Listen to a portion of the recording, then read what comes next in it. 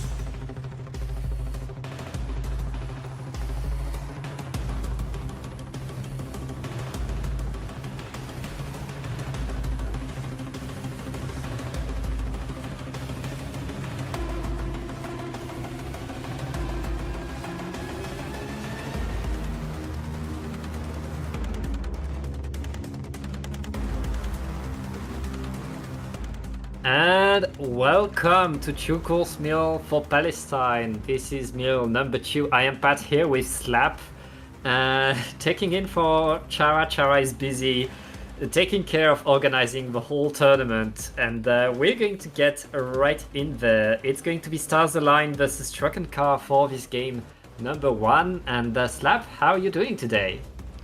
I am doing absolutely amazing. It's going to be such a whiplash going from commentating side order yesterday to going into like competitive games today, but I absolutely cannot wait to get into these games. They're going to be absolutely exciting. They're going to be jam-packed with action, a lot because of the little, the spin that they've done for this tournament. Would you like to explain it for us, Pat?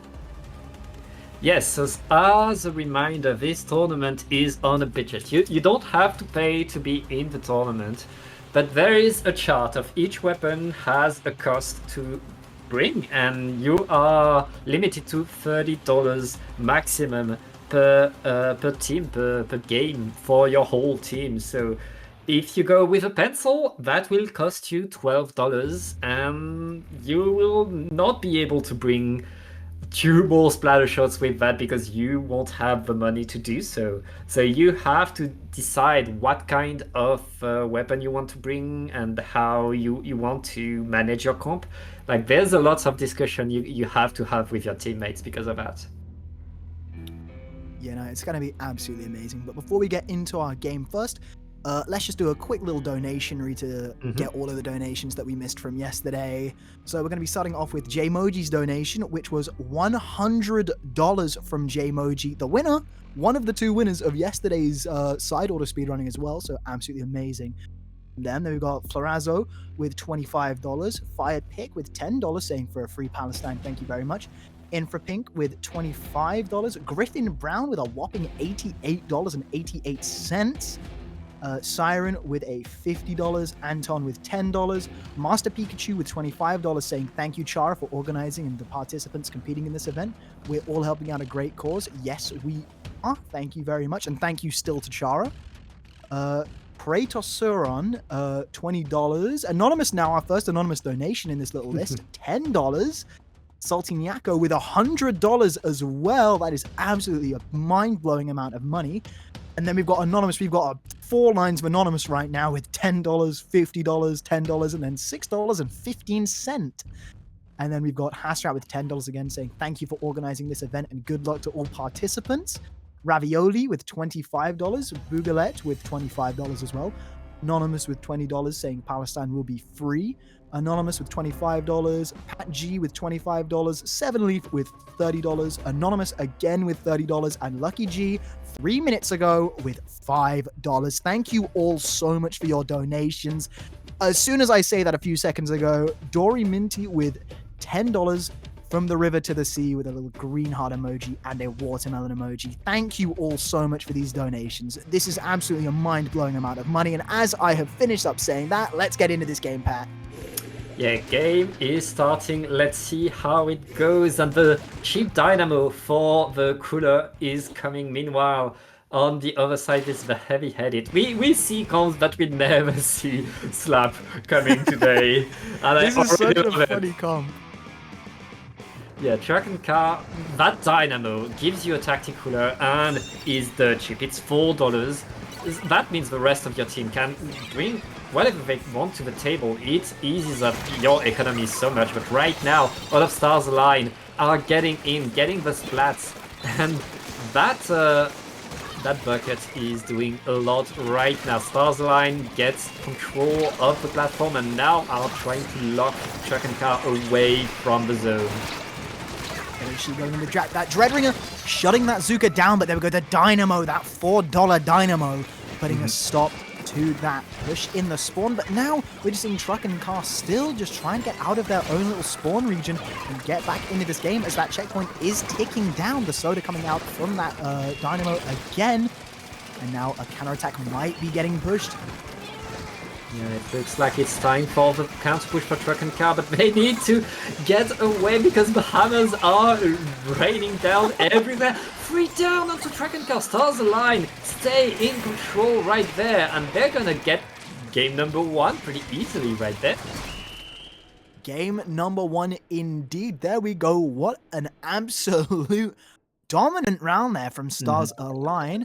I just want to see if either of these teams have actually made, like, I wonder how hard it is to make a team just complete $30. Like, I want to know if, like, anybody's gone, like, slightly under, or, like, what is the team with the least amount of money? Like, do you think someone's built a team that is under $20, under $15, you know? And the $15 is going to be pretty tough. At that point, if your teammates are going for the cheap stuff, go with the most powerful weapons in the game. There has to be one that you like. That's pretty high up there right now. Like there's so much that can be done, and yeah. But I'm sure we'll see some teams that really play off of this and go with the cheapest they can go. You know, also, I'm a little bit stupid. I said under $15 when the minimum amount you can spend is $16. So I think I need to go back to school for a bit and remember how to do counting and multiplication, you know. But... yeah, that means, yeah, $20 would be very, very tough to get.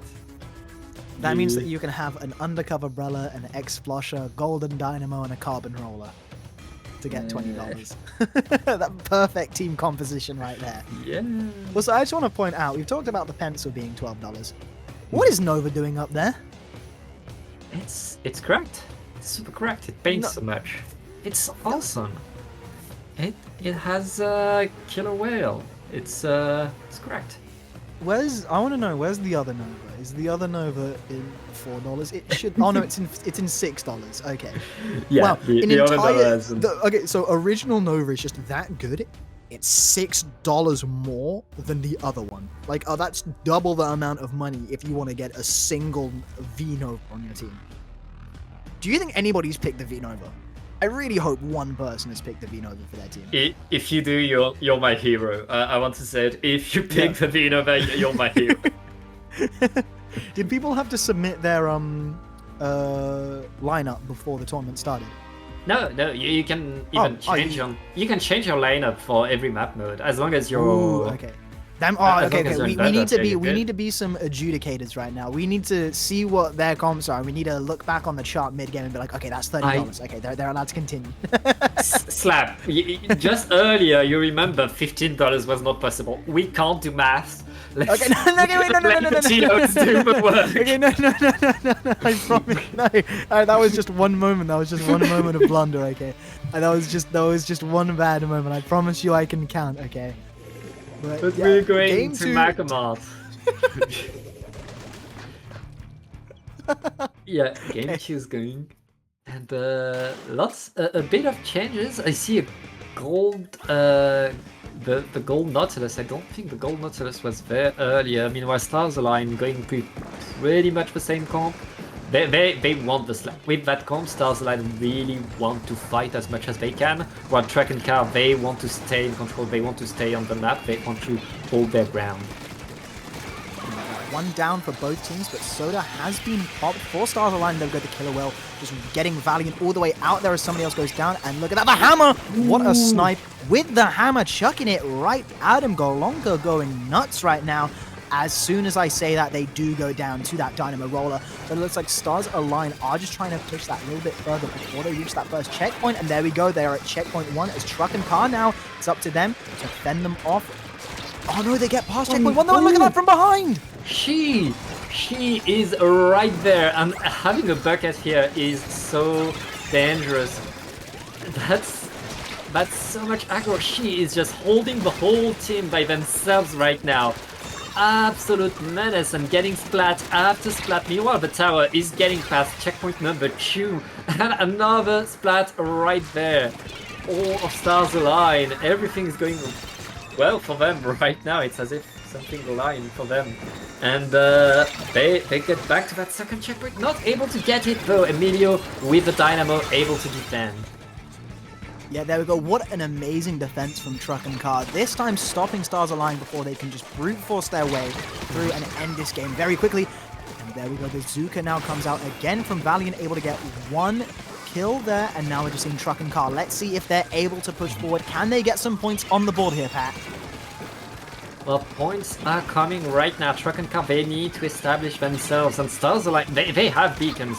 They have very, very fast respawn thanks to these beacons. It's going to be pretty tough for Truck and Car to push Stars Align away back into their spawn and to push forward. Look at that, they're already surrounded despite winning the fight. It's not enough. Stars Align is getting back in there, are pushing them, and now Truck and Car is wiped, Slap. Ah, a wipeout indeed, and now we're seeing Stars Align start that push right off. And look at that Dreadringer again, getting another kill on top of that little platform there. She is just so good at getting those moments and then pushing in. And she again trying to do what they did last time. They're going around the back here, trying to go for the flank, dodging that blaster shot, not getting directed, but taking a little bit of damage. And they get it checkpoint number 2 again, and they're so close to getting through it, but they just were unable to. And there we go, Truck and Car getting 3 down on Stars Align pack. That checkpoint has been holding so strong for Truck and Car, and that's what Truck and Car needs. But now they need to be able to push, they need to be able to reproduce what Stars Align has been doing. And it's pretty tough. Tacticular is deployed, they're going to be able to take this fight to go forward, but they need to get the splats. Yeah, no, I was about to say, look at the Truck and Car backline. You had the Wiper there. The Wiper snuck behind you, and I think they got 1 splat, and then they just carried on going forward and got a double kill with a trade with that hammer. And there we go. Okay, there we go. The suction bomb again, trading this time. Both teams are 2 players down. Killer Whale coming out now for Stars Align, trying to push that Dynamo Roller back even further. And there we go. The Torpedo is able to get them. And look at that. The Wiper is in your backline again. Stars Align, they're not stopping the fight. They're just constantly on your flank, under your ledge. They are keeping the fight active, and it's working so well for them. They are keeping Truck and Car staggered into their spawn, and with 1 minute left, they bring the tower back forward, and they're gonna get another try at that second checkpoint. That Nautilus was almost about to get the heavy edit down, but no. There we go, the wipeout for Stars Align again, and this time you are definitely getting past that second checkpoint. Unless a miracle could happen, but no, a miracle shan't happen in this moment. And Truck and Car getting pushed even further back into their spawn. Look at the Inkbrush. The Inkbrush is able to get 1 down, but 3 people are down for Stars Align now. And now it's all up to Glonka right there in the base with She as well. What a counter-attack, getting the Dynamo Roller down, and She again is just staying up on high ground and firing down with that Dreadringer, able to get another splat again. She is such a menace there, and with 20 seconds, Truck and Car, they need a monster push, but they have to down onto Stars Align. If they're able to get their momentum off of these picks, they should be able to at least get a push, at least get to the first checkpoint and go forward. It's all about going forward and staying on the tower right now for Truck and Car. Truck and Car getting the picks, but they need to get the tower! That Wiper stays on the tower and keeps Stars Align in, let them have the tower and have the victory. That is 2-0 for Stars Align. Yeah, no, that Wiper right on the end there was just holding that tower. That was so... they were just standing on top of there, just firing one after another of those charge flicks, and they were just able to critical the first person that jumped up onto the tower. And they just kept their feet firmly planted on it. And there we go. It is 2-0 to Stars Align. Once again, a very dominant game for them. Yeah, they really took control of both of these games. The first one on zones, it was just a stomp. This one, the moment the tower was too far ahead, they were starting to have troubles. Truck and Car was able to defend, was able to put themselves on the map a bit, but overall, Stars Align just controlling this set, getting it 2-0 and advancing to the next round. It's not the end for Truck and Car. This is double elimination. They are still in the bracket, just the lower bracket, and they get to play a bit more. Yeah, no, exactly. Like this tournament at the end of the day is all really for fun, so it's not worth stopping people from playing right as they lose one game, you know. Like, at the end of the day, this is a tournament for fun, it's got a funny gimmick, and it's for an amazing cause, so yeah, we definitely want to be seeing more of that. But as we do have a little bit of downtime, should we go back and read some more donations? Yes, we got $25 by Anonymous, Micah with $10, A few more by Anonymous, 10 and 25. Mecha with 12.50. Free Palestine, thank you so much. Dar with $50. Thank you to Chara and everyone who made this event possible, to the players who participated, and to everyone who donated indeed. Harmonic Dragon with $10. Thank you to everyone help making this event happen. Free Palestine. Misha with $100. Thank you so much. Great that you're using your gaming hobby to raise money for charity indeed. Random with $10. Thank you as well. Yeah, no, and another thing I want to point out, like the money we're raising is absolutely amazing. And what else is absolutely amazing is all this wonderful art that we're seeing on the screen right now. All of this art is just so beautiful. Like, look at that little buddy right there in front of the watermelon. That's so cute. Oh, please, if you guys, like, they all have their app there. Follow these amazing and wonderful artists for providing such amazing art for this event. Like, we cannot give the artists enough props. All of this art that you're seeing right now on screen was made for this fundraiser and with this fundraiser in mind. It was like just absolutely amazing that we have had so many people come together. We've got me and Pat here and the other commentators that are going to be commentating this event. We've got all the tournament organizers behind the stream. We've got the person streaming this to us right now, so we have something to commentate. And of course, you know, ProChara for just making this come into existence. And just everybody that's donated, that's going to donate, has provided. Hell, just the people that are watching this right now. Just thank you to everybody here right now. Yeah, it's so awesome to see all of the community get together to help people, to do good. And whether you're an artist, whether you're just a viewer, like, you're contributing, you're helping this tournament, this event get visibility and raise. Right now we're above $4,400. That is huge. That's going to help so many kids, and yes, that is such a great moment. Thank you. But yeah, it's this tournament is just so nice. I can't say it enough. Just like, this is like, there was already like one other tournament before, like Squids for Palestinian Kids, and then just to see that event birth a new one as well. Like, the Splatoon community is just doing so much right now for fundraising, and it honestly warms my heart. Yeah, it warms my heart too. But Slap, I think we're going to go to a very short break. There will still be wonderful art on your screen as we prepare the next game. Do not go anywhere.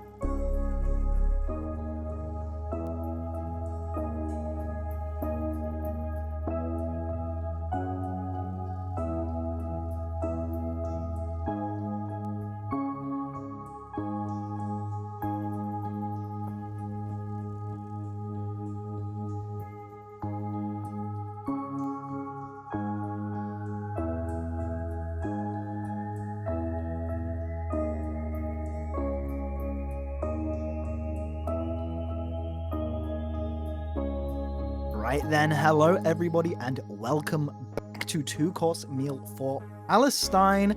Once again, I am Mr. Slap, back here with Pat, and we're going to be going into Ben Sprudder, also known as Black Sprudder, versus Secret Elixir. Yeah, two very famous team.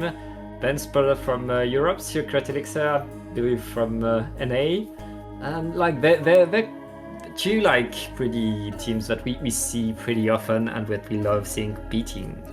And so it's going to be pretty fun to see these two teams go at each other. Yeah, no, and we're going to have some totally unbiased commentary in this room right now because two Europeans are currently doing all the casting with a European team on screen, but I digress. No, I promise you. I'm just making a joke there. But let me just quickly read off some donations before we get into this game. We have Anonymous with $5 saying quiz for Palestine. Anonymous again with $10. Then Small Tony with a not very small amount of $25. DPC with $25 saying let's go. Monster with $100 saying this is so fantastic. I'm glad we could come together as a community to do this. I am also very glad for that as well. Illyrian with $10. C with $5. And Ebbs with $25. Thank you all still again. We are less than $400 away from meeting the campaign goal. That is insane to say already with round 1 in day 2. Yeah, you guys have been so generous both yesterday and today already. We see so many dominations coming in and we want to do it justice, like give you all a shout out. It's a pleasure. We're going to start the games between Ben Sprudder and Secret Elixir on Robo-Roman zones. Because yes, another special thing about this tournament is that there will be a lot of zones. Both, like every other game, will be zones, pretty much. Yeah, we have variety with the weapon pools and then a little bit less variety with the maps and modes, which is honestly completely fair. It just makes it a little bit more, you know, a lot of people really like zones, which is, I completely get it. Oh, we got the Dowser Dualies. I love those. I don't know why, I just really like them. Sorry, I just had to pop off for that for a second. But anyway, let's get into this right now. Oh, FLM, I like that guy. Oh. Yes, Secret Elixir have double Julies on their team. Meanwhile, Ben Sprudder, they brought a ballpoint to that. That's a ballpoint nouveau. That's going to bring some vacuum action. And honestly, vacuum on zones is a pretty cool thing to have. You can just capture the zone pretty fast with it. Meanwhile, Ben Sprudder right now are taking the zone and they're keeping it right there, but they have 2 players down. It's 2 versus 2 where they can just keep that zone if they're able to keep Secret Elixir at bay. Bazooka is coming, but Bazooka is not going to find that much right there. Ben Sprudder, they're keeping the zone, Slap. Yeah, no, exactly. And Mr. Egg 73, one of the worst players I've ever seen, goes down after getting a kill.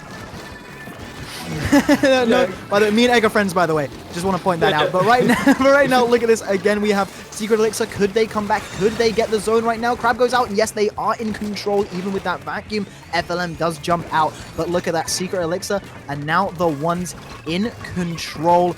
They are here. They are pushing into the spawn of Ben Sprudder. And look at that, the Wave Breaker is out. You just see Ben Sprudder right now, they're just trying to build special in their base. There we go, the vac does come out, but look at Soda from behind! Oh, but they get stopped! Soda is punished, and right now, Ben Sprudder is back on the attack. They got 2, and they have that last one cornered on the side of Secret Elixir. Getting a lot from here and keeping the zone, keeping the lead. Secret Elixir are really struggling against this Ben Sprudder's team. Yeah, no, just Ben Sprudder is doing very well right now. Just to stay in control of this game, even though they faltered a little bit, they did not let Secret Elixir get in the lead. Oh, but look at this Cactus from behind, firing 1 shot, firing 2, gonna fire 3 there. Did they get anybody? No, but they are back in control. That was just enough pressure to get Ben Sprudder out the way of that zone. And now Secret Elixir are the ones, again, trying to get a foothold onto this game. And a very nice foothold indeed. Ben Sprudder right now are all staggered, all separated from each other, and Secret Elixir almost done with their penalty, but Ben Sprudder able to paint the zone, at least apply that penalty. Secret Elixir, they're still around the zone, they're still on the attack. Never mind, Egg is getting the Splat. Egg is getting forward and pushing Secret Elixir back in their spawn right there. Yeah, as much as I did joke about it earlier, Egg is just so nice with the blast. Oh yeah. Like, oh, look at that! Oh, okay, there we go. What a use of that Dazzle Duel. He's just filling up that ink back and getting that tiny little bit of chip damage and a wipeout there for Secret Elixir. Will they be able to get the lead from this? Look at that. We have 3 people pushing in right now, but Cactus does go down for some faraway shots with the ball point, but the ball point also does go down, and 2 people are down right now for Ben Spreader, as it is all for Secret Elixir. Those penalty points are gone. They are ticking down those real points. Can they get past 36, Pat? Well, with the Crab Tank activated by Soda, that's going to be enough for Secret Elixir to get that lead right there. It looks like Ben Spreader is really struggling right now. The vacuum is completely alone. You don't want to be alone when you have the vacuum. That's a punish. And 20 points left onto Secret Elixir. They just need to defend a bit more, but they have 2 players down. They have 3 players now. It's just the Elita. The Elita trying to defend the zone. No! How? With Elita! What a hole! Did you see that? That was so amazing. Fisk dunking those Zuka shots, perfectly arcing them over and able to get 2 kills with only that. Elita was up, but the Elita was just to use their power just enough. Some little tiny, not even fully charged shots, dealing enough damage to take 2 people down, along with a sly little Inkman. I hope we see that on the instant replay, because I would love to go over that again and see it. But what a comeback from Secret Elixir. And it starts with that Crab Tank from Soda, really forcing Ben Spreader to scatter all around the map and be completely isolated. And from then on, Ben Spreader is in panic mode. Ben Spreader doesn't know what to do, and Secret Elixir, they just hold their ground. They just keep the map a little bit longer. Here we see Fisk using the Zuka, getting so much off of it, but that single Elita left, Gerans, just able to hold the zone a little bit longer, deny the push, and get that W. That was that was a great game. Like I am stumbling over my words right now just because of like how speechless I am from watching that one game. But now we are going to be moving on to Crab Leg Capital Clam Blitz. That is much different than Splat Zones, indeed, isn't it? Yeah, much different. And on Crab Leg Capital, there's one weapon you have to look out for. It's an Elita. If Chara brings back the Elita, that's going to be sort of for Ben Spreader to get any point forward, because once you have the longest range well placed onto these grades, you have a view of the whole map, and the other team is going to have to struggle to get you out of there. Yeah, no, it's going to be a lot harder to try and call this game as well, because, you know, we saw how well both teams like just went back and forth in that Robo Ramen Splat Zones game. You have to change your entire strategy up right now for Clam Blitz. Like, it's so different. And like, oh yeah, now we get to talk about 2 different economies. We get to talk about the weapon economy and the clam economy. We love economies! Yes! Yeah, so many economies coming in. And it's like, and yeah, there's going to be a lot to manage. And as you said, given that you're restricted with weapons, you have to think differently for each map mode. You really have to think, okay, does this work? Because we're a bit too slow. For zones, we need more paint. For clams, we need more speed. We need a way to push in that we didn't need for zones. There are lots of things to take into consideration right there. So there's a lot that can be done and has to be considered. By the way, I just want to cut in right now. Go back to the donations for a second. Oh, yeah. We are almost $100 away from meeting the campaign goal. We have had Salt coming in with $10 saying free Palestine, grah! Solus coming in with $10, Zypher Kid with $25 for Palestine, Reed with $55.55 saying Chara is the GOAT, thanks for organizing this, great cause, Anonymous with $25, Nefalucid, I really hope I pronounced that right, because you gave us $100 saying happy to help, and the One Log with $10 saying thank you all very much for setting up this charity tournament. As always, free Palestine. And with that finished up, let's get into this Game 2, Crab Leg Capital Clam Blitz. Yeah, Ben Spreader bringing back pretty much the same composition. Secret Elixir, though, switching away from the Eliter to get a splatter scope instead. And yeah, we're going to see also there's a rapid deco. That rapid deco with the inkjet is giving you so much pressure onto the enemy platform whenever you need it. That's very, very good pick. What a pick indeed. And there we go. Another one goes down. 3 goes down. That's a wipeout. What a trade. And now there we go. Chara with just 1 clam away from getting a power clam. And there you go. That is dunked in. Secret Elixir already getting points on the board. That is 2 whole power clams, getting Benspreader down to only 60 points remaining on their basket. Oh, but there we go. That goes up, but oh no. So much is done by Secret Elixir right now. The basket closed, but Secret Elixir, they're still here. They're going to reopen that basket right away, and Chara is in position to just stop things right now. Benspreader cannot get out of their own spawn. It's okay, now they're able to slowly push Secret Elixir away, but what an opening by Secret Elixir. 1 minute and 20 seconds and they already passed the halfway mark. And I was about to say, just look at Sota right in the base of Benspreader, staggering them even more so they couldn't make too big of a comeback. But here we go. This is what you need if you're Benspreader. You're finally pushed out a little bit. You've got one of your power clams on deck. Fisk using that Zuka once again and getting a splat. There we go. 2 people down again now for Secret Elixir. This is what you need. Secret Elixir are staggered. You've got that soda. This is what Benspreader needs to get back in this FLM as well. Charging in, throwing that clam out, and there we go. The vac goes up, and what a play. Dunking that power clam in. Sorry, right there. But there we go. And now Egg just throwing those in one by one, just trying to keep that checkpoint up because they know that they don't have the clams to get another power clam. But here's another power clam. Ooh. This could put them over the edge with the bubbler there. Do they throw it in? No! That would have been the lead, but right there, Secret Elixir able to clutch the defense. And they're back to painting the map, they're back on the attack. No, not a single second is wasted by Secret Elixir there. They're already in there, they've already made a super clam, and they're already looking to attack again. The vacuum is ready on the side of Secret Elixir. They're just waiting for a bit more opportunity, but it looks like Benspreader is pushing forward. Benspreader is getting back into this game. They want more, and right now they have the top of the map. Oh, that was such an unfortunate misplay with the Dynamo Roller. I think with any other weapon, you could have been able to bounce back from that, except for the massive end lag of that. Oh, okay. What a Zuka shot. The vacuum does come out for Secret Elixir, using it defensively, and 2 people go down on the side of Benspreader. And now it's 2 apiece on each side right now, as Gerrans is just commanding this game with that splatter scope. And it looks like Secret Elixir has taken the advantage and is pushing in a lot more. What a snipe again from Gerrans.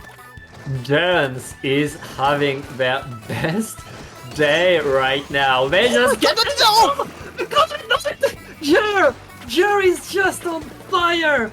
Throwing the clams, going, okay, I'm splatting them all. Just take the clams, go forward, make some points. Chara is having so much right there, and it's not done, it's not over. Chara is going to go up there. The vacuum is almost ready. That's going to be another push.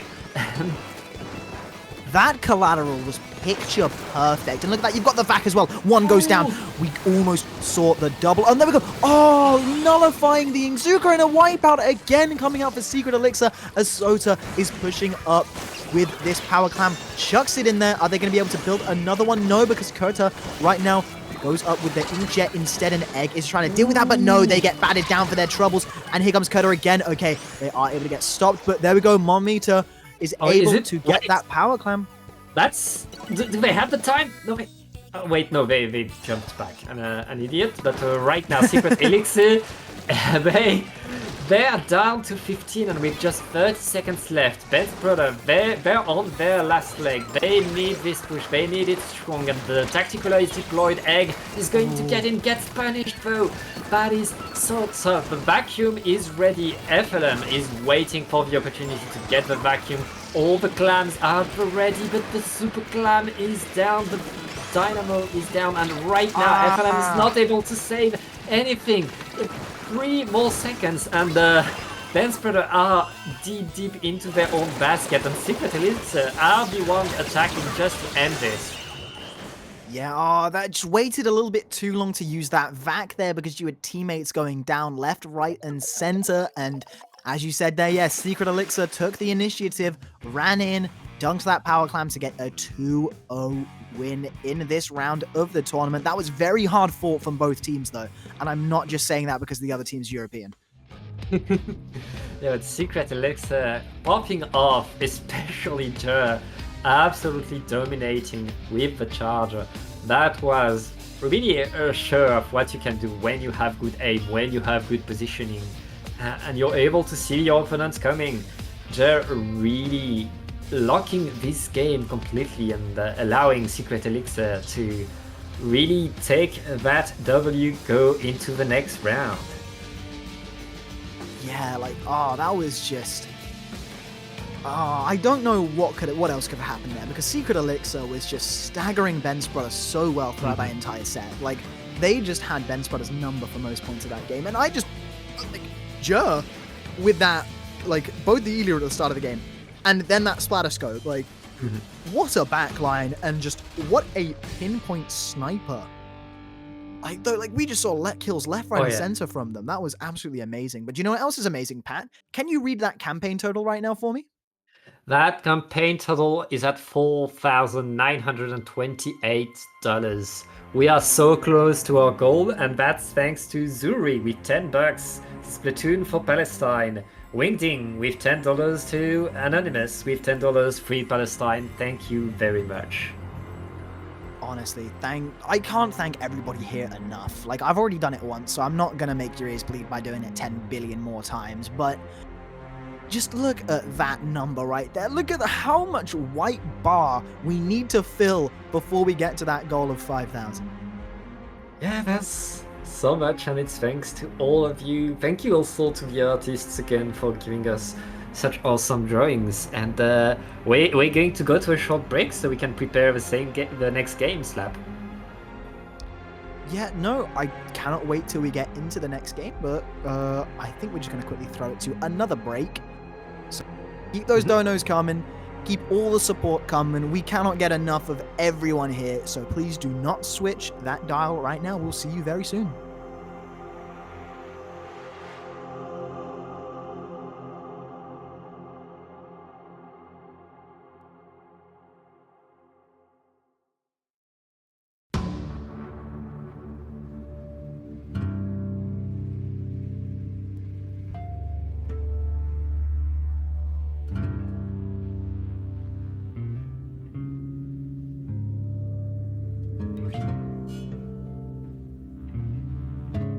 You go. Okay, we're not going to wait for a game because we have just had Louis CL or Louis CL. I'm very sorry if I pronounced either of those wrong, but you have donated $100. Good luck to everyone in the tournament. #FreePalestine. And that puts the campaign total at $5,028.05. We have cleared the goal for this tournament. That is absolutely incredible to say. Let's go. Thank you so much. Thank you everybody for donating for this tournament, for this charity. We can be pretty proud of what we've done and what we're about to do. There's still donations that are going to come. And yeah, it's not the end of this tournament. Much more is going to happen. Let's go. You know, as you can see down there, the goalposts have been moved back. We've made a new goal of $10,000. That would be absolutely incredible if we can meet that. But I know we've already met 5,000 at the start of this tournament. Like, we've had a whole day and just a couple games go far. Like, we can get so much more, guys. I honestly, like, already someone else, Beta with $25. Thank you for a good cause. Like, we are still getting donations incoming. We are still getting more money to such an amazing cause, and that is just, it's so brilliant. I cannot say this enough. It's just so brilliant. Yeah, thank you so much to all of you for all your donations, all your contributions, small or big. Even just a retweet to give more visibility to this event is very much appreciated, and we love you so much. Yeah, no, and now that has gone by, we will once again go back to a break. as we wait for the next game. We just had to cut in and we just had to, Yeah. let it be known that we have met 5K. So thank you all once again. We'll see you all very soon.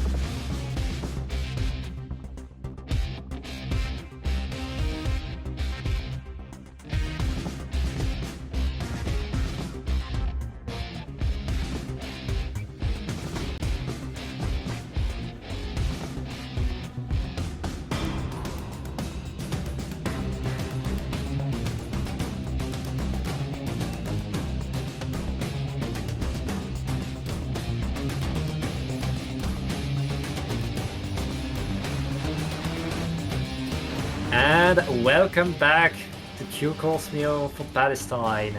I am Pat again with Slap, and we're ready to see round number 3 of Winners Bracket. It's going to be well. Can you put the Yarl Tjotl versus the Beef? I'm not sure how to pronounce that. I am not sure how you pronounce that, Slap. Yautel. Teotl. I don't. Yeah, me neither. Let's just call him Yautel. Okay, let's go with Yarl. For the sake of our voices. We're doing our best, okay? The beef. I love the beef. V-shot. I love couples names like that. When they're ironic, I mean. It's really funny. But yeah, during the break, we got a few more donations, Slap. Yes. We got $5 from Anonymous, $28 from Terrets, saying sadly couldn't play but wanted to contribute. Both Squiffers, VDread and VBP added up to this. It's truly incredible to see the community come together for this. Hashtag ceasefire now. Thank you so much, Terret, for donating your comps price. And Max Minerva with $25, thank you so much as well. Yeah, no, it's so great. And honestly, one of my favorite things to happen from this tournament as well, though, was in the help desk. Like, as soon as it went up, I think some poor person asked if they had to pay $30 to, like, real dollars to get the weapons. And it was on... I was just, like, because that's something that I would do, to be honest. Like, as we saw earlier, me not being able to count to 16. Like, I am a bit of a dense human being. I would 100% ask that in the help desk if I was the one playing in this. Yep. Honestly, I almost made the mistake the last time a tournament like that happened, so... You know, it happens every time, and when it gets spread on Twitter, you're just like, oh, come on. So cute, though. I love it.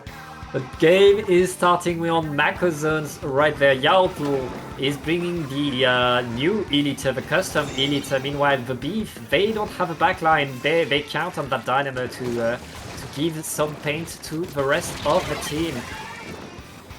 Beef right there is getting splatted, but two down. Both teams are just fighting left and right, but Yautl are able to keep their Elite onto the map and forcing the Beef to move back in slowly and slowly. Right, that means Yautl able to at least keep the zone for a little bit, but the Beef are already back in there. But two down. The fight is still going on, and Yautl are staying in control. Yeah, exactly right now. Yautl are just pushing so hard into this. They are just keeping the Beef at bay in their own little back bit. And like, as you said, they don't really have a backline. They have no way to poke from those like mid-ranges, from those back ranges. All of the weapons that they've chosen there are all pretty close range.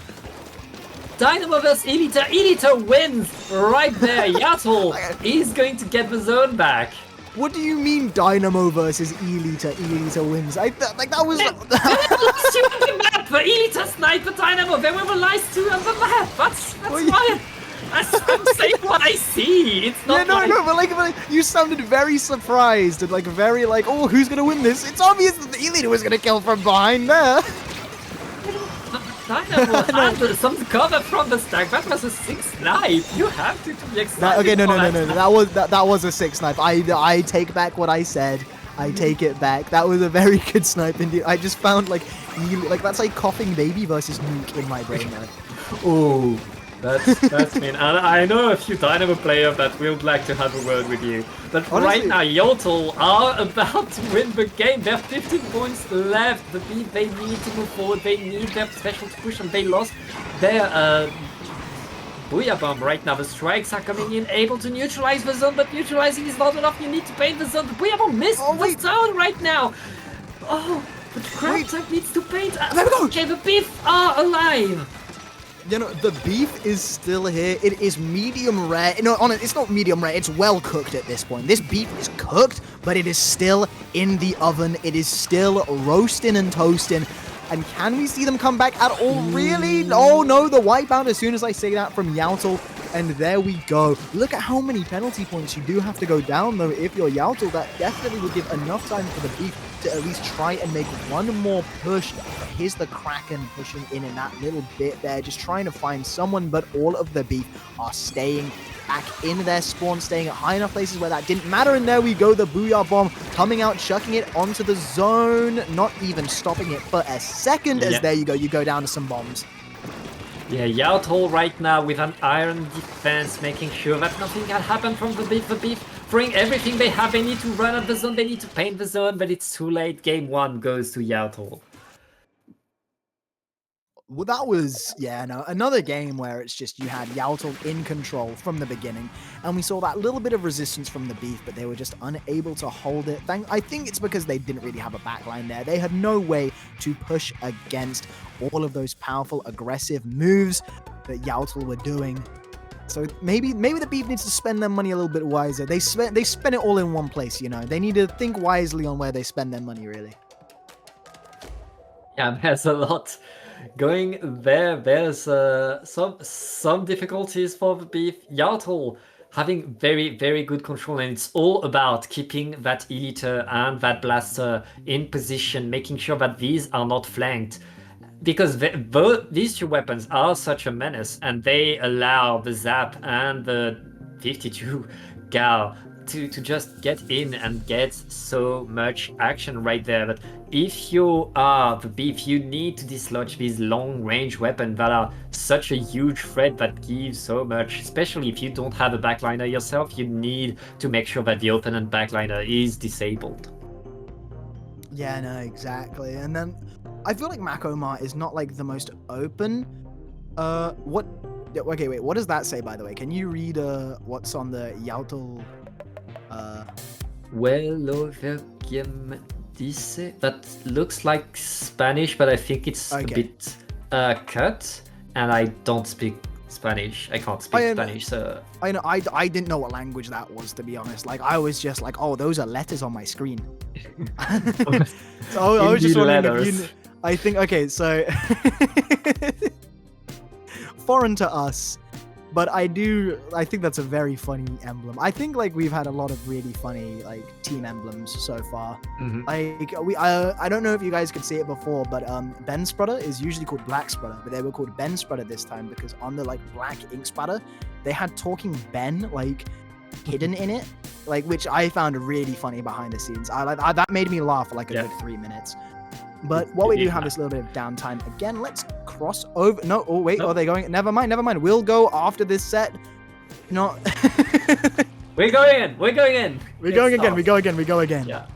Not much comp change on the side of Yautol, but meanwhile, the beef is bringing the H3 nozzle nose. That's the dynamo wasn't working.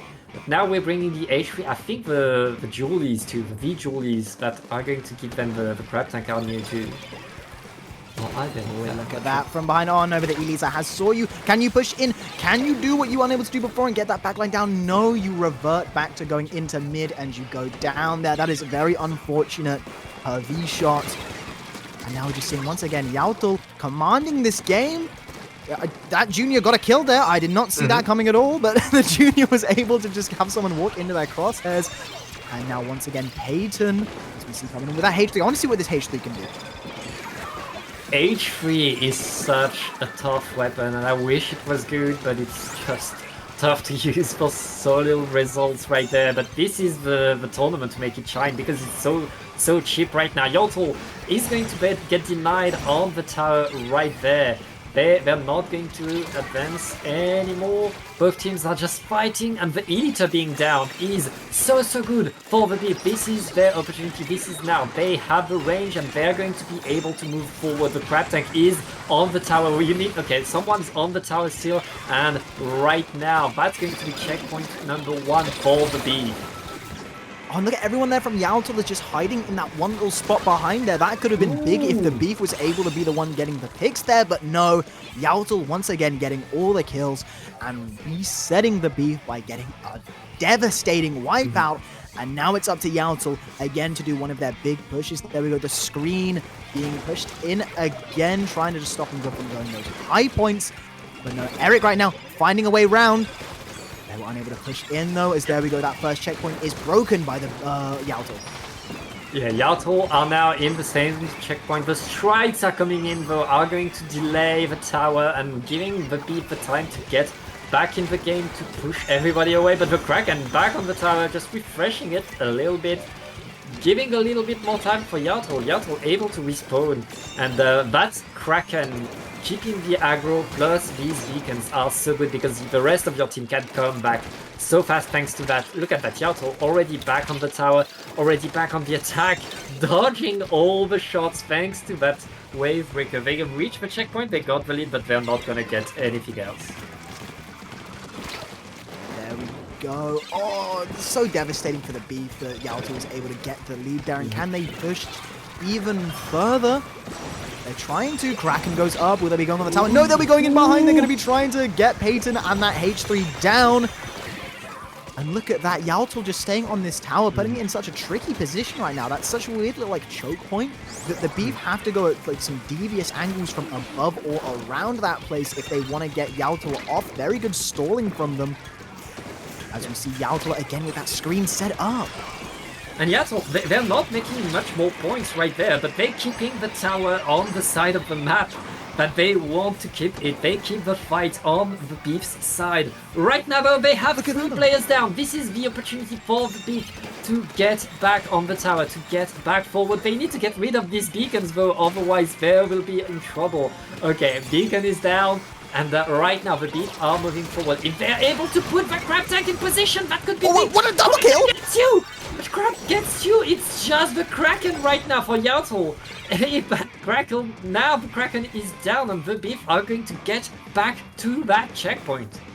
Oh, the Kraken is behind, but there we go, the H3 trying to put a stop to them, but they are able to jump out, and we are 2 points remaining from getting past this. Can you do it? No, there we go. Okay, Hervey shot coming back. Is it the Hervey shot able to? No, the wipeout with 2 points remaining. That is so unfortunate for the Beef.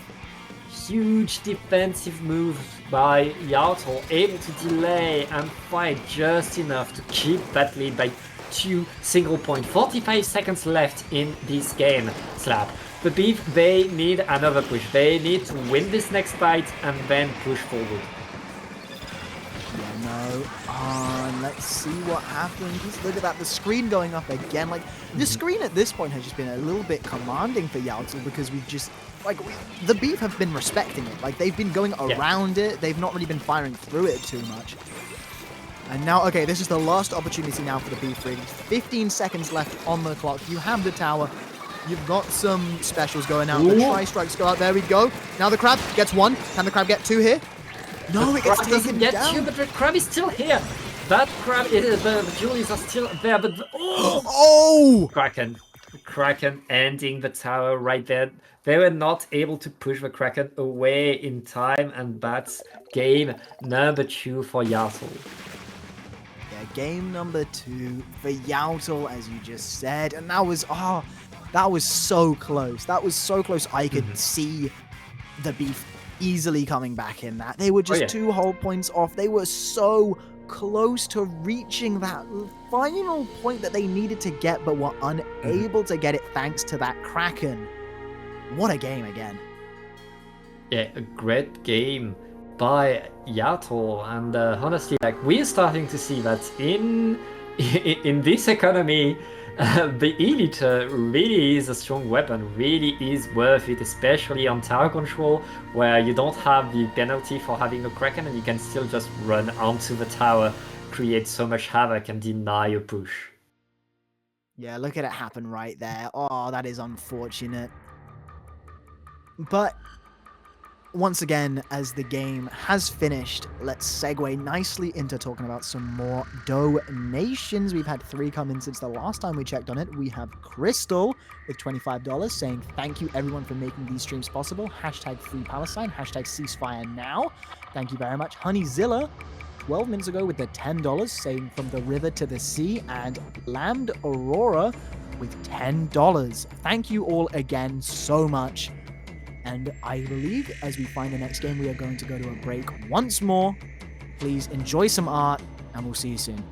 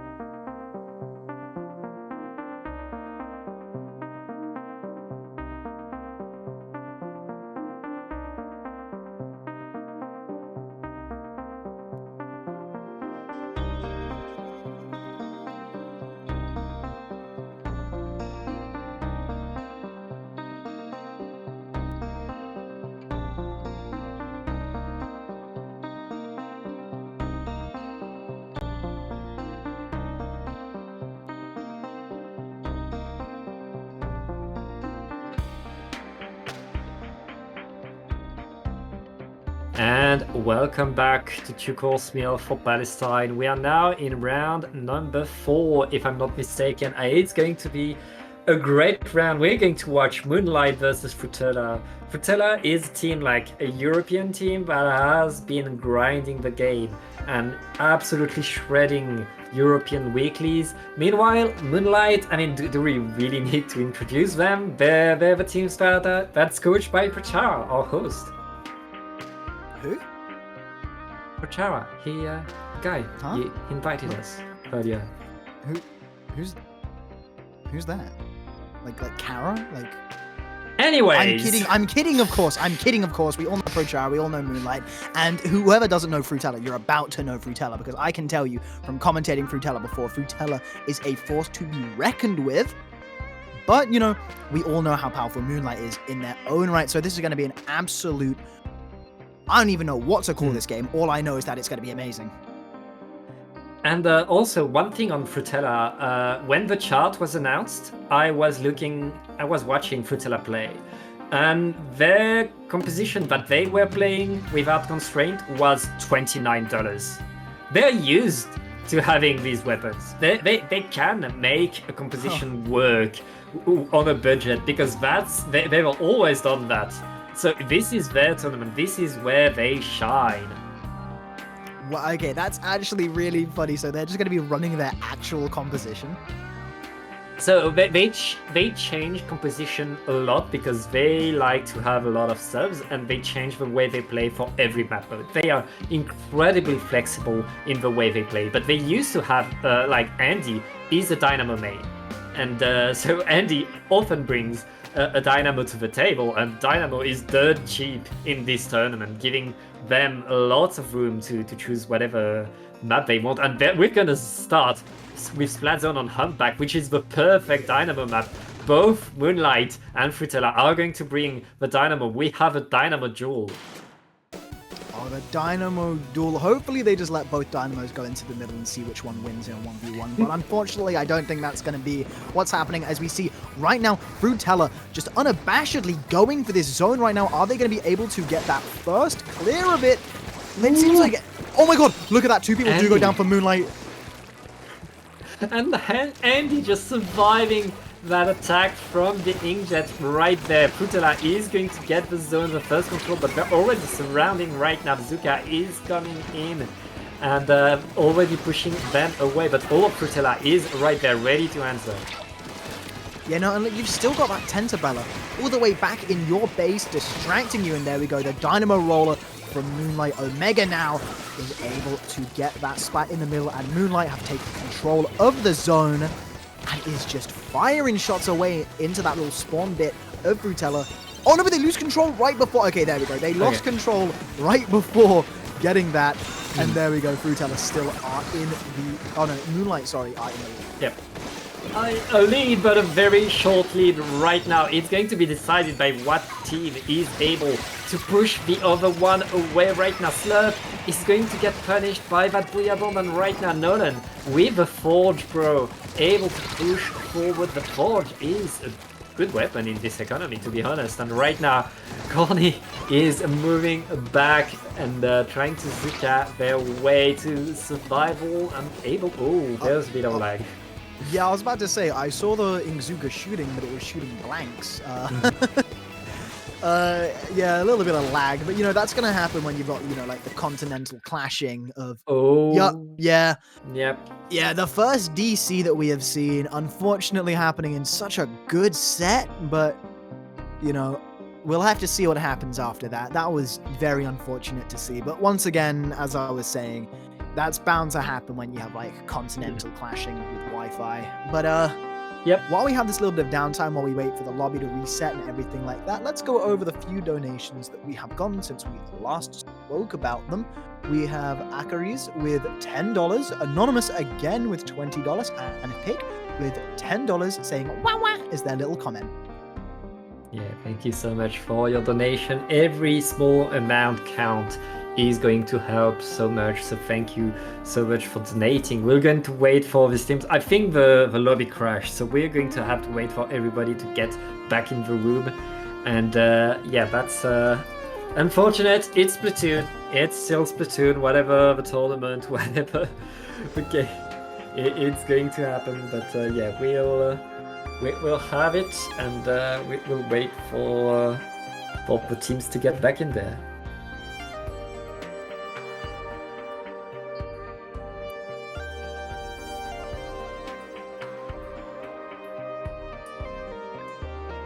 And yep, we are waiting. So our goal right now, we are $5,000 and almost $200 to in your donation. That is so much. Thank you so much. And yeah, I'm pretty excited to watch this because Moonlight has been such a high-level team, and Frutella is the team that is right now grinding and fighting to get there. And this is their tournament to shine again, because they love these kind of weird weapons. They love the weapons that are slept on. So there is so much that could happen, and honestly, this is the opportunity for Frutella to shine, for Frutella to maybe get an upset onto Moonlight. So we're going to wait for the TOs. I'm not sure. Yeah, the match will be replayed at least, so we are still 0-0, and both of these teams are back to the drawing board. Now they're going to know what the other team is running, though, and we'll see that Dynamo duel come back. Yeah, I mean, who knows? Like, do you think they're allowed to change if there's a disconnect, or do they have to go in with the same weapons? I think we're going back to the that. same weapons. Okay. So let me check. No.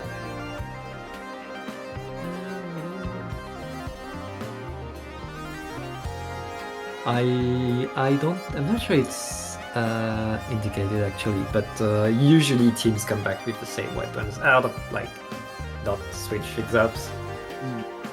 Well, I mean, like, it would be a bit BM if, like, Oh, you yeah. if you disconnect, and then it's just like, oh yeah, so we've disconnected, but we realized that this team comp would actually be better for you guys, so we're just gonna play these weapons now. That would be so BM, and I want to run a tournament where that's allowed. Like, I thrive in, like, chaos brackets and, like, I mean, like, stupid, silly rules. I love them so much. I'm not sure you want to run a tournament when you push people to be toxic, but okay, but whatever suits you. No, it's not toxic, it's silly. Okay, there's a difference. There's a difference. It's if you silly. Like, Okay. If you pull the router and change up your team comp, that is a certified slap strategy. But the people just aren't ready for it. Like. People think it's toxic, people think it's BM, but, I just say it's strategy. But yeah, it has officially been ruled as a replay, so we will definitely be a replay this game right now. Just to clear any uncertainty that was in the air about that. But honestly, with both like Frutella having such a strong push at the start and getting that zone down, and then Moonlight having that, getting the lead, but we're still getting a little bit of pushback from Frutella. This is still anyone's game to go. Like, I couldn't tell either team was going to win by the start of that game. Yeah, these two teams were fighting left and right. There was lots happening. I feel like Moonlight was able to go around Frutella a lot, but Frutella was able to keep mid, was able to keep the zone despite that. That constant fighting, that's the deal with top level teams like Moonlight and Frutella. You have constant fights everywhere, and until the points go down, you really don't know what team is going to be on top. Anything like a single bomb, a single drop of ink could completely change the game and give the W to one team or the other. Yeah, no, exactly. And especially on like Humpback Palm Track as well. That's such an easy zone to get down if you just have everybody piling on it. Because there's no really, you've got those two little tiny walls, but those can easily just be arced over by so many weapons in the game. That's not really going to stop anybody from just piling ink onto the Oh zone. yeah. And especially with the special weapons that we're going to be seeing from both teams coming out. Like, Mhm. this is just going to be an all out war as we go into this game again. Yep, and we are back to it. It's going to be same comps, it seems, between these two teams. And we'll see how it opens. In the opening, I believe Frutella was able to win the first fight, but this time Moonlight know what to expect and know how to counter it, so it's going to go differently. 2 down onto Frutella. Moonlight already having the jetpack, already hunting for Andy, who's sharking with the dynamo. Andy is going to get punished for it. And right now, Moonlight is in control. They did get a cheeky little trade though, so that's really all that you want if you're a Dynamo, sharking behind people. That could have been the funniest play we've seen all day, but what isn't funny but it's still a sick play. Can you get another with that Inzuka? No, you can't. That was still such a lovely shot there from Magneto as he pushes in even more. Oh, but there we go, they go down. Yeah, lots happening right there, and it looks like Moonlight is keeping the zone, is staying in control. 30 points left now. Frutella, they have full LD, but they need to go forward. They lose their brush. Now they have no choice but to run at the zone, paint it as fast as they can, but they're completely staggered. They need to go in. Magneto not able to connect anything with the Zooka, but they're able to at least get to the zone, paint it, and now it's a painting fight. Moonlight getting a few more points, just 2 points away, and he's not going to be enough with the Dynamo. That's 1-0 for Moonlight. That's what I was saying at the start of this, before this game came on, that you were just able to just quick dump everything in on the zone. Quick, go, go, go. But no, there we go. Moonlight was able to win that flinging little battle there and paint the zone just enough. Keep it at bay just in time to be able to get the W. A little bit more dominant from Moonlight than we saw from that first game there, though. But Yep. Frutella still showing life. We can still see Frutella come back, I believe. Oh, just absolutely amazing plays coming out from Moonlight, though. Like, Moonlight was running that game so well. Like, the special usage, just the shots they were hitting. But it was all for naught for Frutella, as Moonlight do go through and get 1-0 so far in this game. What did you think of that game, Pat? I feel like Moonlight used the best of the reset, of the replay of the game. In the first game, Frutella was able to win the fights, to create the surprise onto Moonlight, and that allowed them to stay in there. But once Moonlight knew what Frutella was about to do, how they were playing, instantly they adapted, and that fight just was going their way all the time. Moonlight was in full control, and now it's on Frutella to find the way to adapt to what Moonlight is doing, because if they don't, it's going to be a very, very tough set for them. But now we're going to Clam Blitz onto Robo Roman. It's a very, very different dynamic. It's a very different way to play. I'm not sure we're going to see the Dynamos come back, because it's not the best Dynamo map, so lots of different picks could come. We will see how it goes. You know, we will be seeing how that goes. But I feel like with both teams using a Dynamo, I want to see both teams use that Dynamo still. I want to see both of them bring that Dynamo out. And I want to see them 1v1. If anybody here from either team is listening to the stream, put both the Dynamos in the middle and let them fight it out. See who the better Dynamo is, please. That's what I want to see by the end of this tournament. I want one team to do that. That would be beautiful, you know. I would donate 100... No, okay, wait, no. We'll see. I'm not sure We want to see a Dynamo duel, but we're going to see how it goes. Andy bringing the Dynamo back. Omega as well. Okay, we're going to see more Dynamo action. Meanwhile, Frutella, they bring a more classic comp with the Bucket, the Shot, and the Julies. Meanwhile, Moonlight still with the Forge Pro to get more economy. Look at that. Oh, the Inkjet already out getting a pick, getting 2 picks if you're Basil. Can you get one more? Look at Magneto down there. No, you're unable to get it, but look at that Omega pressuring with that Dynamo roller and already reaching 4 clams as you try and get another no. What a dodge by the Doolies. Yeah, right now Moonlight looking to just get enough clams, but Frutella is already back in the game, getting the splat onto the tent and on to the forge as well. Frutella is moving forward, getting mid. Now it's their turn to collect clams. They need to collect a lot of clams, but they don't have enough to push right now. And all of Moonlight are going to get back onto the map and try to deny that mid.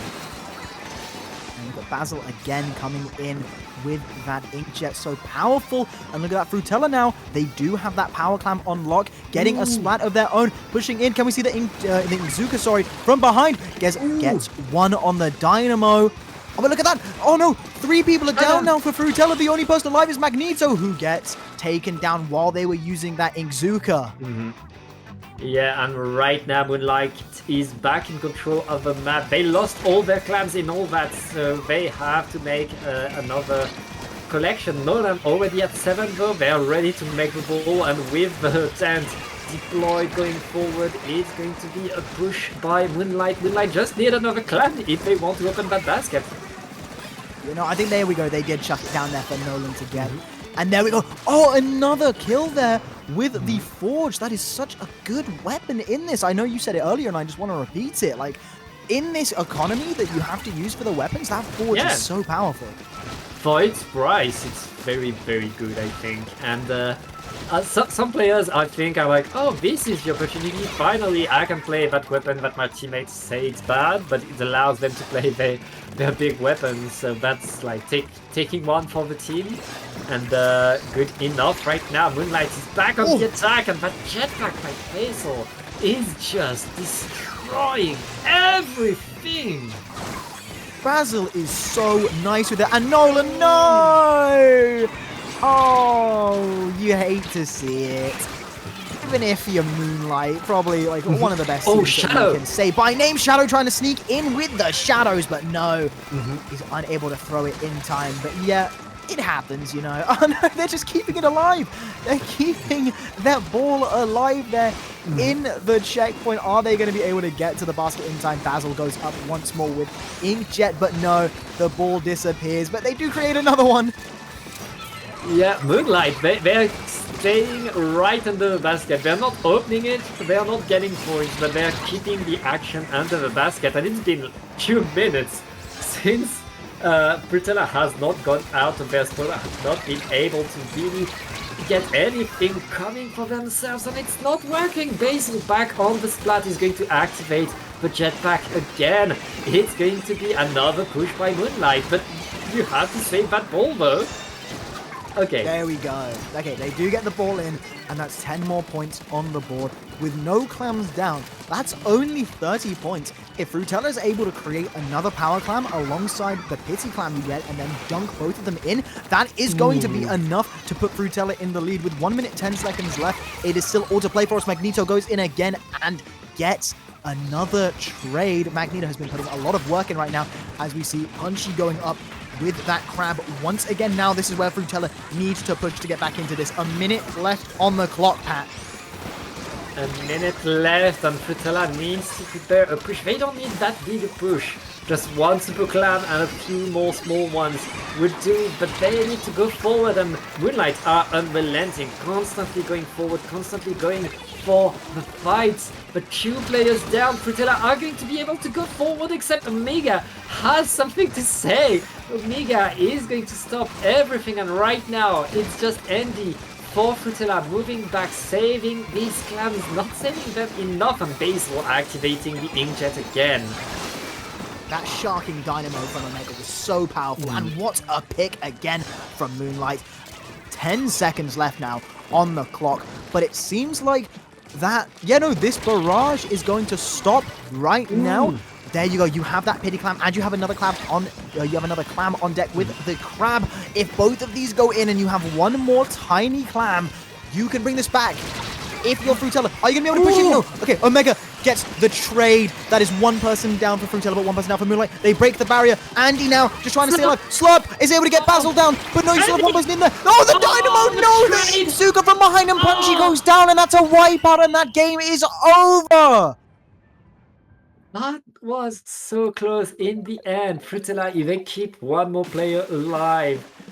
They had that ball right under the basket. It was just one throw away, but the game goes to Moonlight. Moonlight just constant aggression, constant going forward, going in your face, going for the fight, just putting one super clam into the basket, giving you a pity, not a care in the world. Moonlight just constantly keeping the fight forward, gave them the win, but Fruitella almost back in there. All they needed was a bit of a better push, but not able to just get it done. That wasn't an ending to this game. You just had Andy. Look, Andy could have been the hero, but no. The Izuka from behind gets Punchy as well. Shadow standing there knowing the game was over. That was a great play from both teams involved, but it is not over yet. Yep, it's not over because this is a best of 5. We are getting further into the tournament and there is more happening right now. So last chance for Fruitella. They need a reverse sweep. They need to get the every game until now. It's going to start on Umami runes, and yeah, it's going to be a tough one. Yeah, no, it's going to be a very tough one, but it's still all to play for. Fruitella could turn up, and as you said, Fruitella do like to change up their weapon choices, going to and from different stages and modes, so who knows what we're going to be seeing right now. Yeah, they need to adapt. They need a counter to that tent that has been like so good at staying on the map, surprising them being behind. Then they need to counter what Moonlight is doing right there, and Fruitella really needs to find something, anything to really get their head back in the game and be the ones that move forward and attack. Yeah, no, exactly. We're just going to need to see a lot more aggression from Fruitella when it comes to getting through and getting into this. We all know that Fruitella can manage it, but Moonlight is so powerful.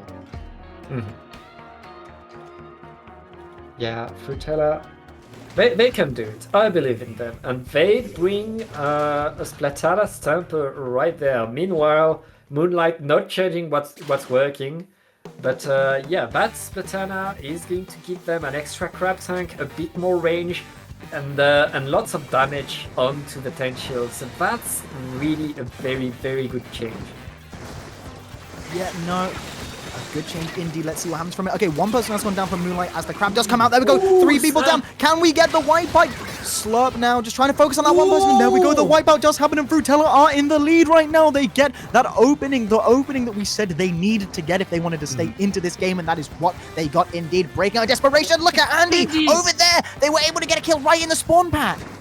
Yeah, that was a nice dynamo duel with Andy just slapping Omega, paying the price for it, but getting that trade as Fruitella is keeping the zones right there. Moonlight is struggling to get in, and everything is going Fruitella's way this time. Okay, Andy is going to be punished for running forward a bit too much, but Moonlight is not able to paint the zone yet, and all of Fruitella is defending. Yeah, everybody's just trying to stay up, just trying to stay alive so they can keep going right now. Punchy, moving in. Fruitella's still in control, though, able to get rid of that pesky Booyah Bomb as it hit down. But there we go. Moonlight are now in control with only 17 points remaining from that counter. Fruitella still in a definite lead, but now it's time for Moonlight to show why they have been so commanding these past 2 games, to show why they are in this position, why they are 2-0 up. Nolan going in, getting slurped down. Can Nolan get even more? But no, they're building up for that Booyah Bomb, and it looks like soon they're going to let it rip. Yes, they do. They get ready, and they chuck it there. Yeah, right onto Andy to deny that snipe, to deny that power position from the top. Right now, Moonlight are holding the zone. Never mind. Okay, they are holding that zone, and with double zone, you need to capture both zones if you want to apply penalties. Frutella are going to need a big push, and they're going to need it fast because we are 25 seconds. Moonlight is very close to getting that lead right there. Very, very close indeed. But look, okay, Frutella does have one of the zones occupied. Can they get the other two people down for each team? The Booyah Bomb comes out. They're back in control. No, but they lose control again. Punchy going around to the unoccupied zone. And is Punchy able to get a kill? Yes, they do. Magneto following suit. And they're just going ring around the rosy right now. They're going from one zone to another. Can Andy get this zone back? Are they able to get it back? And yes, they do. They get it back. With 1 point. Keeping the lead right there is so big for Frutella, but now they need to regroup because Moonlight are going to take the zones back. They have a penalty, but Moonlight got the control back, and Frutella used everything they had, all their resources just to apply that penalty. Now they need to prepare a push because they need to take back that control. It's not going to work twice. They have less and less time because the penalty is getting smaller and smaller, and the crab tank is denied. And now Basil's inkjet is activated, is going forward, and that inkjet is getting one right now. Moonlight almost done with their penalty. They all of the specials at once! All of them coming out to stop this zone! All to neutralize one zone, but they want to do more than neutralize one zone. You need to get both. Andy trying to paint the other zone. They're so close to painting it, and they need to get it right now. It's just Basil with the Oh my god! Basil left alone, able to... Okay, he's going to get a jump, and right now Slurp is fighting that tent. It's still a fight for the zone, but at least Frutella is able to keep that lead, and that is so big right now. We're in the last minute slap, and Frutella is looking to get the upset. I actually cannot believe this. 2 plays born out of pure desperation, just firing every single special that you could possibly get at that point in the game. Just fired on one single zone. What a snipe from Magneto, getting Basil down. What an arcing shot with that bomb shot from the crab. But okay, this is Moonlight's chance now. They have a few people down now for Frutella, a few people staggered. They're getting into these zones right now. Omega using that giant dynamo roller, but is unable to clear that left zone. And right now, Frutella, all they need to do is keep one of the zones. Make sure Moonlight cannot take forward. The zones are orange, and it's just the Forge Pro. Right now, Frutella are looking to get it. They just need to defend for 10 more seconds, and they're going to win this game. Nolan throwing the Booyah Bomb onto the zone, able to neutralize one, but that's not enough. Oh! Wait, overtime! Moonlight activating overtime! In the last single possible second that they got that zone, and it was instantly reverted back. So that stopped Frutella from getting any more points down on the board, and it also gave them that few penalty points, and now they are in control. As we said, they need to get down to 9 now, though. Magneto able to nullify that Booyah Bomb user and get them down there. One person down. There we go. Every special being flung in again. Ooh. Are we going to be seeing them get control? No, they lose control on that right zone as they got the left one. Can Moonlight stay in this, or is Frutella going to be able to get it? Slurp gets a kill down. Do they get it? Can they get that zone? Can they get it? There are 2 people down. They just need that zone, and they get it. The zone stayed neutral long enough, but Frutella gets that W. But what a close game. Moonlight almost getting the comeback on Frutella, but Frutella pulling through, getting game number 3, staying in that winner's bracket for at least one more game. I wish I had my face cam on right now so I could show you guys my reactions to that game. Like, I was... when commentating, I am the most emotive person ever. Like, my jaw was on the floor for the entire, last minute and overtime of that game. That was so incredibly close. And what a clutch play again from Frutella. There were 3 moments in that game where they were just somehow the most clutch team on earth.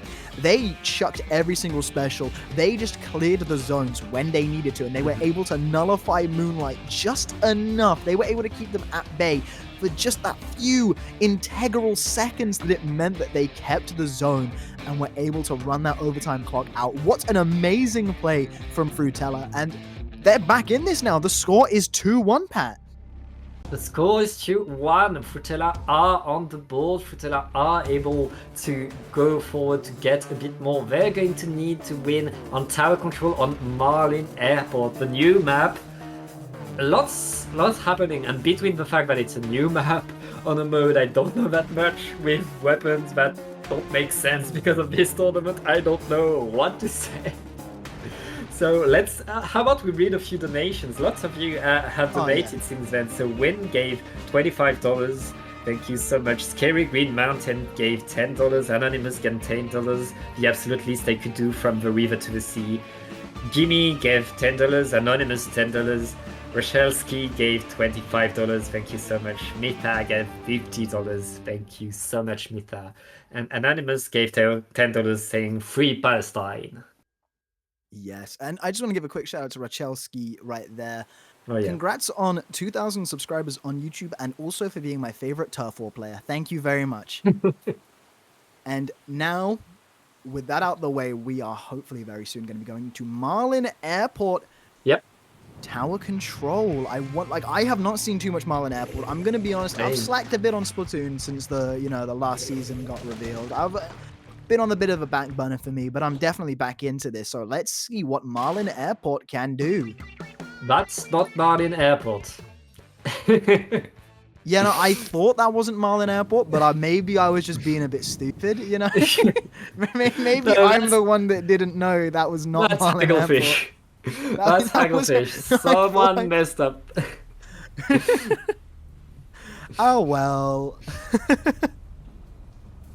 At least, thank you, Anonymous, for the $10 a few seconds ago. Let's just throw that in there while we wait. And as we go to Marlin Airport, tower control this time, hopefully for real. Yeah, so these teams are ready. I mean, error was found. They're gonna change the map. It's going to be pretty fast. But yeah, I don't know that map much. I've been playing Side Order since its release. I've been grinding Side Order, so I don't know that much about Marlin. Well, hey, we're both gonna learn. Okay, we're both gonna learn what's happening. We're gonna see firsthand. As we this time, yay! There it is, the funny little airport. Let's go. ProChara bringing back the Splatoon stamper. It worked for them. Let's go back. And meanwhile, this time there's a lot of change on the side of Moonlight. They're bringing the L3 Nozzle Nose. Oh wow! Really? Okay, another Nozzle Nose making its appearance at this tournament. Do you think they were just like, okay, we need to get a little bit more money for that edit? I think that might have been. I've heard that the L3 is very good as a cheap option that can get grab tank, that can fight as a shooter, and doesn't cost that much on the chart. So this is like, I've heard that the top level teams have been using the L3 a lot in their practice for this tournament, and right now it looks like Moonlight, it's not working for you because ProChara are getting the tower, are already on the first checkpoint, and looking to just deny long enough to get it. Yeah, but look at that, the L3 coming down now, just pressuring as we see a crab battle. One crab versus another, and Omega was able to stop ProChara's before it could come out. But ProChara is continuing to push, getting 70 points. Magneto going down there in the spawn of Moonlight. As that tower is still getting pushed, Pat. Yes, tower is still pushed. ProChara are not relenting. It's like a new ProChara team. Now that they won a game, they are on the attack, they are confident, and they are pushing again. Punchy activating the grab tank. That's a very risky grab tank. It fell off the tower, but Magneto is already back in there. ProChara is keeping the fight on the side of Moonlight, and that's what you want to do in tower control. Keep that tower pushed forward. one thing I want to point out, Fruitella have been using these crabs to perfection. We saw last game with the desperation plays trying to get that zone, which they did. I saw 2 crabs stereo next to each other firing. So I feel like Fruitella definitely are using both of these crabs to their best of their abilities. And look at that, Magneto and Shadow having a fight to the side. They're getting propelled by that propeller platform. And now we're seeing Moonlight for the first time in this game get some points on the board as they get 3 people down from Fruitella. Can they get even more as they push into the spawn? Shadow now getting the crab pack. Yeah, and right now it's working for Moonlight. Moonlight about to get that momentum. 3! Triple by Shadow. Shadow getting a triple on the crab tank right now. It's going to be an easy lead for Moonlight, and they're on their way to get that second checkpoint. And look at that, they break past Fruitella's lead, they break through that second checkpoint, and now they get to the third. Moonlight have just flipped a gear in this game. They have completely turned it onto its head and are playing so incredibly dominant. And look at everyone go, throwing out specials, getting that out. But Magneto coming from behind, but they get the win.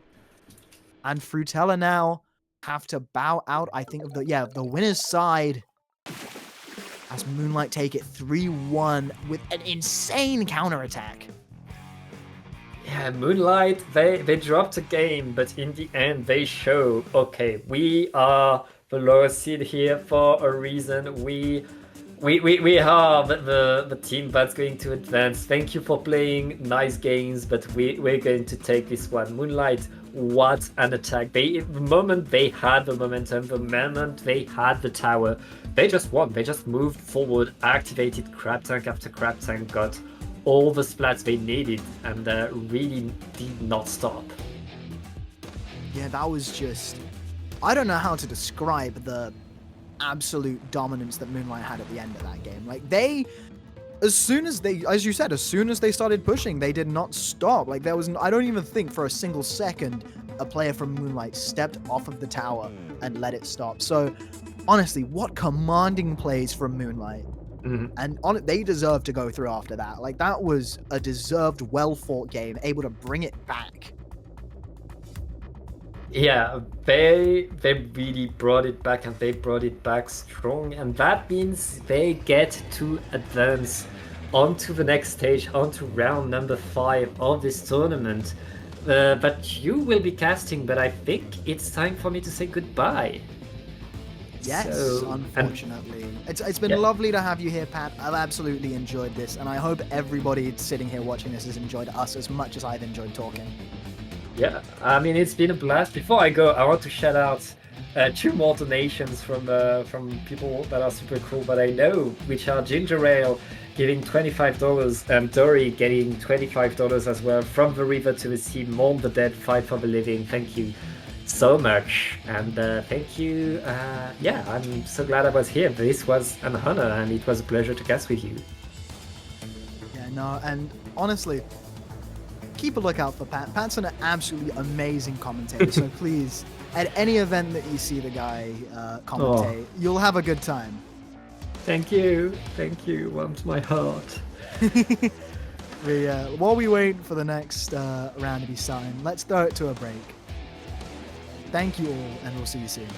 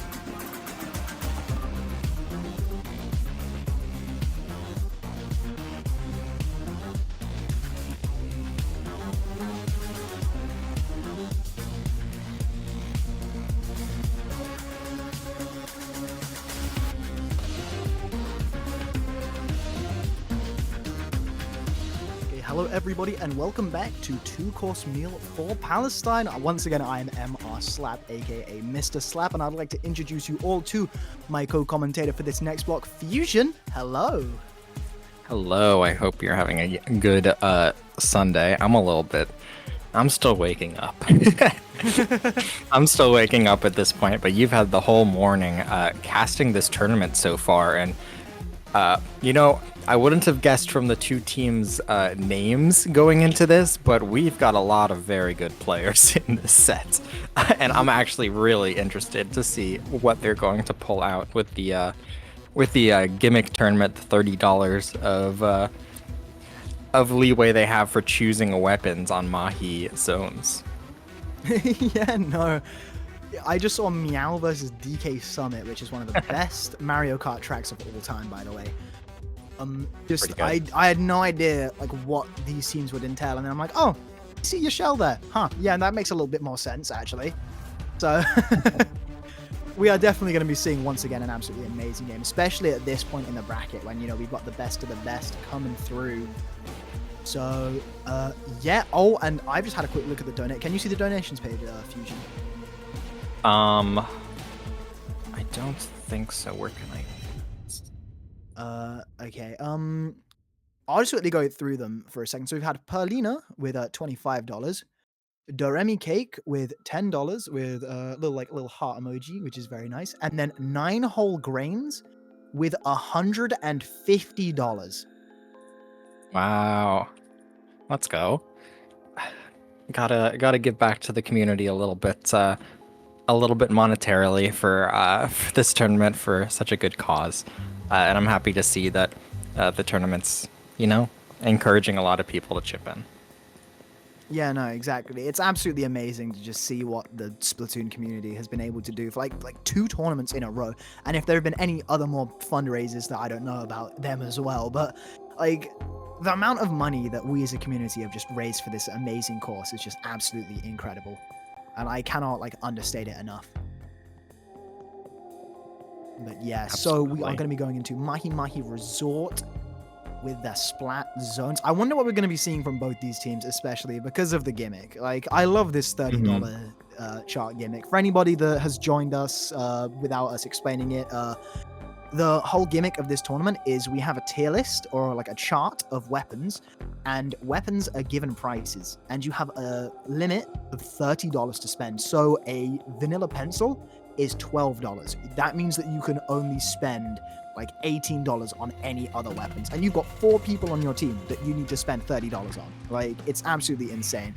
And let's see what happens as we go into this game, Fusion.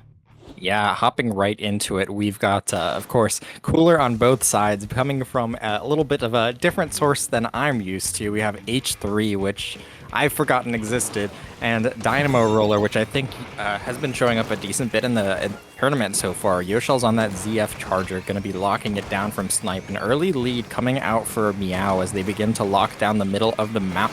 The trades are going back and forth as the rollers both end up going down, but it seems like DK Summit hasn't really lost any fights just yet. They've opted to kind of just back up, take it a little bit slow, wait for their opportunity to get in, and this seems like it's going to be it as the strikes hit the zone and the paint is going to flip back in their favor. Yeah, exactly right now. DK Summit though, but they do lose control. But look at that roller there, Thunder able to get a pick. And it's just seeming like DK Summit now, as you said, they were just standing back. They weren't losing any fights, and now they're the ones pushing in. And they are pushing in pretty deep, as here we have Max and Thunder both trying to push in through that right side. And there we go, look at that, you have someone there. Oh, but look at, whoa, what was that? You had Kos just spinning around with that Inkzuka. You can barely move when you have that Zuka. You gotta look for what you can take there. Now Meow stuck in spawn. The timer is ticking. Oh my goodness, the Zuka finds 2. Not enough to find 3 zeros taken out in the process, but that's going to slow Meow down quite a bit now. Only 35 ticks of the timer left in the zone here. Wave on that Jet Squelcher, just trying to slow the pace of the game down a little bit. Goss eyeing up yet another Inkzuka, trying to find a way in. The strikes are going to not quite flip the zone in part, are not quite going to hold the zone there, as the zone does flip. Atomic on that roller. You know, it's very nice when a weapon you're very good at isn't that expensive in this. So I'm hoping we can see Atomic do some damage on the offense here, but it's going to be very hard to get in, especially against all the AoE that's been thrown in Meow's direction, or DK Summit's direction. Yeah, and now look at this. We have Meow in control of the zone, but they are 2 people down as Zero fires off that Izuka, but there we go, the strikes coming out once again, but it's not enough as they lose control of the zone, and there we go, Max with strikes of their own, but it still doesn't take the zone. Both teams are valiantly fighting, and there we go, Meow is able to keep in control, and they are ever so close to be able to take the lead right now with everybody pushed back into DK Summit spawn. It seems like Meow is able to take the lead, and are they going to be able to push it further? Will they be able to get the lead, Fusion? Time's ticking down, and you've got a roller in a bubble guarding the way between you and the zone. Nice job. That's going to be Meow taking game 1, just battling back after kind of losing some points early in the game. They were just able to really press their advantage, and that's kind of part of what the big bubbler was able to do once you got Yoshel set up on the charger, and Goss hitting some nice Zuka shots along the way. So good work to Meow there. This is a best of 5 set, so they are going to need to win 2 more if they want to take the set and move on. Yeah, no, that was honestly, that was a really back and forth game. Like you said at the start there, DK Summit, what they did is they just held back a little bit. They didn't lose any fights. They just stayed. They just tried to hold off Meow at bay, let them get that first push, and then counterattacked. And then DK Summit just stayed in the lead for the majority of that game. But then Meow was able to get a counter push of their own and didn't really let up. Look at that. The roller in the bubbler right at the end, nullifying any chance of you getting back into it. And Meow is able to take game 1. But now we're going to be going to Marlin Airport Clam Blitz. Do you know much about Marlin Airport, Fusion? I've been playing a decent bit of this map. Clams is definitely interesting. It certainly reminds me of old Anchovy in more ways than just the fans. You can kind of get the same feeling on Clam Blitz, where the fan is a really important spot on the map. You want to take that, but there's kind of a dead zone between the fan and the clam basket, where if you just run at the basket from the fan, you're gonna not have a great time. You're kind of running right into the entire enemy team. So that's a similarity between this and Anchovy. Whether or not teams are going to be able to deal with it is still up in the air. I think something like the Dynamo and the regular roller coming out will be big players in this game, especially with like all the AoE damage that we are seeing come out from both of these teams. Indeed, we do see Thunder on that Dynamo again, as both teams are going to be sticking with their guns and seeing if they can do anything, doing anything different than last game. Yeah, I feel like a lot of teams really just like get that one team comp, like, okay, we've spent our $30. We're broke now. Let's not spend any more money. Let's not go play any different weapons, you know? We've seen that a lot with teams so far, where we haven't really seen too much experimentation with weapons. They just stay the same throughout. And to be honest, it has worked for a lot of teams. And look at that. Okay, a trade right at the start, but 2 people have gone down for Meow, as we're seeing DK Summit now, trying to get those ever so powerful propellers on their side. Yeah, there was one on the flank there. I think they may have ended up jumping out. Yes, they did. Now Meow on the defensive. We can see them kind of sitting back here. Nice Yoshel and Atomic teaming up by that bubble with Goss to clear out multiple members. Now the strikes are going to push DK Summit back into mid. And yeah, DK Summit has had a lot of opportunities to move in, but they've just been so patient, and I guess they're playing very slow, and my goodness, look at that. That's going to be Goss punishing them with that Zuko. They find one and chip another. Now DK Summit locked back into their spawn. It's Meow's turn to go on the offensive. Yes, Meow only have 4 clams to their name, though. They're not going to be building up any power clams anytime soon. With that amount, they could have had something to get going there, but no, they, instead of getting clams, they just stayed in mid and just got map control, which is still very good. Maybe now they can start trying to get clams to their name, as we see DK Summit with a power clam of their own. The Izuka coming out again. Zero just trying to stay alive and get something going. As there we go. The soda comes out for DK Summit. Will they be able to push out of this spawner, as they are being kept completely at bay by Meow right now? Yeah, Zero looking for a side angle with the Inkzuka, but Zero just kind of whiffs. They can't really find anyone just sitting out in the open, and now it seems like it was Meow's turn to play defensive. As soon as DK Summit attempts to aggress, Atomic is there. Atomic finds one. Two members end up what the? Two members of Meow end up going down in the process. A little bit of a roller blind spots there going on. Ends up in a trade situation, but we're almost 2.5 minutes in, still a tied ball game. We have some clams online, but neither of these teams is really able to get up and push onto that fan. I'm hoping Max is able to, use their aggressive power and ability to hit over those ledges in order to move forward and take the space their team needs.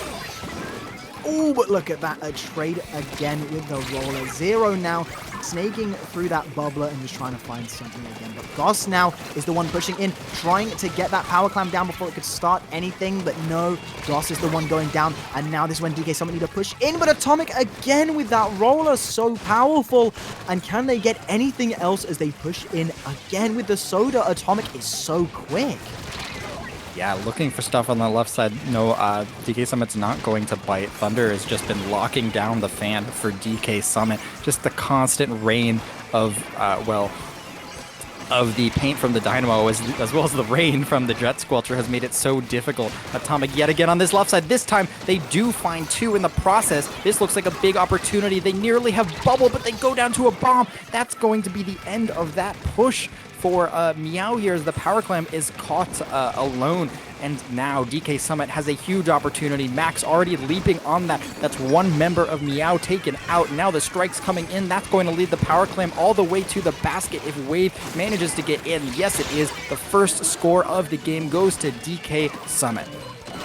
Patience is a virtue, and patience is exactly what we've seen from DK Summit, and it has paid off massively. Getting the lead this late into the game is amazing, but look at that, you were only able to get to 77 points. It is still everything for Meow as they have that Pity Clam sitting in their basket. If they build another one up, that's going to be a very easy takeover if they can get the push in time. There we go.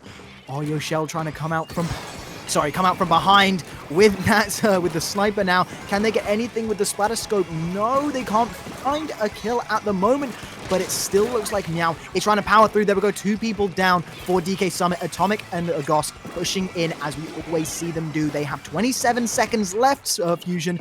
Will they be able to get it? We'll have to see. They're going to need to use something like that strikes in order to get on that fan. Look how difficult it is to get up that. You see oh my god, we see the Toxic Mix blocking the way, and I was going to suggest maybe they need to go right, and Goss has the exact same idea. The Zuka from the right side finds a pick. They're not able to get a second one. The Power Clam's going to jump, and they only need one more clam. They take the lead with the power. It's not over just yet. That's the lead for Meow, but it's now overtime. Now DK Summit has a little bit of time. If they get this Power Clam in, they will nearly win the game. They need a few extra clams. They're going to need to do it on a timer now with overtime nearly over. Max is making a mad run for it. The Dynamo's blocking the way. The entirety of DK Summit is not able to make it to the basket. Meow just defends the path, and now Meow is one game away from making it to the round of 8. That was such a fun match to watch. Everything happened right at the end, didn't it? We saw like a minute 30 left. The first points were put on the board, and so much credit to Meow there. Going down that late into the game, yet still just snaking around with that Inkzuka and able to go round the right, as you said, and getting in there just in time to be able to jump over and get that lead. That's why when you get that first pop in Clam Blitz, you need to make it strong. You need to get more than just like a few clams in there after breaking it, because that's what happens. You're able to just build clams so quickly when you have that Pity Clam in your basket. You can just change the game in an instant if you don't make too much of a dent into the basket. Yeah, especially with like how these teams have been playing, it's interesting. It seems like the team compositions in part are kind of meaning that these teams are going to end up having to play a little bit more patiently. Like, you're not going to be holding forward into people with Jet Squelcher and Dynamo, so you kind of end up like crutching pretty heavily on the aggressive tools, which we saw the shots on both of the teams and like the slosher from Max. You rely pretty heavily on things like that. So Perhaps Marlin Airport is just something that would be a little bit difficult for either of these teams to, push too hard on. I feel like both of these teams feel a little bit more at home on Mako Mart, which can certainly lean well into what DK Summit has been trying here. Will they be able to, make any improvements out of it? Because so far it's felt like they really have not had an answer for just I guess a roller there. It's pretty difficult to just get past Goss and Atomic, who have been doing such a good job locking down the middle of the map. And then there's of course Yoshell, who's just able to punish the members of DK Summit, who are standing too far in the open, and that's going to be a quick early lead for Meow. I just realized with the team comp that DK Summit has, they don't have too many things that can deal with this Splatterscope. Like, the only thing that they really do have to combat it from the backline is that Jet Squelcher, but it's just outclassed by the Splatterscope. So who knows what we're going to be seeing, as there we go, Meow so far has almost taken half the points down. What a snipe! Very nice snipe, and now DK Summit, 2 members down, nearly half the points gone. There's already 4 specials online for the defense for Meow. Zero looking to find a way in. Goss has the Zuka. They try and hit Zero with that last shot. They're not able to find it, but now 20 seconds left. It's go time for DK Summit. The rain is coming in. Goss has the entire team marked. They know exactly what they need to do. The Zuka needs to come up big. It hits the charger, which is very important now. Thunder and Max teaming up. They're going to paint the zone. That's going to be a cap. DK Summit has just a little bit of breathing room now.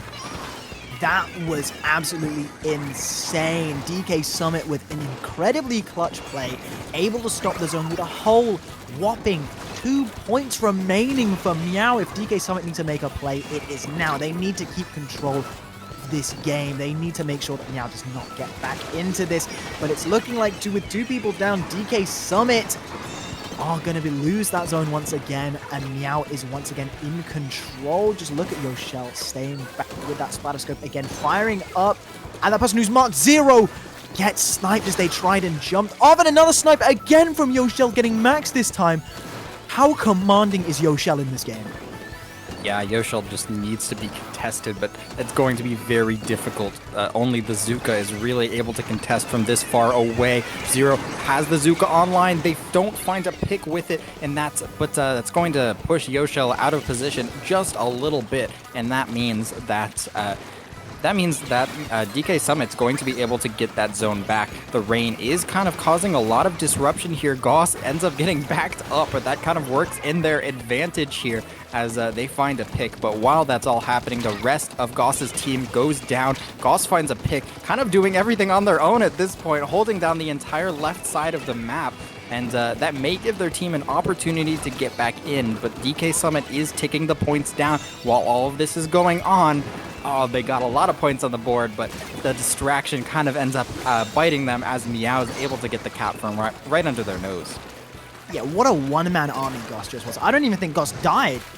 And Yoshell, again, we cut straight back to them just getting clip after clip with those shots going off and hitting. And the Izuka comes out once again for Meow. And they are in control again, firing through the tri-strike and getting a kill. Yoshell, please calm down. You are making my heart beat too fast. And look at that. Meow just pushing in still. Zero, the only one really up in mid right now, as Zero is just trying to make a desperate play to get the zone back before it ticks down to those normal points going down again. And there we go. Meow is able to get it, Fusion. Yes, Meow with the 3-0 on a strong team like DK Summit. That's going to be huge for them. That's going to be them making it into winner semifinals, if I am not mistaken. So big plays coming out. We can kind of see like how their comp is just a very nice kind of balance. They have some like displacement. They have the like survivability of like a bubble. They have the just ability to take off random members with the Inkzuka and of course the cooler. And they took advantage of that very well. We could kind of just see them playing pretty heavily around like keeping Yoshell alive, as well as just kind of like sharking those ledges and just making it difficult. They know that DK Summit kind of needs to play a little bit over aggressively and to kind of compensate for their like team comp, but they were not able to get back in. So great stuff to Meow. That's the set. Yeah, no, yeah, Meow was just very commanding with that. That was just, what a game from Meow there. But as we do go through this, do you have access to the donations yet, Fusion? Allow me to double check. Okay, because if you do, I'll let you do your first dono read off. But if you still can't, then I'll carry on with it. Yeah, I think you can take it for now. I will let you know. Okay, no, I'll take it for now, and then while we're in the break, we can troubleshoot that. But Anonymous with the $10, SXD24 with the $50, Voidbits coming out with the $20 as well, and then we go to Zoink with the $50, or Zonink, sorry, and then Grace with $10 saying Free Palestine. Thank you guys still again for so much money. We are almost at $6,000. That is absolutely incredible to think about, but please enjoy some art while we go for another break. Thank you all very much.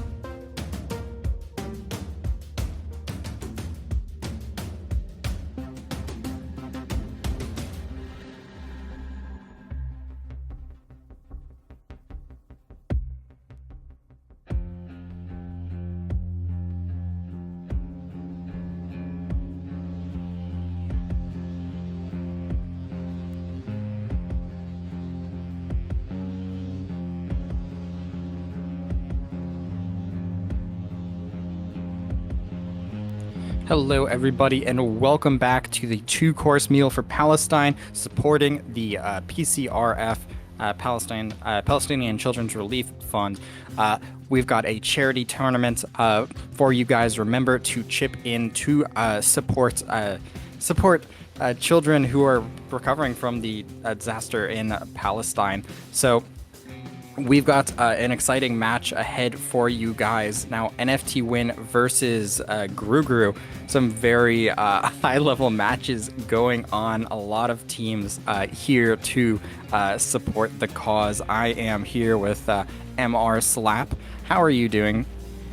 I am doing just fine. You know, going from, you know, doing all the first tournament, all the first part of the tournament. I mean, like the first day going into this, it's been absolutely amazing to follow this tournament here on the comms desk for as long as I have. So I am just insanely happy to be here, and I'm so happy with like how much like people have donated. You know, seeing how many people have put !donate into the chat. Like, it's absolutely amazing to see. And so, yeah, I am raring to go with this next game as well, because both of these teams are absolutely great. Oh yeah, and we also did get raided by Kurto from Secret Elixir as well. So thank you very much. And also, Jer with a J is raiding with a party of 6 as well. Thank you very much to you both. I'm curious if they just came straight out of the tournaments and hopped right into the stream. Oh no.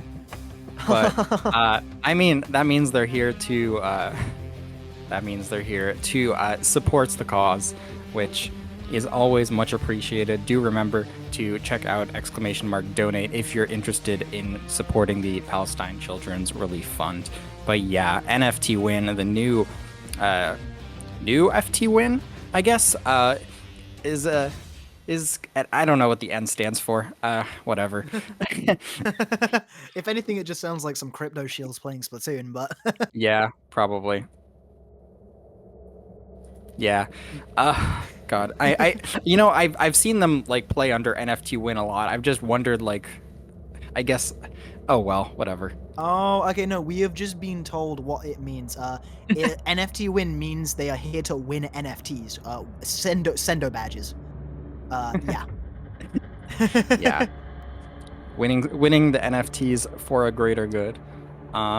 Yeah, we are almost at $6,000 for the PCRF. Our goal is 10K. I hope that people are able to chip in using !donate to help us reach our donation goal. We're going to be seeing NFT Win and Gru first here on Marlin Airport Zones. We saw it on Clams just a little bit ago. Whether or not we'll see like what these teams are running here, because from what it seemed like with the whole like, buying your weapons on a budget kind of gimmick in the tournament, we're kind of seeing the same like formulas as normal comps, right? Like, you're like, okay, we want a shooter, we want a backline, and we want a cooler. So we're kind of seeing those compositions like put together in just different ways.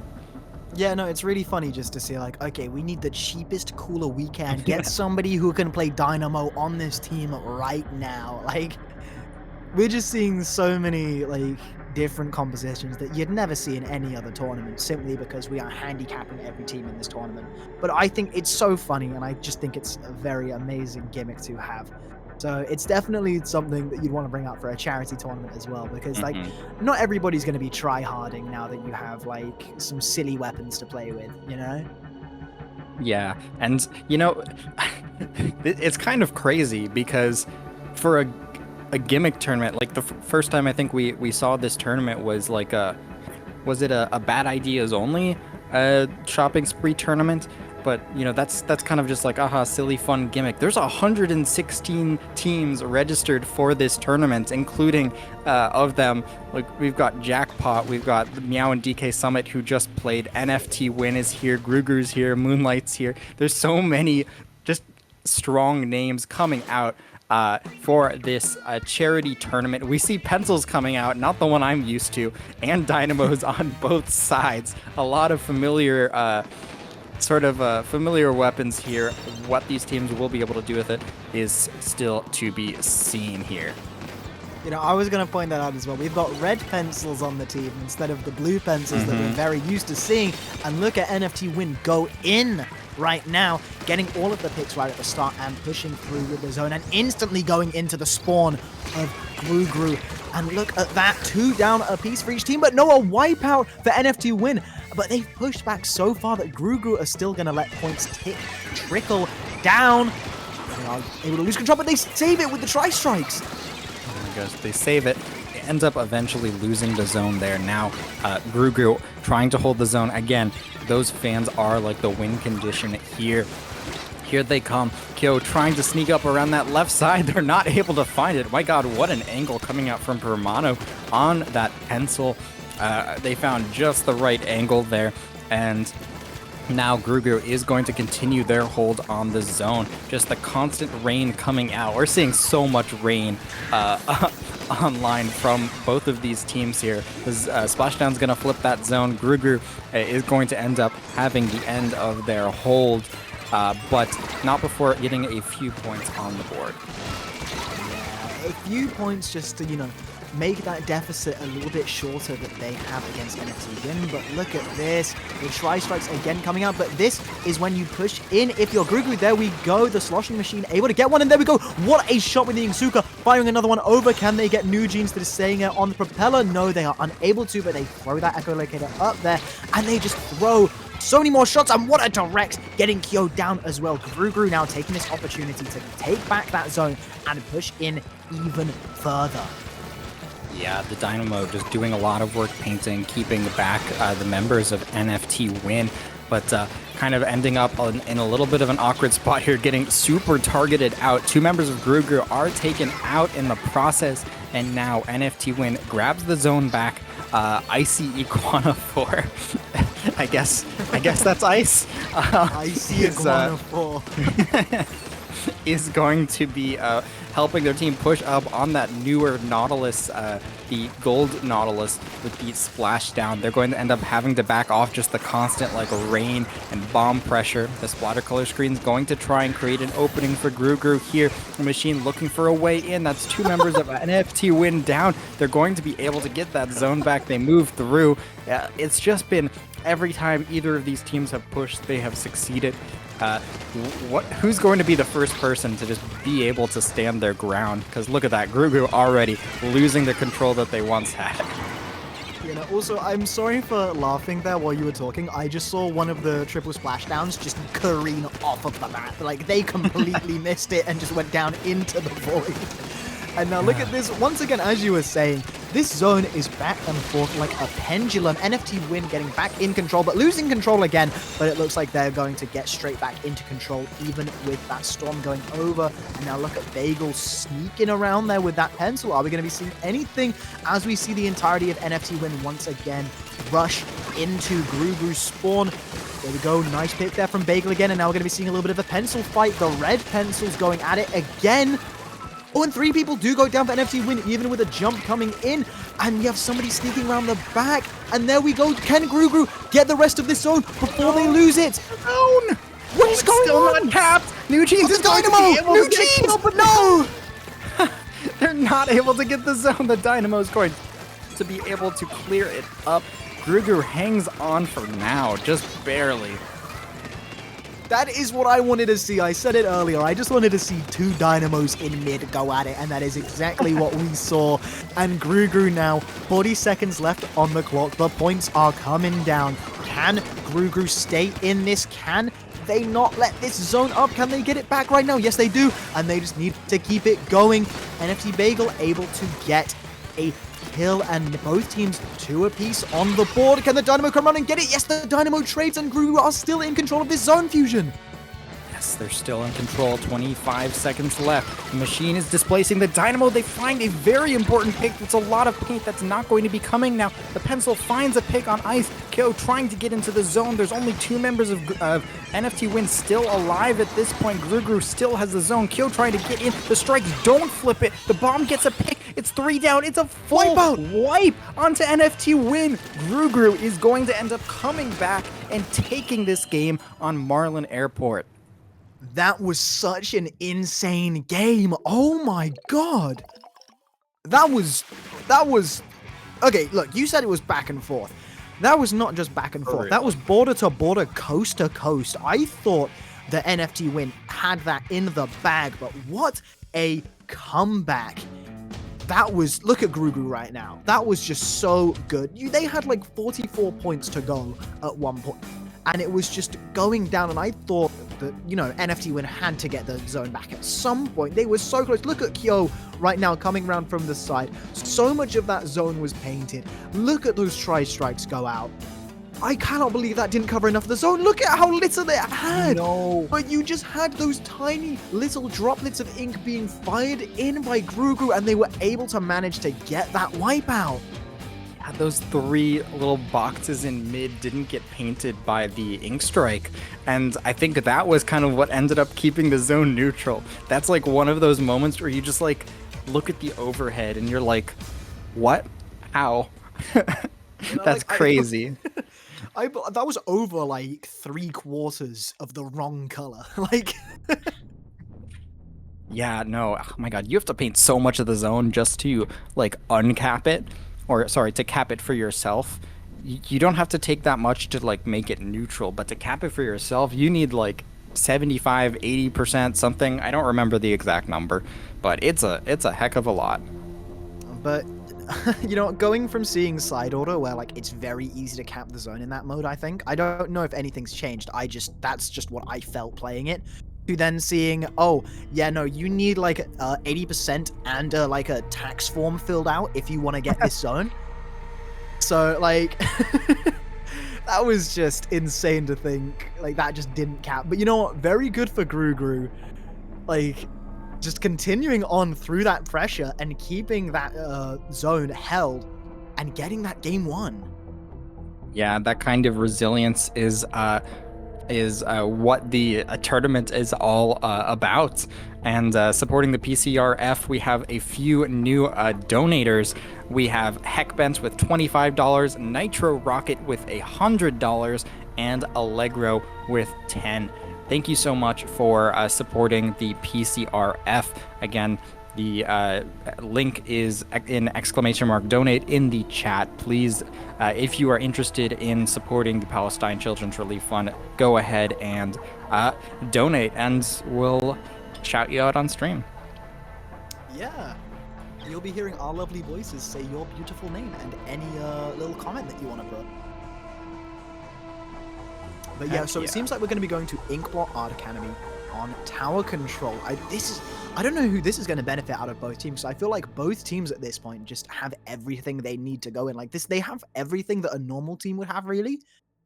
Like they have a pencil, even though, you know, that it's not the same pencil, but pencil is still strong with just how it works. It's such a good poking tool, especially when you've got that one tiny little objective that you need to push, like a tower. And then they've both got like very good utility specials. I've seen like storms get thrown out. I've seen like the splashdown come out as well, but that is still, you know, it's just that little bit of, oh, you have to deal with this now and have to do something about that. Like both teams have the team comps to push through and win this. And I don't feel like, you know, this is going to be any different for this game, as I believe we haven't had any switches. That's new, isn't it? The 52 gal. Oh, and the range blaster. Well, what was it last time? Was it 52 with screen last time? We did have screen. I think it was something else.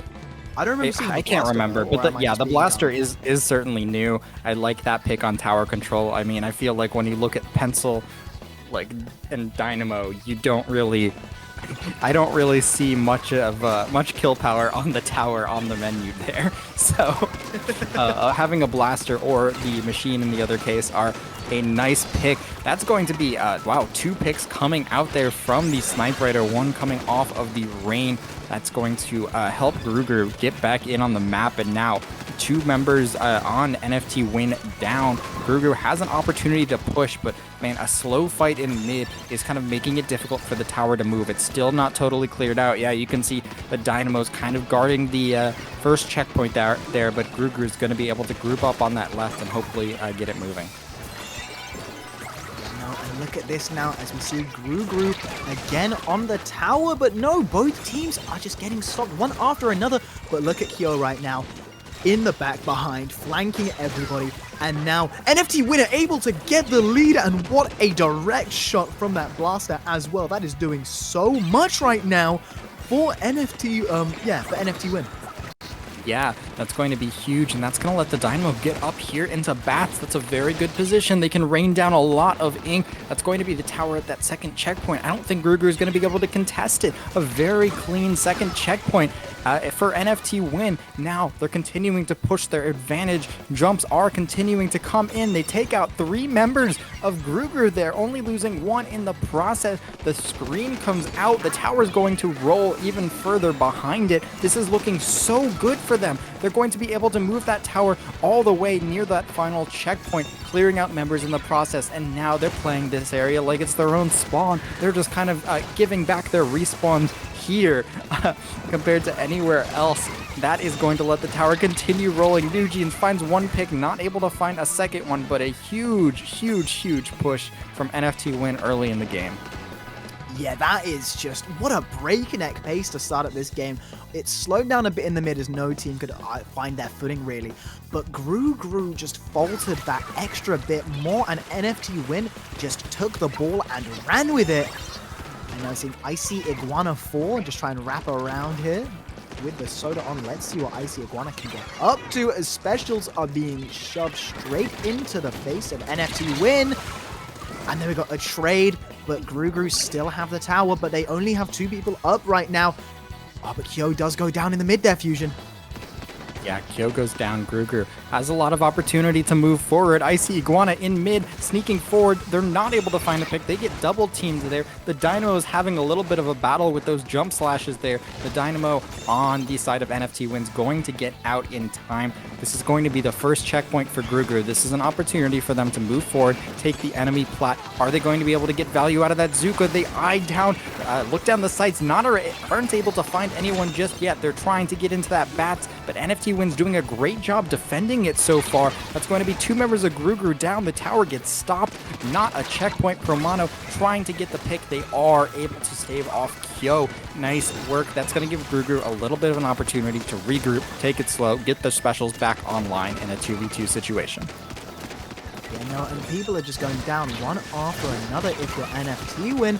Oh, but look at that Dynamo Roller is just throwing ink after ink shot over that tower, but they were able to get past that second checkpoint, and now all Gru have to do is push that tiny bit further, but Kyo from behind again gets 1 pick. Can we see 2 come up from Kyo, as all they are doing now is just beautifully poking onto the tower, but they do get sent down, and the only person up right now is the 52 gal. Are we going to see a wipeout? No, we see a trade on the tower. Again, can NFT Win push them off for just that little bit longer? They're at checkpoint 3. Does it get to 16? Yes, it does. And oh my god, a triple kill! Can we see 4? No, we cannot. But there we go, the wipeout, a little bit delayed, and there we go. Gru gets it done again. 2-0 after a very decisive game from NFT when Gru was just able to make the counterattack again. Yeah, they're just able to bounce back, and we saw them pushing very aggressively on the enemy Bats. They were able to just hold their ground, group up, and just stay alive a little bit longer than NFT Win was. And I think, a big part of that was that single pick that ProMono got. That was able to give the rest of Gru jumps back into that corner. That was right before they're able to kind of catch their second wind, move onto the enemy plats, and just continue their push. We saw a couple just big plays coming out of that pencil, and my god, we see a lot of big plays usually, but it comes out of the other pencil more often than not. So great stuff to Gru. Now they're just a single game away from moving on. I just want to say as well, I don't want anybody to ever smack talk Splashdown to me again, okay? Because that is where Splashdown thrives.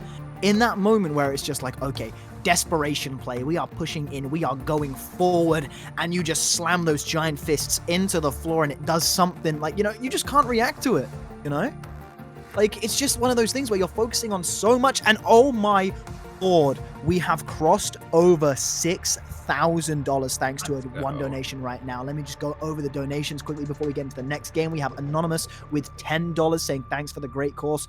Conroe with $25, and the one that pushed it over the edge, Jayan, with $100. That is absolutely amazing. We have crossed $6,000 for charity. That's absolutely beautiful. Yes, and we even just got one more as you're saying that. Primo with $10 says, thanks for the great cause, free Palestine. Remember, you can use !donate in order to support the PCRF. We're at 6K out of our goal of $10,000. I believe that we can make it there. We are only in the round of winners semis right now. We have a lot of matches still in losers brackets and finals still to come, so we have plenty of time to donate, but remember to get it in when you can if you want to support the children of Palestine. Yeah, no, and we're just seeing a little bit of waiting going on right now. I feel like NFT Win are really thinking about this counter pick. They're just really slowly burning, thinking, okay, where do we need to go? Oh, Robo Ramen zones is what they have chosen, actually, as I am saying about them waiting. Here we go. I wonder how this is going to benefit NFT Win more so than Gru. I'm not sure. It definitely kind of feels like both of these teams feel comfortable with zones maps, I feel like the higher level players tend to be more confident with that kind of thing, especially when both these teams are running Pencil and Dynamo. You know, those are weapons that kind of thrive on like painting, getting your team back in. We see the Vanilla Slosher coming out, I believe. Is that from Kyo? Yes, it is. The strikes, we're very similar to what we saw in that game 1. Will it work for NFT Win this time? They nearly had it in that first game, but it seems like, well, it seems to be working for them so far. That's 2 early picks. That's going to be NFT Win with the first cap. Yeah, there we go. NFT Win just pushing in. They need to be aggressive right now, but you know what? As much as I'm saying that, we know that Gru just strive when it comes to getting those comebacks. They certainly have so far. The rain's going to come into the zone. The rain comes out on the other side. I guess when it rains, it pours here, but that's going to be NFT Win forced to jump out now that you have the Pencil and Dynamo in position for Gru. It's going to be hard for NFT Win to get back up at that high ground. It's going to be ProChara with that Pencil just trying to get as much paint on the board as they can. Kyo on that Slosher with some fancy flicks there. And that's going to help Gru move back in. Not quite going to flip the zone, but that's going to give them a lot of space to move in. As soon as they get an opportunity, especially to get up at that Dynamo, the paint suddenly gets cut off. Kyo eyeing up that Charger. ProChara is going to get taken out. Nice work, Kyo on that flank, doing a lot. Yeah, no, that was such a good play there from Kyo. We've been seeing that every single time from Kyo. Kyo is so good at just getting those flanks and getting the picks when it matters. But now, once again, Gru are just firing everything they have into this zone. But NFT Win is able to stay in control, even using the tri-strikes. And now Kyo going for another play is able to get the assist on the trade. And as Icy Iguana is able to push in and get another kill on that sloshing machine. But Gru, surprisingly, able to take the zone, or not take the zone, just delay the zone again, but NFT Win do pick it straight back up. Oh yeah, this zone's a little bit disgusting because the zone dips down in the middle and the Dynamo just always has high ground trying to paint at the zone. How are you going to approach it? I feel like the only way is going to have to be through some sort of flank. It's going to be Gru still hanging on the screen, pushing members of NFT Win back. Look, they have absolutely nowhere to go. This is the map that came out with the splatter color screen, so yeah, it's certainly going to be a good place for it. Gru now nearly has their penalty gone. They're eyeing up the enemy plat. They're trying to move forward. Here comes S on that 52 gal. They're going to be forced out of position. The points are now ticking online, but the Dynamo gets 2. That's going to be 2 members of NFT Win taken out, and their push is going to get stuck. New Jeans now is at 1 hit. They're able to be taken out by the machine, and now 20 seconds left on the clock. Gru is trying to seal this game away. Exactly as we're seeing Gru right now, being commanding. What a shot with the Inkzuka, another kill with the Inkzuka, and a wipeout for Gru that takes this game into their hand. Gru 3, NFT Win 0. What an amazing set that we have just been able to watch. That was, NFT Win are just so good at getting that early lead. And they are just really commanding when they push in. And like, I cannot give enough props to NFT Win, even though that was a 3-0 for Gru. That was still so close. That could have definitely gone either way in every single game that we saw. But Gru has just been so good at getting the momentum and running with it. Yeah, they certainly have. And while that exciting match was going on, we got a $500 donation from Dragon Ivy, who says, "From the river to the sea, thank you so much for donating to support PCRF." This is going to be the end of winners semis, if I'm not mistaken. So now we're going to be moving towards the later part of the tournament. That's going to put us at nearly, or just over, $6,500. Gru takes that 3-0.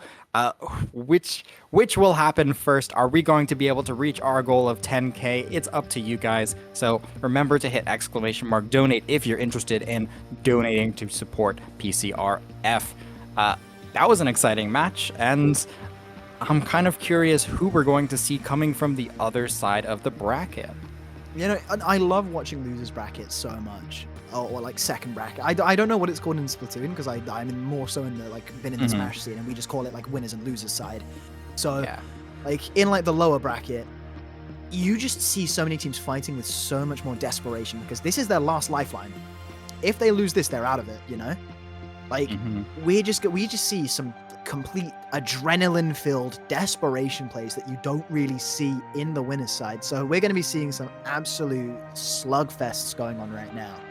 And I cannot wait to get into it. But before we go on a little break, before we get our first losers game, I just want to quickly thank Anonymous for $25 before we got the big 500 bomb from Dragon Ivy.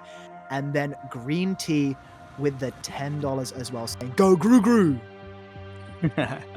Gru certainly has a lot of fans. So winners finals is going to be Gru versus the winner of Jackpot and Meow. But something that we might be not...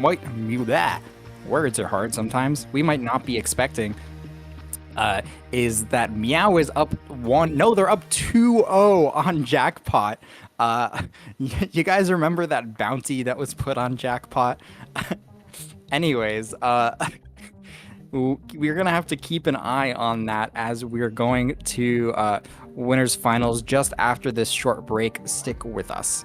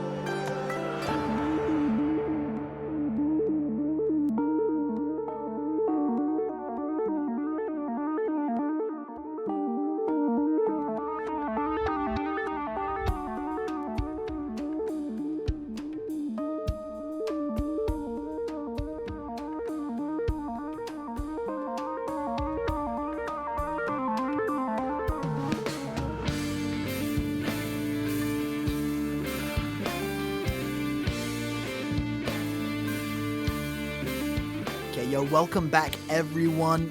This quick little interjection right now. Meow versus Jackpot is such a hot set. We need to go into it right now. Midway through, we are going to be finding this set. So, right now, it has gone up to 2-1. However, it's still all to play for. Jackpot did win on their counter pick, so who knows what we're going to be seeing when Meow is the one getting the counter pick in. But still, what do you think of this fusion? I mean, I can't say I'm too surprised because Meow is a very strong team, and everyone's playing like different weapons and stuff today, so anything goes. But to see Jackpot down 2-0 and now 2-1 is certainly something to keep our eye on. I think one of the games did end up coming off of a DC, but here we go. We're going to be seeing Clamblitz on Marlin Airport. We just saw this a few minutes earlier. Is Jackpot going to be able to come back, or will Meow continue their dominance? Yeah, no, honestly, I can't wait to get in this because if I am not mistaken, does Jackpot have a bounty on their head, or is that already taken? I mean that's no, that's kind of separate. It was, you got to challenge them in a best of 7, and everyone's playing their mains. Okay. I didn't know if that counted for this tournament. It doesn't really count here, but but nonetheless, taking a set off Jackpot, even if it's in a fun tournament like this, is certainly something to brag to your friends about. Leafy back on the Nautilus. I do love seeing her on that Nautilus as Jackpot continues to try and aggress onto Meow, but Meow is going to end up taking them out. So now that's going to be a cooler respawn. Meow has a lot of space in the middle of the map. We see the H3s actually being the cooler weapon of choice for both of these teams rather than the Dynamo, which is interesting to see. But yeah, again, both of these teams opting to take it slow without the ability to, have like 2 splatter shots and a pencil with cooler on your team composition. Yeah, exactly. But ZF Splatterscope from both teams as well, we are seeing definitely a bit of mirroring with both teams having the H3s and the ZF Splatterscopes. So, it's really just going to be up to who can use their tools better in a space like this. Like, look at that, Zenith throwing out the cooler, getting some soda on the team of Meow. Look at that over there, man is trying to push in from that left bit. Can they get anything going in with one person down? Okay, they do decide to retreat, however, 2 power clams for the side of Jackpot, even though now we're seeing Meow push in with themselves, throwing in those tri-strikes. Can we see the first blood being drawn here with the points? They're not able to get in just yet. Here comes the Zuka. They don't find a pick. The first power clam is going to go into the basket. Does not take 5 minutes like it did last time, but so that's going to be Meow's first score of the game. Zenith tries to get a jump to the basket, but they're not going to be able to get it in time. They get taken out in the process. Jackpot trying to do a very quick counter push, but here we go yet again, trying to run straight into a shot and a roller are going to make it very difficult to just rush the basket. A power clam goes in, but that's just going to give Meow back a pity. So good attempt from Jackpot, but they're not able to get too much out of it. That is so unfortunate for Jackpot. One went in, but the other just fell short, meaning they only scored 80 points. Even when you have almost 3 power clams on your side, you are still at that deficit now if you're Jackpot. And we're just seeing a few players go down for either side as Meow need to push out. They need to get out of the stronghold that they have been put in by Jackpot. And there we go. As I say that, players going down left, right, and center. The giant fist is being slammed into the ground as Leaf tries to go round and get something, but no, look at that. They do retreat. And then, is that 3 power clams? Yeah, that is 3 power clams on the side of Jackpot. What? Okay, I think they have more clam economy than like the $30 they were allowed in this tournament as an economy. And there we go, the barrier being broken again. You are still 8 points away. Meow right now putting all of their focus on that defense. And now Meow are doing what Jackpot was doing before. They are going for this very early counter push. Goss Light, I think. Wait, did they sub someone in called Goss Light, or did Goss just change his name? Or is that not even a Goss? This is the sugar-free version. Okay, the sugar-free diet Goss. Yeah, Jackpot is only able to get that 1 extra score off of it. So Meow still holding that lead. They have a few power clams, and they find a pick on the cooler, so that's going to be no coolers on the side of Jackpot. Here's the splashdown. It seems to find two. Those fists hitting over the ledge are going to net a lot of ground for Jackpot as they attempt to move up onto the fan. We saw earlier Leafy was looking at that flank on the right side. It's a good idea and a nice angle to help you push, but they're not able to get there in time because Yoshel's watching it. Yoshel watches every part of the map with this charger. I really enjoyed the ZF pick from both of these teams. It certainly can get a lot done, and it seems like both these teams really are getting a lot of value out of the triple ink strikes, which we've been seeing so far. But yet again, it's a very tight game and not too many points on the board. Jackpot only needs that one power claim to take back the lead, and Meow knows it. They're playing extra safe here. They know they need to score again if they want to be sure to win this game. You know, instead of going in for any further pushes, you have that one power clam just to threaten it, and then you were just playing with the best defense you've ever played. But look at that. The triple splashdown again, and now you're 2 people down. If you're Meow, this is it for Jackpot. If Jackpot has any time to push in, they have Soda, and they are just trying to go. There we go, Jared with the chuck. They chuck it in, and they take the lead just by 2 points, and now they are just piling on every single clam. You waited a little bit too late if you're Meow. Maybe you should have gone and pushed in a little bit more, but overtime has been hit. I'm saying it like it's all over, but it is not all over. The barrier is back up. They have a pity clam ready, and they have that single power clam going. Can they get back into this fusion? That's the question here, but look at overtime's counter. They need to run now if they're going to score. They don't have nearly enough time to get to the basket. Meow ends up losing that game 4, and now it's a 2-2 situation. We're into game 5. Meow wants this victory to put in frame on their Sendo.Inc profile. And but Jackpot does not seem to want to let them have it. This map is not going to be, or this map may be zones, if I'm not mistaken. So we'll be seeing a little bit of a slower dynamic than we saw here for our first game of the set. Whether or not these teams will switch up their compositions at all, I can't tell, honestly, because both of these teams seem to feel fairly confident with what they have. I mean, I can't really say these players are too much playing weapons that they're not comfortable with, because we've been seeing a lot of just very natural picks here. Yeah, no, just I don't know what else to say really about this, except I am so excited to see this game 5. We haven't seen a game 5 on stream yet, so I am raring to see what's going to be happening right now, because Meow was able to take 2 rounds right at the start, but Jackpot have locked in, able to take 2 rounds after that. So who knows what's going to be happening on this third game. I feel like with the performance that Meow is putting up, we could see Meow take it, but Jackpot is just renowned for, Splatoon. They are renowned for winning, and they are renowned for it for a reason. So, even though they were 2-0 up, Meow is still the underdogs in this, just because you're against Jackpot. Yeah, I mean, it's hard to say that this is anything other than an uphill battle for Meow. But after winning the first 2 games, they really want this last game. Actually, yeah, that's right. This is counter picks. So zones was not guaranteed, but we're gonna go there anyways. It's Humpback Pump Track.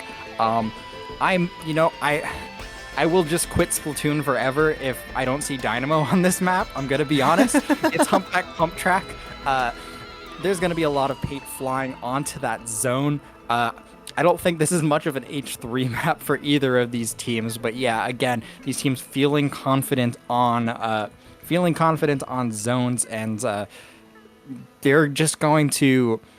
We're gonna see this game probably go a lot faster paced than we've been seeing with things like Clam Blitz or even Tower. Yeah, no, I mentioned it in an earlier set, but it's so easy to take that humpback zone. Even though it's pretty wide, you just have so much empty space to just chuck some ink on that zone and get it, go back and forth. So I feel like this is definitely going to be another pendulum-like game that we have already seen before today.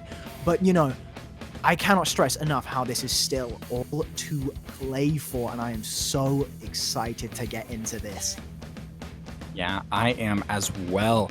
I mean, Jackpot does not want to drop this set. They went 3-2 against Heller the set before this. So they've kind of been keeping everyone on the edge of their seats. They want to come out victorious and hold down their title even in a fun gimmick tournament like this.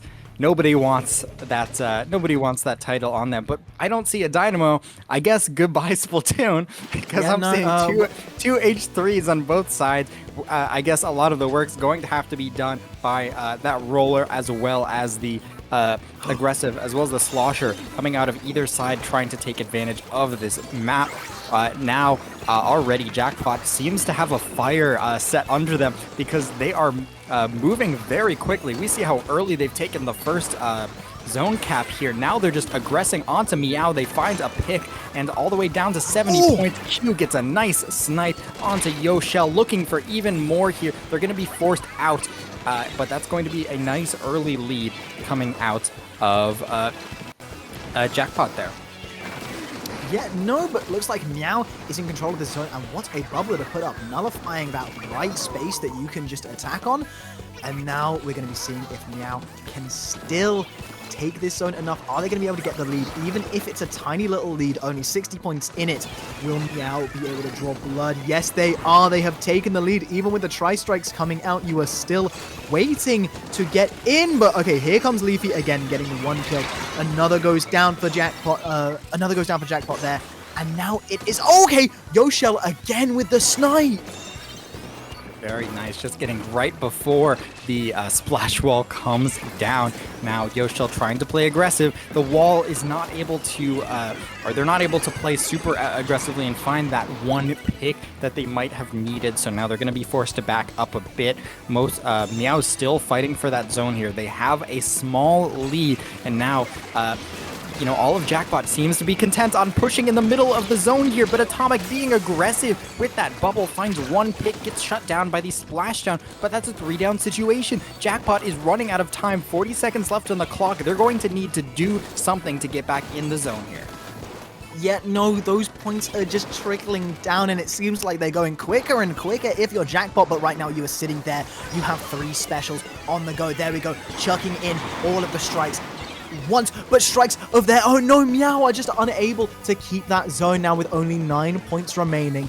It is time for Jackpot to go in. They have staggered Meow a tiny little bit, and now we are again seeing them push in. Look at Manus again go in with that slosher. We've seen them go for this flank multiple times already, and is it going to pay off again? Yes, it is, because it looks like they're getting behind a few people, but no, people are going down for Jackpot.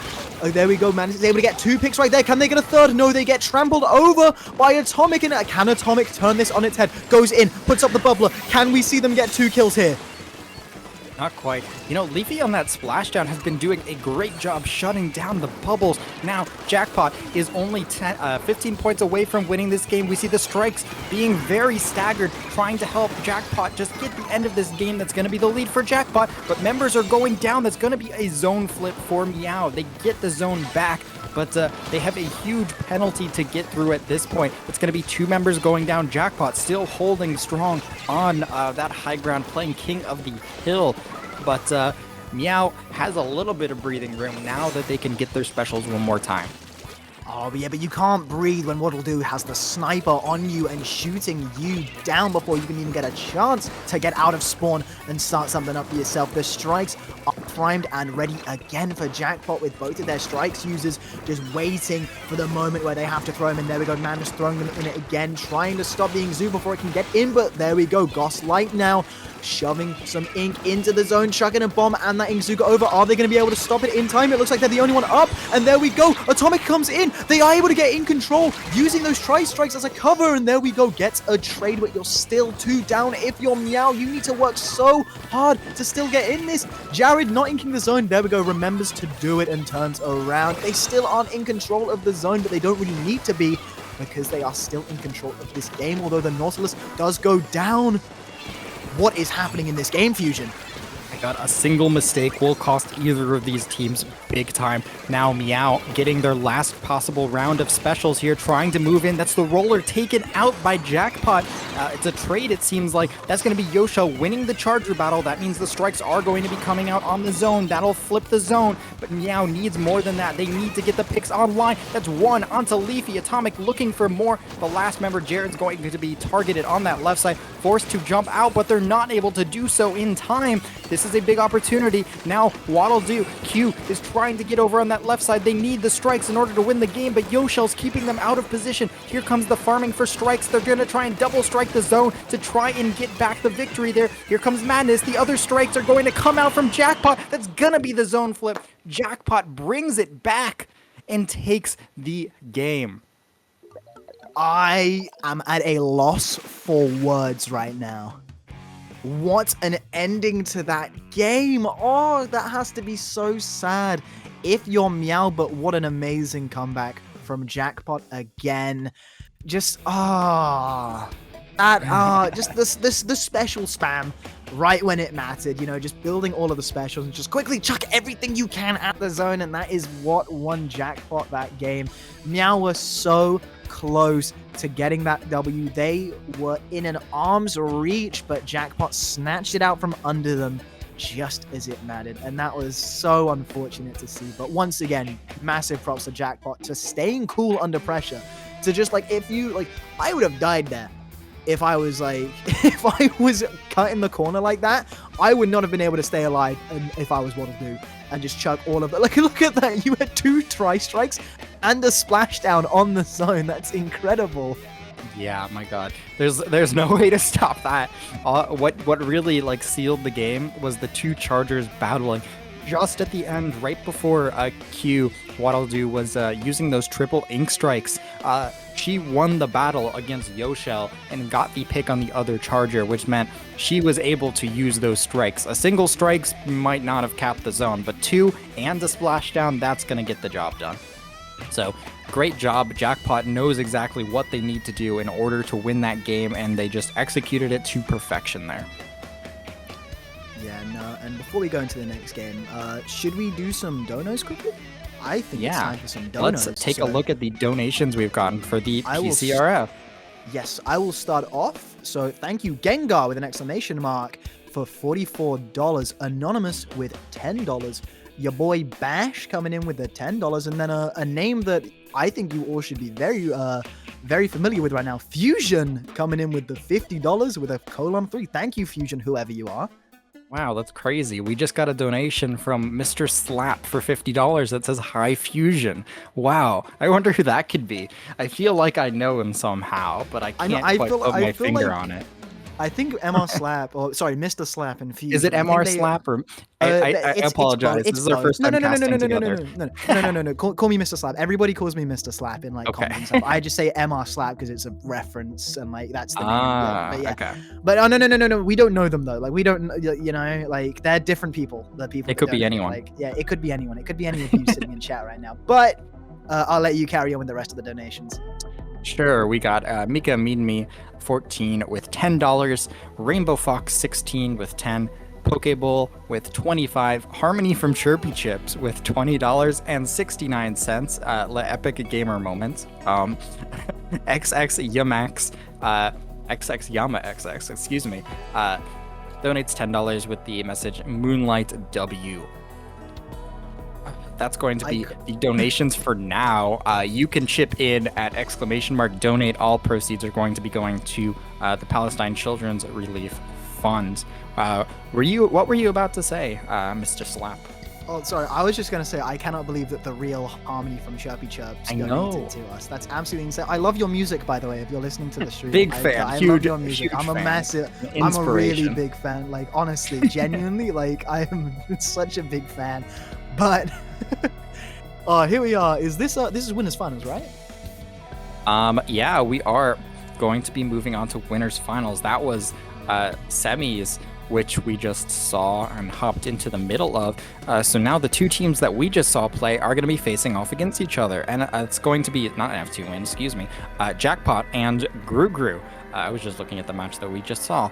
Yeah, both of these teams certainly looked very strong in the matches that we saw on stream, but how will they face off against each other? We could see that Gruger was running the Dynamo, while Jackpot seemed to be opting for the H3 in terms of their cooler weapon of choice. How will these two teams face off against each other is the question. Yeah, like, this is gonna be... I keep saying this before every game now because, like, the teams are getting so good and the games are getting closer and closer, but, like, holy schmoly, what a game we're about to get into, folks. Absolutely. We do also see, the difference in backlines, the Pencil versus the ZF Charger coming out as well. And it seems like the Charger with the extra bit of lethality Q is able to find a very nice early pick that's going to create a big opportunity for Jackpot here. That's 2 members down 3, I believe, on the side of Grugru. Now looking for a few more, trying to clear the zone for good. The paint just keeps coming out of that Dynamo. They're going to get shut down, but not before they get a trade. Jackpot has an early lead, but they need some more in order to secure their hold on the zone, and finally they are able to do just that. Yeah, the tap shots are putting in so much work right now. I don't think we've seen like a fully charged shot kill for like the past 4 kills that I've seen him get. Like, but there we go. Control getting lost, but straight back into the side of Jackpot as Jackpot are just putting a firm hold on this zone right now. But once again, Jackpot are in control with 3 people down for Grugru. It looks like this is going to be a firm game for Jackpot. They have just seemingly locked in out of nowhere since like going 2 games down to Meow. Yeah, I mean, you don't make them mad. You don't want to know what happens when you do that. They've just been having such a good time shutting down the kind of slow-moving weapons and team composition that Gruger's been pulling out. They're just all over them. That's a near full wipeout. 10 seconds left on the board. No one's going to be able to stop this push from Jackpot. Madness finds 2 for good measure. A very, very convincing first game win from Jackpot. Yeah, very convincing indeed. Gruger just did not have an answer to everything that Jackpot threw at him. But, who knows what we're going to be seeing as we go into this. But Jackpot, something has flipped a switch into Jackpot's head. Like, they were like, okay, yep, we're down 2-0 against Meow. What do we do now, folks? And then it's just, okay, we play the game. Like, there's a big, like, video in the Smash scene where it's just, like, some guy starting losing. Like, they stop the video and it's just, now he will try. And that's how I felt like... The Smash doc. yeah, the Smash doc. Yeah, that's what's happened with Jackpot right now. They're just like, okay, we're just going to play the video game now. And that's what's happening. Because, like, we haven't really noticed anything different about their strats. They have just turned their gameplay up to a whole new gear that I haven't seen from a team since. And just look at that. Absolutely commanding. Getting not even letting Gruger at a single point on the board. Just complete domination from Jackpot on that first game. But of course, we are still in counter picks, so Gruger gets to go to their maps of choice. What will it be is the question. I feel like we may see some more zones maps yet again. And something that I just noticed about the team comps that I probably should have noticed a little bit earlier is that Gruger doesn't run any bombs, or actually any well, they have curling bomb, but that's their only bomb. And so nothing like suction, no fizzy, no splat bomb, no burst bomb even. And so you're relying really heavily on just like the long range and just being able to get the picks on people and not having just the ability to just make a zone dangerous for a period of time. You're relying super heavily on your guns. Yeah, no, exactly. It's just like, and that like lack of bombs is really showing because they're just not really able to poke into like the really impressive backline that Jackpot has. And as I mean impressive backline, I mean that insane cracked splatter scope coming out. Like they are so good with it. Yeah, I mean that's .Q. That's the best in the business here. Jackpot, that's certainly going to be putting on a lot of pressure for Jackpot, especially when you kind of find you're trying to put up a bunch of like big slow weapons that like standing in place against the best charger in the game. It's going to be a difficult and uphill battle. But whether or not that comes down to a team play issue or a team composition issue, that's still, up to Gruger to decide because they have a lot of choices here, right? They can rework their comp, they can pick different maps. They end up going to tower control on Mako Mart instead. This is an absolute bloodbath of a map. Excuse me. Ink bath of a map because. Oh, wait, we're not allowed to say blood. Oh, my bad. I've already No. said like first. No, I don't know. Like... I'm just kind of like teasing a bit, but anyways, sorry. Mako Mart Tower. This is a very, very fight heavy map. And I think that maybe Grugru is going to change things up a little bit here because getting into the enemy spawn and trying to lock them in is very strong here. I'm hoping we see something to that effect coming out of them. Yeah, but I'm just waiting to see what happens really because you after that first game you can't really tell anything because Jackpot was so commanding. Who knows what Grugru still has underneath their pockets? Yeah, that's still to be seen. Whether or not things will change. I think the onus is all on Grugru to make their changes. Jackpot seems more than content, just continuing to win the game. But they pull out the Nautilus here instead. Actually, both teams pull out the Nautilus here instead. Yeah, that's going to be the team composition change that we see out of Grugru here. Hoping that the continued fire from that Nautilus is able to do something, and that is a lethal bomb. So. Good time to try and pull that out here, but before the camera even zooms in, everybody's gone. I blinked for a second. I was just like, okay, at the start of the game, I can just like chill out. Let me go maybe see how much money these guys have spent on weapons. Is it a direct $30? No, everybody's dead actually. There's no money to be had. Yeah, a little wild. Before the camera even zooms in, Jackpot has kind of locked in at this point. They're already keeping Grugru in their spawn. The tower is moving to that second checkpoint. Q finds yet another pick. They get stopped at the checkpoint. The bomb finds one more, paying off already, stopping that push in its tracks. Grugru is now has an opportunity to move forward and try gaining some space here. The machine kind of seems like they're in a bit of a no man's land over there, stuck alone. They're gonna get end up teamed up on, and that's going to be a bit of a slowdown from Jackpot there. Grugru is going to have to regroup in the middle of the map. The squid roll not enough to keep them alive from that bomb, and now just Jackpot is already back up on their feet and looking for more. Yeah, they have not stopped once. They have just got the lead, ran with it, and okay, we're sat back a little bit. Okay, let's just go again. We run it more. And now they're just pushing it even more with these tri-strikes, getting back to that checkpoint and said, okay, yeah, we've been in a little bit of a deficit. Now we will try again. But okay, there we go, Pramano now. So now just taking this pencil to another level, getting another pick as well. The only person up is, of course, that decisive splatter scope. Look at that. The splashdown coming in, causing a bit of a distraction as more people are jumping in for the sake of Jackpot, but two people go down. Pramano now just waiting at the sides, getting flushed out there by that tri-strike, and there you go, getting sniped down again instantly, as we're seeing nobody really move this tower in the middle, as we're seeing both teams fight for it.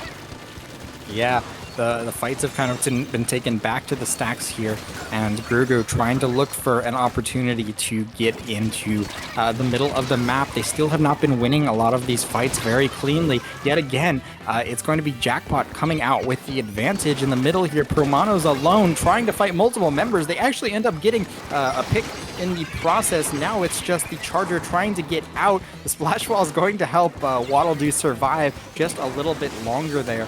That's going to give Jackpot a little bit of breathing room, but Grugru finally seems like they had an opportunity there. Q is going to take two quick picks, take them out, looking for a third on the Snipe Rider.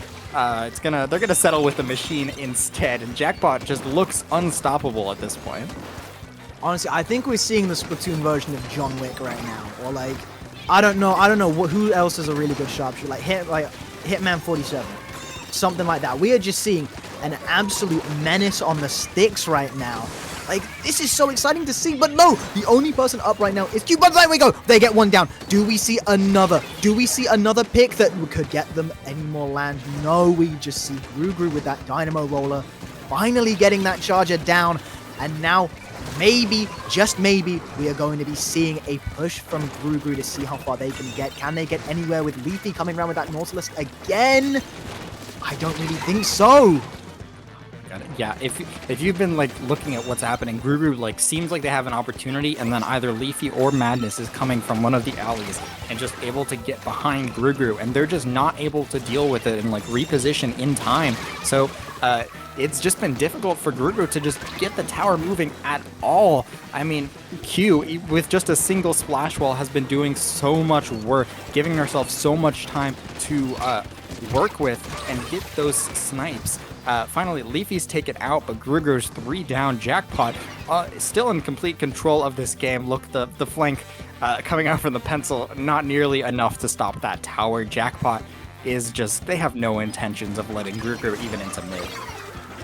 Yeah, no, like, you haven't even cleared the first checkpoint if you're Gru. That's honestly just so, like, that's evident of how commanding Jackpot have been. Leafy getting a double kill right there, but the Slosher Machine is sharking next to the tower as the Soda does come out. This is the last action for Gru. This is the last time they are going to be able to get a push, because overtime is going to be coming in. If they can just stand on that tower once, can they desperately get to it? They get 3 kills down, but look at that, the Tri-Strikes are getting shoved into that tower, but a wipeout has happened. Can you jump on it in time? Yes, you can. Don't lose that tower now. There we go. The only person up right now is Madness. Will they be able to keep that tower? Jackpot now regrouping and getting those pivotal specials, that Tri-Strikes that we've been seeing so many times so far. They get chucked at the tower. Are we going to see Leafy just jump onto it? Yes, we are. And there we go. Jackpot 2, Gru 0 as we go into game 3. Yeah, Jackpot. Oh my goodness. This is looking even more dominant than the previous set where they just came back. They are certainly angry, and they're trying to take this game without a single doubt in anybody's minds. The triple lane strike sealing away the game there. Now Gru on their last legs in winner's bracket, trying to find an answer. Will they be able to slow down Jackpot's just aggression and just stand their ground for just a bit? It's been so difficult for them to even get anything like that done so far. Yeah, no, exactly. And just like how commanding this game has been from Jackpot is just absolutely incredible to see. Like, they champs for a reason, you know? Mm-hmm. They certainly are just one game away from making it to winners finals, or sorry, making it to grand finals here. Yeah, no, exactly. But you know, it's still all to play for. I've said it once, I'm going to say it again, and I'm going to keep saying it as long as I'm here. It is still all to play for. But oh, look at that. We are almost at 7K. We are under $200 away. So please, if you've got anything to give, if you're thinking about it, if it's on your mind, put !donate into the chat. And please, if you can spare anything, that would be amazing. But do not worry if you can't, you know. We have had so much like support from the chat. We've had so much support on Twitter. We've had so much support everywhere that this tournament has given us. Like, it's just absolutely amazing how much we've raised for charity so far, and it's not even over. Like, it feels like this tournament should be over soon for me, but like, it's still gonna be going, and you can still donate. So please and thank you to everybody here, really.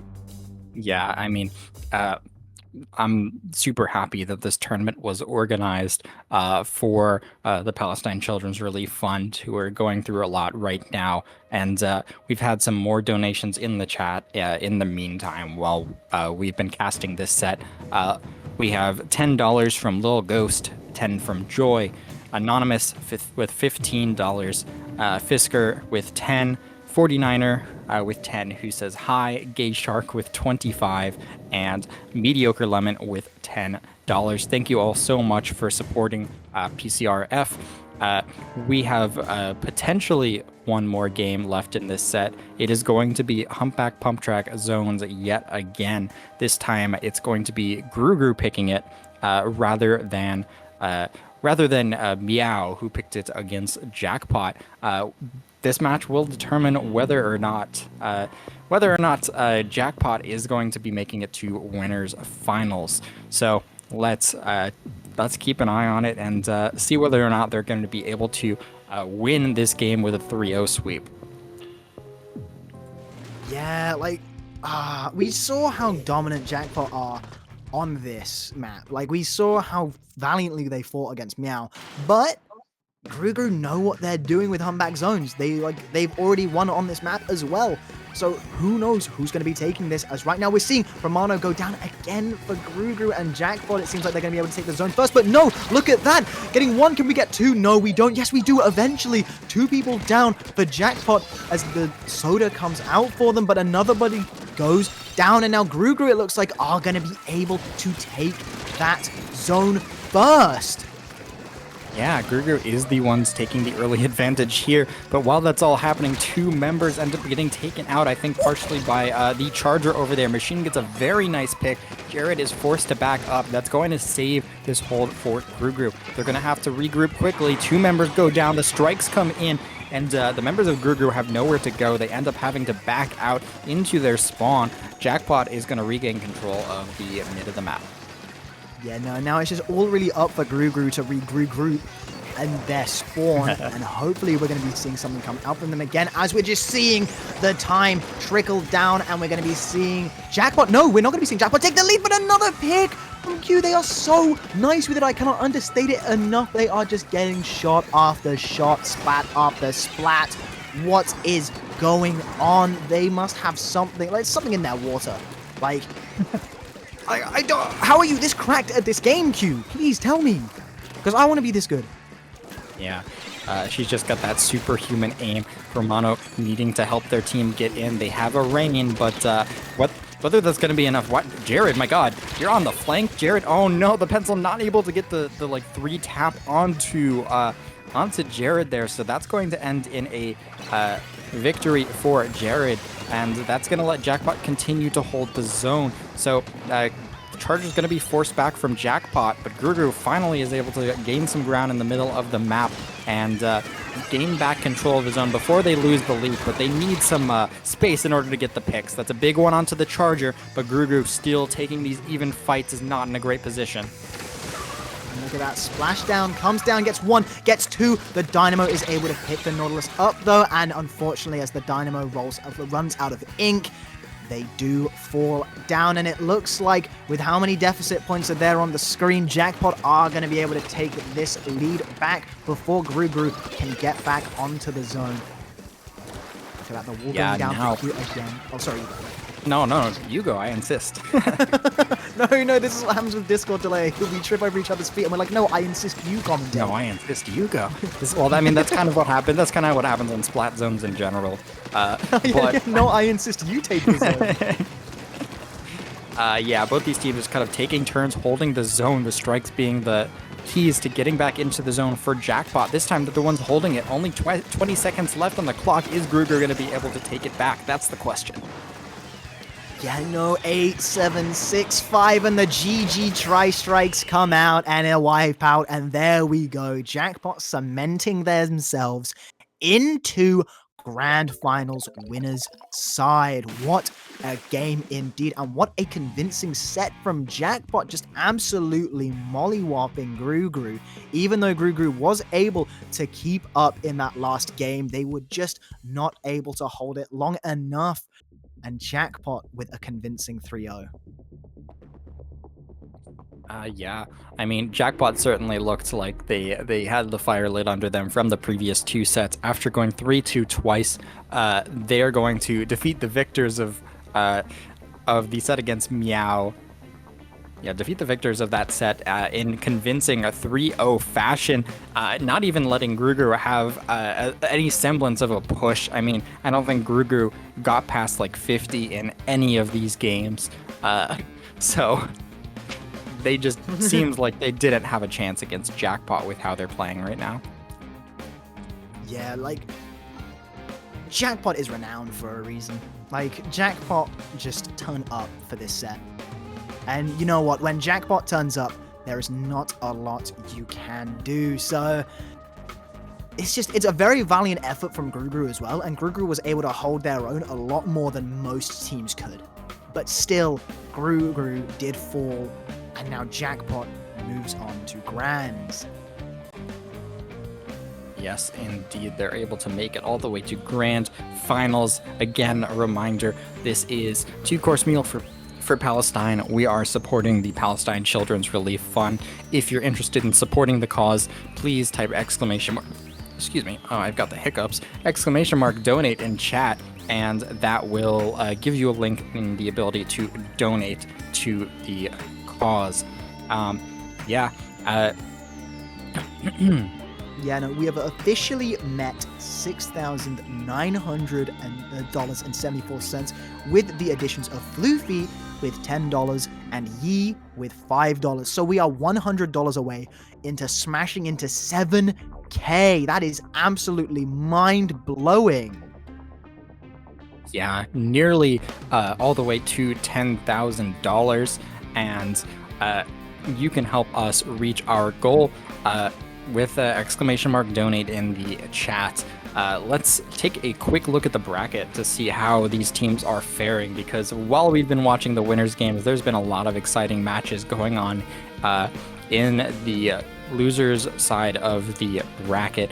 We have $30 is enough versus Moonlight. The winner of that faces Meow, and Heller versus Yaudel Teodel, winner of whom faces NFT Win. We can see a lot of familiar names that we just saw on stream coming up very shortly. DK Summit did end up going down 2-1, so that is they went down 2-1 to Yaddle Teodel, and so they're going to be the ones facing off against Heller. Do you have any thoughts or predictions for who's going to make it out of the loser side of the bracket? I mean, I'm still here to see some upsets, you know. I feel like we could see some teams come back that maybe we like put on the back burner for a bit. Like NFT Win, I believe, could still definitely come back and run through this bracket. But, you know, Gru is going to be sitting in losers finals for a reason, because, you know, they get knocked out by Jackpot, but they were able to beat every other team they fought on the way there. So, you know what? I think we might just see a rematch in Grands.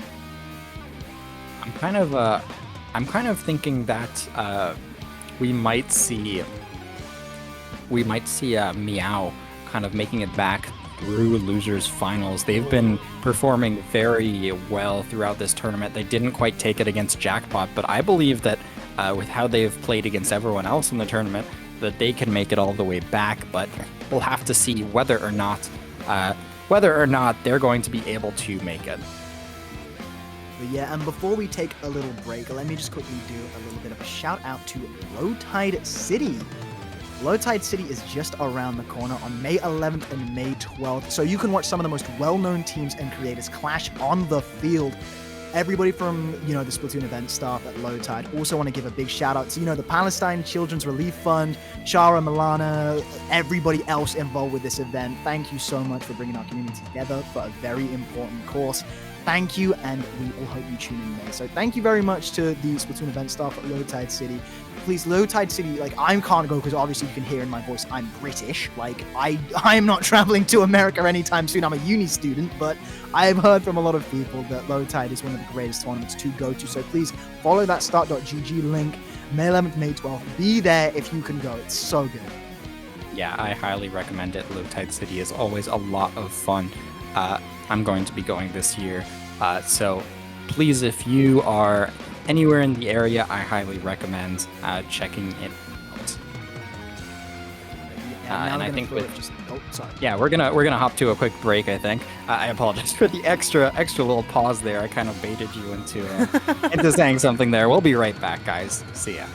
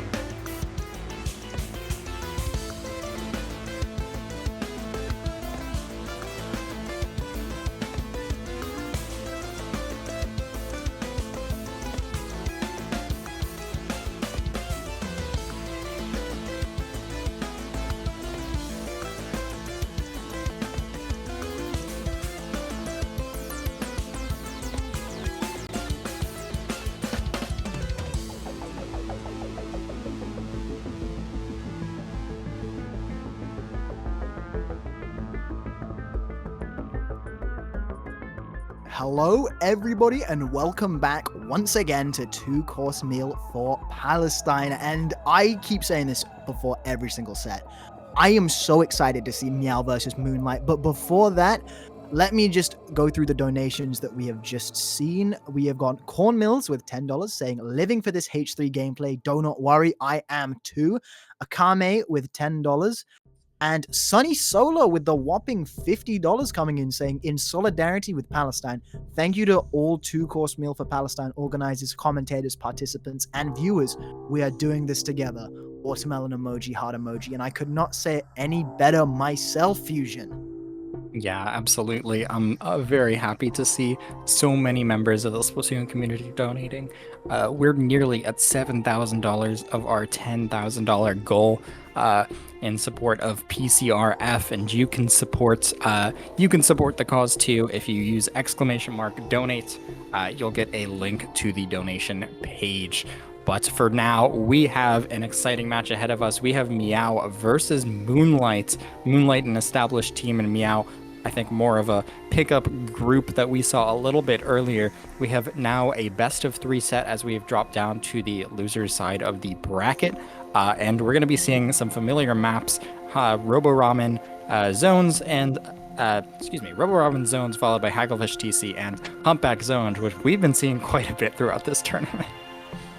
Yeah, no, exactly. But no matter what tournament you watch, people are going to default to the same map and stage list, really, just to stay a bit fair, Like, we're not going to ring you around every single different which way. And especially with this tournament setup having a lot more zones in general, like, there are some maps that you just don't want to do zones on, so which is completely fair. But it's great that we, now that we've seen these places so much, we know what we're going to see. Like, we know the strategies that might get employed, so we'll be able to, spot them out before they can happen. And that's when you need to turn something up. That's when we get crazy. And you know where else we get crazy? In the losers bracket. Both these teams have everything to lose right now. So it's going to be absolutely incredible to see what happens when we get into this fusion.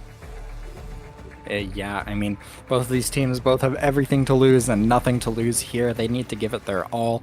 I'm curious to see what Moonlight's bringing out. Yeah, we do indeed see... Oh, that wasn't the roller I was expecting to come out of Omega, but Omega is on the Dynamo instead this time. Ooh. Nolan is on the 96 Deco, which I think, Kraken, we've been seeing a lot of opportunities where something, a way to force your way in is super valuable. And we even have a crab tank from Shadow on the L3. Interesting, different stuff coming out of Moonlight. But this time, Yoshell is no different than before. Yoshell's doing a lot of work on that ZF charger. Yeah, we all know at this point how good Yoshell is with this charger. And, we're just going to be seeing it again and again until the tape burns out. And now we're seeing the first usage of this Kraken just going in, pressuring Meow a little bit. But they're caught in no man's land over there as we're seeing Yoshell trying to snipe them off. Meow lose control just before they're able to get the lead. But here comes the tri-strikes once again. A bomb gets thrown out. Even though you have Crab on your side, Moonlight do lose the zone. And the lead is taken for Meow Fusion. Yeah, the lead is taken away as, Meow is continuing to hold the zone. They're not able to move too far up just yet, though, but Yoshell, sneaking ever farther, is able to get a very, very nice pick. That's going to be a big shutdown. No rain is going to come in onto the zone from that pencil. And now, with only 35 seconds left on the clock, Moonlight has a lot of pressure to move. The Crab tries to find a pick there. They end up getting pinched by Atomic, who tries to get in. The bubble comes in. They're able to find a pick. The Kraken takes them out in the process, but still, with the bubble still up, that's going to be a lot of picks going in Meow's favor, but the paint goes for Moonlight. That's going to be a cap and give them some breathing room as we have a mostly neutral game in the middle here. Yeah, no, sniper shots are just going off one another, just invalidating each other in the zone. But 2 people go down for Moonlight, while only 1 goes for Meow. You're staggered a tiny bit, and Goss Light now going around, trying to get in that flank, but chose to go back. But there we go, the suction bomb, the random bomb getting thrown and getting a pick. And now we are still seeing Moonlight again in control of this zone. Izuka comes out, that's 1. Do we see 2? We don't see 2. Then what is going to happen now? Fusion is 3 people were down for Moonlight. Yeah, and the penalty's getting low too. We also have a bubble. Atomic's gonna pop out with it and get in the way of Moonlight as they try and get in. Nolan has the Kraken. They're gonna need to use it to move in quickly right now. Here they come. Here's the bubble going to be coming out in the zone from Atomic, I believe, in a second. Yep, there it is, trying to just shark the path. The Kraken can't paint the zone at all. They're not able to find a pick out of it just yet. It's going to break the bubble, but that's not going to be enough to grab the zone. Is the Dynamo going to be able to paint it? It's not. Meow takes game 1.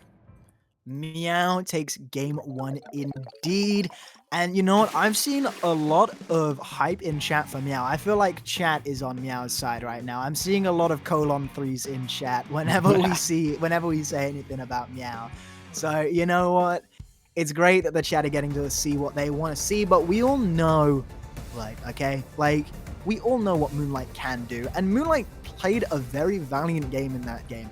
They were able to still get back into it. They were able to take the zone a few times, and it looked like if any just tiny little thing were different, Moonlight would have been able to take that game. But Meow are able to get that one game on the board, and since they're in losers bracket, that is one more game for Meow to get through this. And you know, since this is going at such a quick pace, I just want to point out, this is going to be Mind Infusion's last game on comms right now, and we are so close to 7k. We are just $30 off, so no pressure on you guys, but I kind of want to see 7k before I leave. I don't know about you, Fusion. I absolutely do. So everyone can chip in using !donate to support PCRF. The children of Palestine could use some help right now, and no better way to do it than by donating to PCRF. We're going to be hopping into game 2 in just a second. It's no longer a Splat Zones game. We're moving on to tower control. So Meow seems pretty confident sticking with what they know works. Hagglefish Market going to be probably a lot slower paced game. We're gonna see if Moonlight's able to bring it back, or Meow is going to seal it away. As now in the best of 3 format, this is Moonlight's last chance to stay in the game. Yeah, and okay. The stream cut out for us on Discord for a little bit there, but we are back and we're able to see. I didn't know what was happening, but you know what? Moonlight can still definitely come back in this. Oh, 7k has been hit. Thank you very much. Yeah. Thank you, B, for the $30. As soon as I say something, thank you very much. That is very nice to see that we have reached 7k, and that is, you know what? Counting this and the other tournament that was organized not too long ago, Squids for Palestinian Kids, we have now, with combining both of those tournaments' numbers, that is 14k. We have matched the other tournament in prize funding. So let's see if we can get to 10k. Let's see if we can reach that as we go into game 2 right now. Fusion, let's see it. Let's hop right in. We see the ZF Charger seems to be a very popular pick so far, and we see actually the Order Dualies coming out for the Crab Tank. It seems like Moonlight's the only team I've seen so far that is running the Crab Tank. They feel like it's a very valuable tool for them, so we'll see if they're able to get the value they expect out of it. I'm hoping to see some extra value from Nolan and Shadow on this left side with that Kraken. Yep, here it comes, causing quite a bit of disruption. That's going to give an early advantage to Moonlight here. Atomic sharking on the tower, but they're going to get called out and taken out. Now Moonlight has control of the middle of the map as they try and get a push started. No, but look at Yoshell right up there, getting targeted by that crab. That crab knows how powerful Yoshell is. There we go, as soon as I say that, a pick is got from this commanding sniper, and there we go, Nolan able to get it down and then jumping out to safety, as we are seeing Meow right now trying to take some in control back in mid before they start pushing, because they know that they're at that tiny little bit of a deficit. But look at Nolan now sneaking around the edge, and there we go. Here he comes again with that Kraken. Yeah, clearing out the entirety of mid, and the rest of Moonlight just takes care of the people who are scattering, but 2 members actually ends up getting taken out in the process. But while that's all happening again, Moonlight seems to win that fight overall. So Meow now with 3 members down needs to kind of slow things down a bit, but Atomic manages to sneak in before anybody realizes, finds one pick, looking for the second. They're going to find it as well, looking for a third. It's the Charger this time. They sneak up and they're able to find it, looking for that final quad. We know we want it. Get it. We're trying to get that final pick. It gets stolen away from them. And but my god, what a huge play from Atomic, able to clear so much space for Meow and get a push wide open for them, as the tower is going to get that first checkpoint taken. Yeah, no, from what was a very, very heavily held Moonlight game, we are just seeing Meow take it back with a vengeance. Let's see right now if we're going to... Okay, look, the GG Tri-Strike's coming out again. Just chucking Yoshell off that. But look at Yoshell able to tap fire away and get a pick. Can we see another? We do see somebody get grouped out there as Yoshell is sticking on this tower, getting past checkpoint 2. You've only got one more checkpoint left. As look at this, Meow are firmly in the base of Moonlight. Only one person contesting that tower. And Zenith now at checkpoint 3.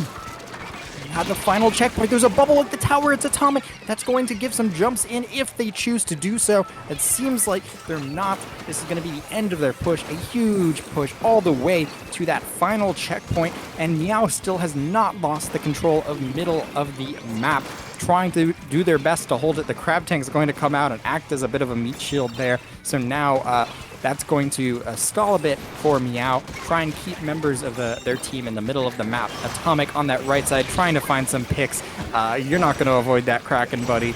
That's going to be Moonlight trying to create an opening, but they're going to need more than that one pick or even two picks to try and get that same push that Meow just achieved. Yeah, and now it is all up to Moonlight now to push in, but look at that, the trade. And now Moonlight are the ones who are staggered as they're getting pushed even further out as Meow once again takes control of this base. But you have Omega now down there trying to be a little bit tricky even though they are sensed right now. There we go, Yoshell getting that snipe again, picking him out. And now Zenith is on top of the tower. 1 minute, 10 seconds left. We're going to have to see a miracle for Moonlight if they want to stay in this. Yeah, and it's going to start with some picks from Basil if it happens, but my god, Goss finds 2 with the Inkzooka, and that is going to stop. It's going to crush Moonlight's dreams there for a bit. They're going to need to regroup and get the specials because they're going to need more than that cooler to really get back into the map. They're going to need a way to deal with the bubbles that are coming out, but it looks like Meow's going to opt to just try and continue pushing that tower forward past the second checkpoint, try and keep it as far away from their spawn as possible because they have those triple ink strikes online, which can end the game at will, so long as the Charger is alive. Yeah, no, what a play from Goss Light there with that Zooka, just to keep Meow in the driver's seat. They're called Goss Light right now, but I think they are just like the full sugar Goss right now. Like, they are just pushing in, and they're getting so much. Look at Atomic right now. I'm seeing a lot of people in chat praise Atomic for how they're playing it, what makes them want to play Roller. I absolutely love watching Atomic play this game because they are so commanding. Goss Light again. You have a few people down for Meow, but are they still able to take this? The GG Tri-Strikes, and there we go. Meow takes it 2-0.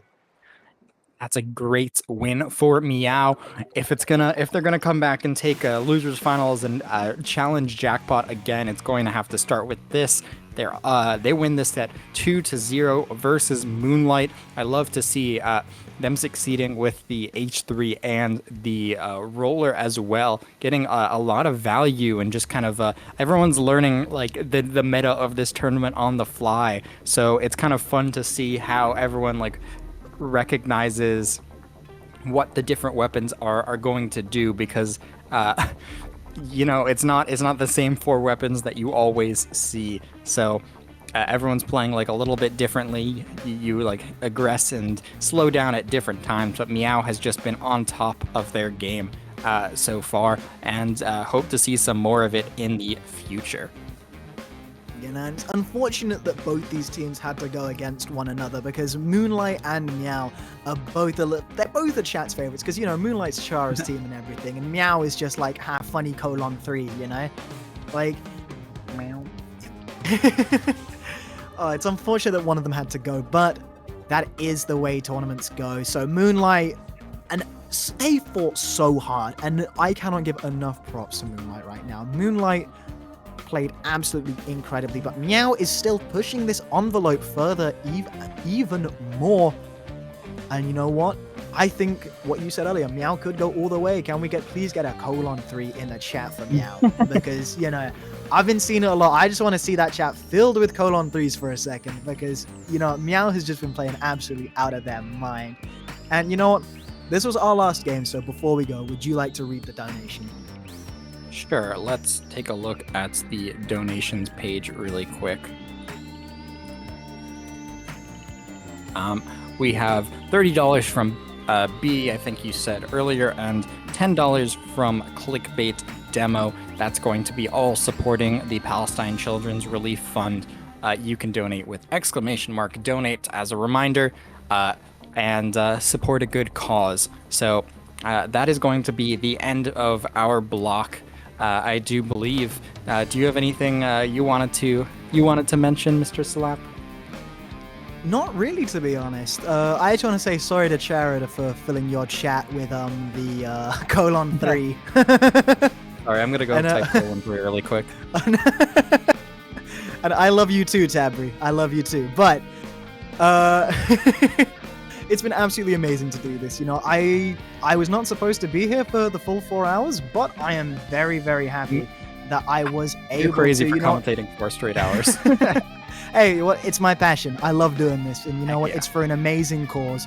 Thank you so much, Inkling on Fire, for rating with a party of 11. Let's freaking go right now. We've got so many people here, and I cannot wait to see even more. And to be honest, even though I've commentated for 4 hours, I wish I could be here for the rest of it, because I was here yesterday for the side order speedruns, which were absolutely beautiful, by the way. I'm trying to speedrun right now. Oh, nice. But I don't love you, Hollow Moon. Get out the chat right now. But anyway, Fusion, is there anything that you would like to say before we go? No, I'm just happy. It's my pleasure to cast this tournament for a great cause, and it's been so nice casting with you. We have 2 more amazing commentators coming just after this. It's, I believe, 9 Whole Grains and K-Bot. So stay tuned. We've got a lot of very exciting and fun matches and a great commentary duo. Stick around.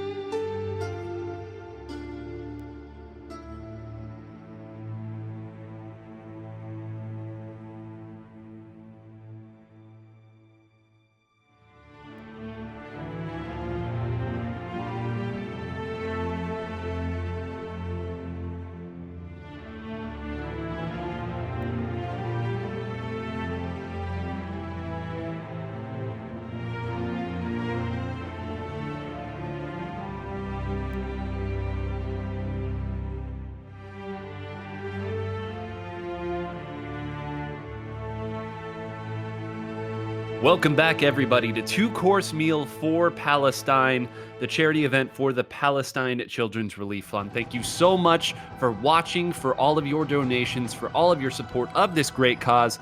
And I'll take this moment to also remind you that you can hit !donate to continue giving to what we're all here for, which is supporting people who are in the worst of all circumstances that you could possibly imagine. We are over $7,000. An engineer, which is a great name, by the way, donated an additional $30 as we were here in break. So thank you to that. $7,040.74. Thank you once again. My name is Nine-Hole Grains. We'll be bringing you home here, and I'm in the booth with someone who we just found out have not worked together in over a year. K-Bot. Oh my God.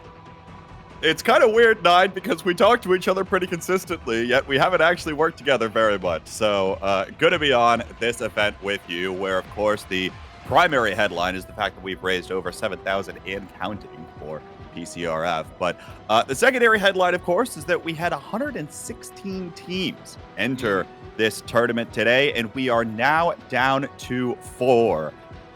One of them is going home after this set, and everyone will be heading home between each set. This one, of course, NFT win versus Meow. There are a lot of Meow fans in chat, Nine, but I think folks that have been paying attention to the competitive scene know that this team, it's not surprising necessarily to see them. Not surprising at all. And to kind of go into, I guess, the subline of the banner headline of the subline is that this is a shopping spree-esque tournament where these teams have had to build their rosters. And as I was watching the set, as the previous sets that Meow was running through, my immediate thought was, okay, who let Atomic pick the weapon that they were going to pick anyway for $7? With that roller, we can speculate a little more later on, because game one, Splat Zones on Amami Ruins is diving right in. And of course, Atomic on that roller. Not a surprise at all to see it here. A little more surprising, Bagel switching over to that blob, and that means that Ice is going to be switching back over now to that H3, been playing Dynamo for the rest of the event. Yeah, and I think we're seeing a little bit more of the shift away from the Dynamo, I think, as we get to this later stage of that tournament, thanks to the prevalence of a lot of these higher-level teams having the CF charger. I think Yoshell's played a significant role for Meow here, but you see Atomic dive in already, gets a trade right off the rip. Nine, one of the things that I have been really excited about across the entire day today has been watching some of these players reprise some of the weapons they were known for in the past. With players like Atomic on Roller and Gray, who we'll see later playing the Dynamo Roller. That's a blast for the past for me. But nonetheless, awesome stuff to see. And now already seeing Meow kind of take back control of the zone here and might be looking to try to get set up. But of course, NFT Win's going to try to keep him at arm's length. Yeah, and one of the other big changes that NFT Win has opened up now is, well, they've got the squeezer pack on. So I think all of these other changes on the weapons were to allow and enable Biscuit, who has been putting up redonkulous KA numbers with that weapon. Again, at some point, you gotta give the horse the biggest and most powerful of the weapons here. You're seeing already Meow, who has done an excellent job in this tournament, finding ways to engage, sneak in Atomic, and then follow through after that. They're just going down too early in these pushes and these breakbacks to even get anything set up. And then once again, with things like the H3 and the Squeezer both, you can just outrange a lot of what's going on, lock down Atomic's possible entryways with that roller. But now, of course, we see the strikes exchange actually on both sides. As Meow looks for another entrance here, Yosho flicks to the side, finds one, but Yo's going to come up and actually trade his own life for that as well. NFT Win 2 down here, but Meow still struggling to get control of both these zones at once. Now, thanks to that Kraken coming back through here, disrupting things, and Goss will be forced to jump away. Yeah, pretty nice there, though. Anytime that the Charger gets the pick early on and it's not somebody who's tactical, or you kind of have a little timer in your head of like, all right, for about 10 seconds here, we're going to be playing legitimate 4v3 Splatoon. Let's move forward and seize the advantage.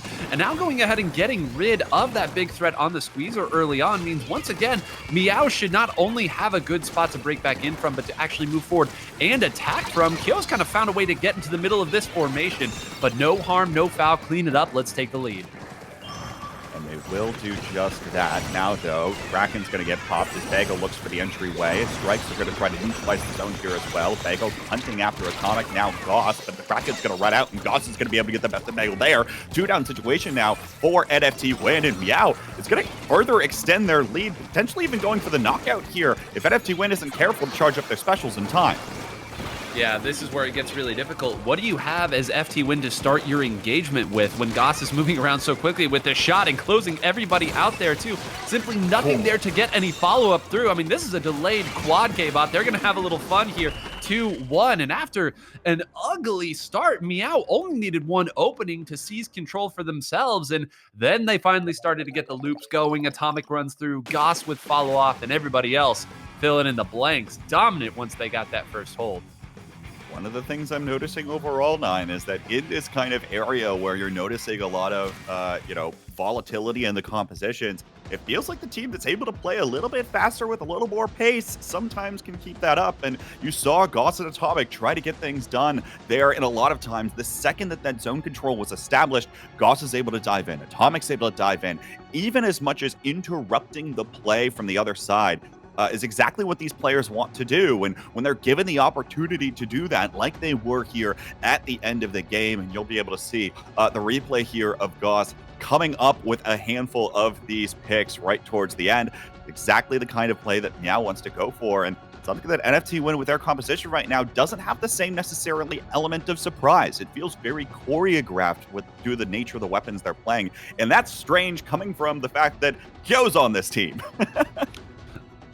Well, one piece of the FT Win formula for as long as I can remember, and I'll say it every time when I was interviewing FT Win back in 2021, I said, what do you think people don't take advantage of in Splatoon? And Bursty, and very bursty in tone, said, yeah, I think bombs are kind of broken. I don't know why people don't throw more of them. But look at how this cost amongst all these weapons have been divided. You'll kind of see, oh, there's not a lot of lethal bombs that come up here. And FT Win has always been a matter of use bomb, force people away, create space with your sub-weapon, go through, follow up, make your attacks. That doesn't work at all when you really only have one weapon that has that sort of, in this case, the slosher, that lethal bomb. And the other thing to note, K-Bot, there's not a whole lot of engage or approach weapons that are available for these teams in a certain cost. If we kind of boil down the formula of Splatoon to, you've got an AoE weapon, you've got your cooler, you've got a backline, you've got your weapon that opens up the engagement for you. Those are kind of hard to come by. It's difficult to fill out that in a major way. One of the things that makes the Snipe Rider so strong in typical Splatoon is it's the backline and the cooler, and then everybody else gets to kind of do whatever they want. Now, that's not the case. And, certainly our top 4 seeded teams are here in the top 4, but now you're starting to see the margins open up just a little bit. Certainly the case. And it all depends, of course, on whether or not these teams will be able to find it. I mean, as a great point was made by our previous co-casters, the meta is still developing, right, for this tournament, because it's a unique kind of, situation. Sure, teams have been scrimming and practicing coming into today, but even still, as they're going up against higher and higher level opponents, what adjustments are you going to be able to make in order to try to come through here? One of the adjustments, of course, that you get the choice of is counter picks. Now, remember, folks, the mode is predetermined. The team only gets the choice of the map from the map pool, and NFT Win will select Museum de Alfonsino for Clan Blitz here in Game 2. In we go. Of all of the Clan Blitz maps, this one can be one of the more challenging to break through unless you get a little dishonest. And take a look at this. They have swapped things around again. I want to point out that Kyo, who is now on the Slosher Deco, has been espousing the strength of Slosher Deco on this exact map mode for a while now. So that switch will allow Biscuit to switch back over to the splatter shot. And what did we just talk about, K-Bot? How difficult it was for NFT Win to push in and create engagements. Now they're on a weapon that can do exactly that. See that Zuka already come out. Now Bagel's lunging forward with the Kraken, continuing to disrupt things on the behalf of Meow. Atomic's going to be forced to jump away, and effective 2 down now, and FT Win's going to start to come forward, but Yoshell finds another one here to absolutely shut things down. And now Meow is going to have the pendulum swinging back in their favor, taking control of Bid, control of a lot of the clam economy right now, and now will be looking for the engagement of their own, especially thanks to that Zuka that was just propped. Here comes the strikes, 2 down now, and momentum is all for Meow. Man, Splash Wall really is strong when you don't have bombs. Kind of unbelievable how nice it is to have bombs to break those things down. Yoshell seemingly can shut down a push single-handedly, but this is where things get a little bit tricky. A couple trading each way, one or the other, but the special cycling is what's really going to matter here. Bagel's in a pretty good spot, and Atomic immediately went up and closed that one out. Now with Yoshell in this spot, Zenith in a good spot as well. If they can wait out this Trizuka, they should have an opportunity, but Commentator's Curse, you know that Biscuit's not going to miss too many shots with that thing. Instead, that should be a close down, and it's a wash once again. Now I'm waiting for when Biscuit's going to have another one at the ready, right? Because we were just talking about the fact that we're really looking for where can you find some of those engagements, and at some point you kind of have to rely on that Zuka in order to get them in this composition, at least in terms of your special weapons, right? For NFT Win in particular. So trying to just break back in is enough said, but now another 2-down situation. Here comes Bagel again with the Kraken, lunging forward, pushing some of the members of Meow back, and the clams presumably are soon to follow. One will go in, and Bagel will find one for the trouble, but looks like not much there is going to be there to follow this up. Couple of trades back and forth here around this basket. Even still, looks like Meow's going to hold on defensively. Yeah, pretty good. That could have spiraled out of control really quickly. I think that NFT Win kind of saw in that moment, they said, hey, we've moved through. We may not have a big scoring opportunity in our arsenal right now, but let's at least get what we can. We'll see if they feed into us, and maybe they'll give us an opportunity to score a few more, But I understand why. Points are hard to come by on this map mode, so take them where you can get them, and then we'll simply go back to playing the trading paint game here in the middle. And are these shots really just going to keep trading this again, K-Bot? Are they just going to hope that maybe one of them will hit the Zook and then they'll try to push through at that point? Probably. What else? Do you have a better strategy for them right now, Nine? I mean, we were just talking about this, right? You don't get bombs in these compositions right now. You really got to hope that either Yoshell finds a pick, Kyo finds something with a Zipcaster, or your shots come up with something on the Zukas, right? You get a 2-down situation that allows you to push forward. And you mentioned difficult to come by in terms of pushes. We are over 3 minutes into this game, and only one power flame has been scored. But of course, as we get closer and closer to the end, we're going to see teams go for broke a little bit more. And you see Joe diving forward. Here comes Bagel as well off the back line. Enough to disrupt once again Meow. We'll see whether or not there's enough ink in front of the basket for NFT Win to come forward. It doesn't quite look like it. They still can't find it. Now Atomic comes right back in to set up this bubbler. Another push. Can't quite get going here for NFT Win. No, we were just off screen there, so I'm not sure if that flank happened before or after, but somebody was fighting ice over on that side of the map. Oh, never mind. I'm going to shut up. That's 2 for 1 here. A great shot there by Biscuit. It's so nice when you can see where the opponent is super jumping to. You know fire there, and you'll at least hit 1, maybe even 2 if the other was waiting. Now, finally, the moment has come in. Ice is going to jump in and score that one. A few more points on the board, but look at that. Great job. They have closed in and gotten the other 2. Kyo is going to land, and I don't know where he landed. Well, he didn't. He just died immediately and respawned. Yeah. But again, 10 more points, and now we have not seen Meow have a real threat after that first minute of the game. They're going to need to find one here as well. Now, starting to build up in terms of clams, but already Goss popping this Zuka now is located. NFT Win knows exactly where Goss is going to be, and going to try to shut down any potential opportunity for Goss to pick up yet another Zuka. 26 seconds here left to go. Of course, we'll see overtime as well in Clam Blitz, but even still, waiting on what's coming forward. Here comes Biscuit in with the Zuka, looking for Yoshell. Yoshell's going to be able to find one onto Kyo, but still not enough to really open things up just yet. There's another Zuka from Goss, but it can't find anyone. There's the strikes now as Atomic's going to rush forward. Doesn't find the throw of the Power Clan, but is able to set up the bubbler, allow for the jumps to come in, and they aren't able to throw in the clams.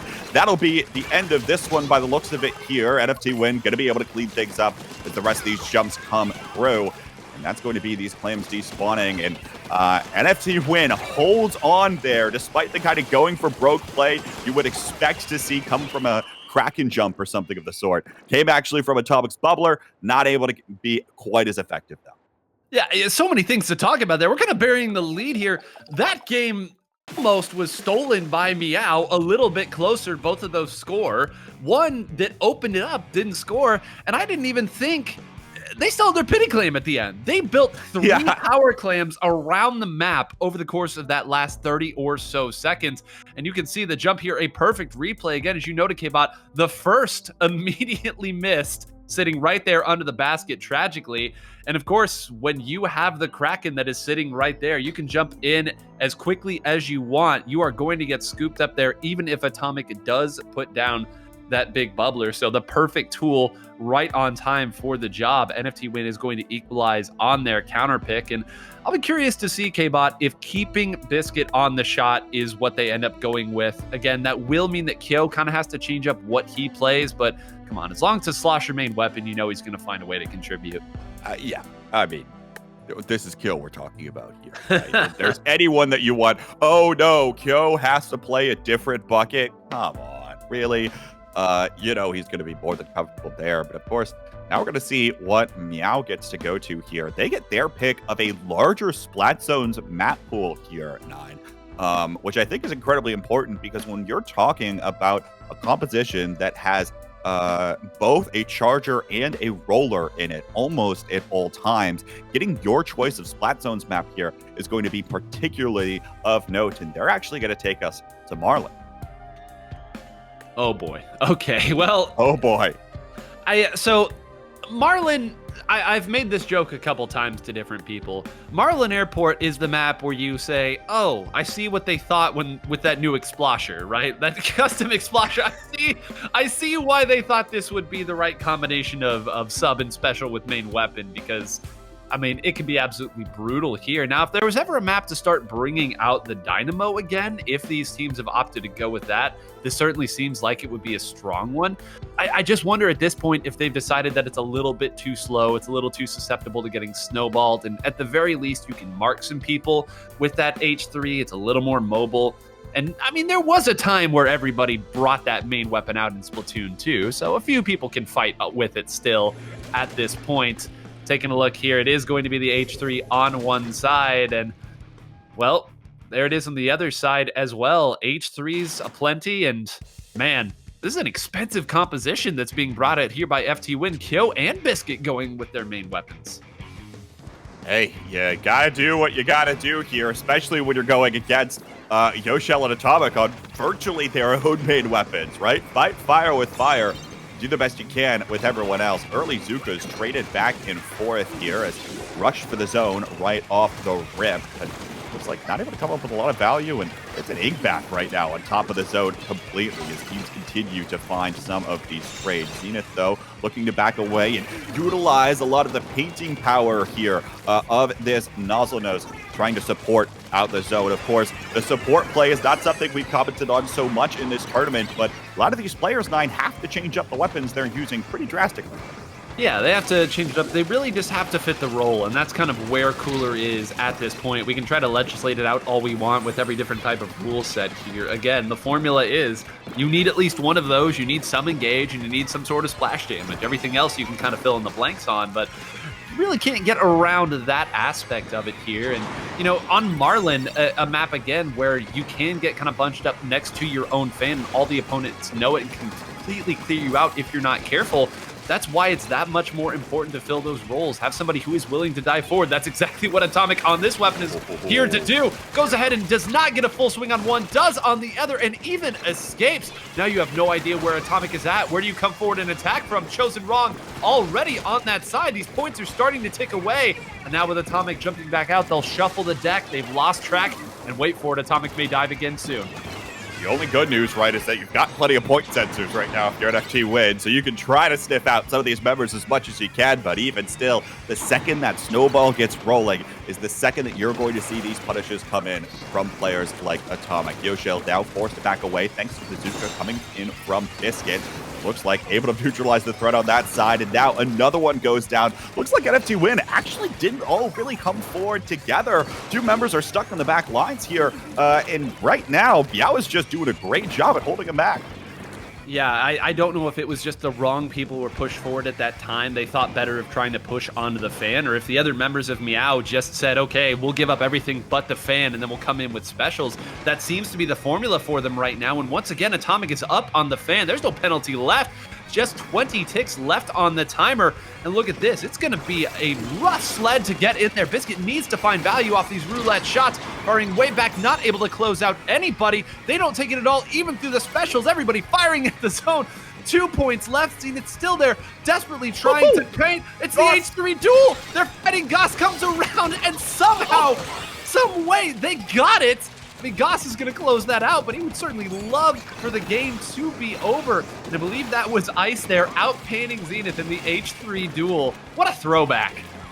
My goodness, how about that? I was sure that Goss was going to be able to come up with that one right in the nick of time, but no, Ice finds a way to keep NFT win in this game, but not for much longer here because the penalty is about to expire. Here comes the engagement with the strikes and the Zuka shot. Of course, Biscuit able to find one onto Yosha, which is huge for opening up the map and allowing the rest of the members of NFT win to come in. Now as they find a second one down, hopefully they start establishing themselves a little bit, but actually they might not even be able to. It's another 2 down, partially probably thanks to that Zuko coming in from Goss. And it looks like Meow's going to be right back at NFT Win's throats, rushing for this zone.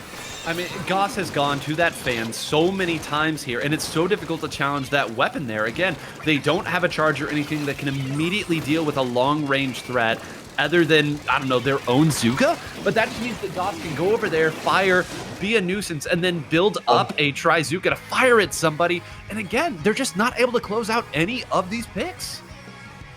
Not able to. Now Yoshio moved up so far on the right side, drawing a little bit of fire here, but I think that's just enough in order to distract NFT Win away from the zone. Time will expire, and Meow is going to gift themselves up here to match point, eventually knocking NFT Win out of the tournament.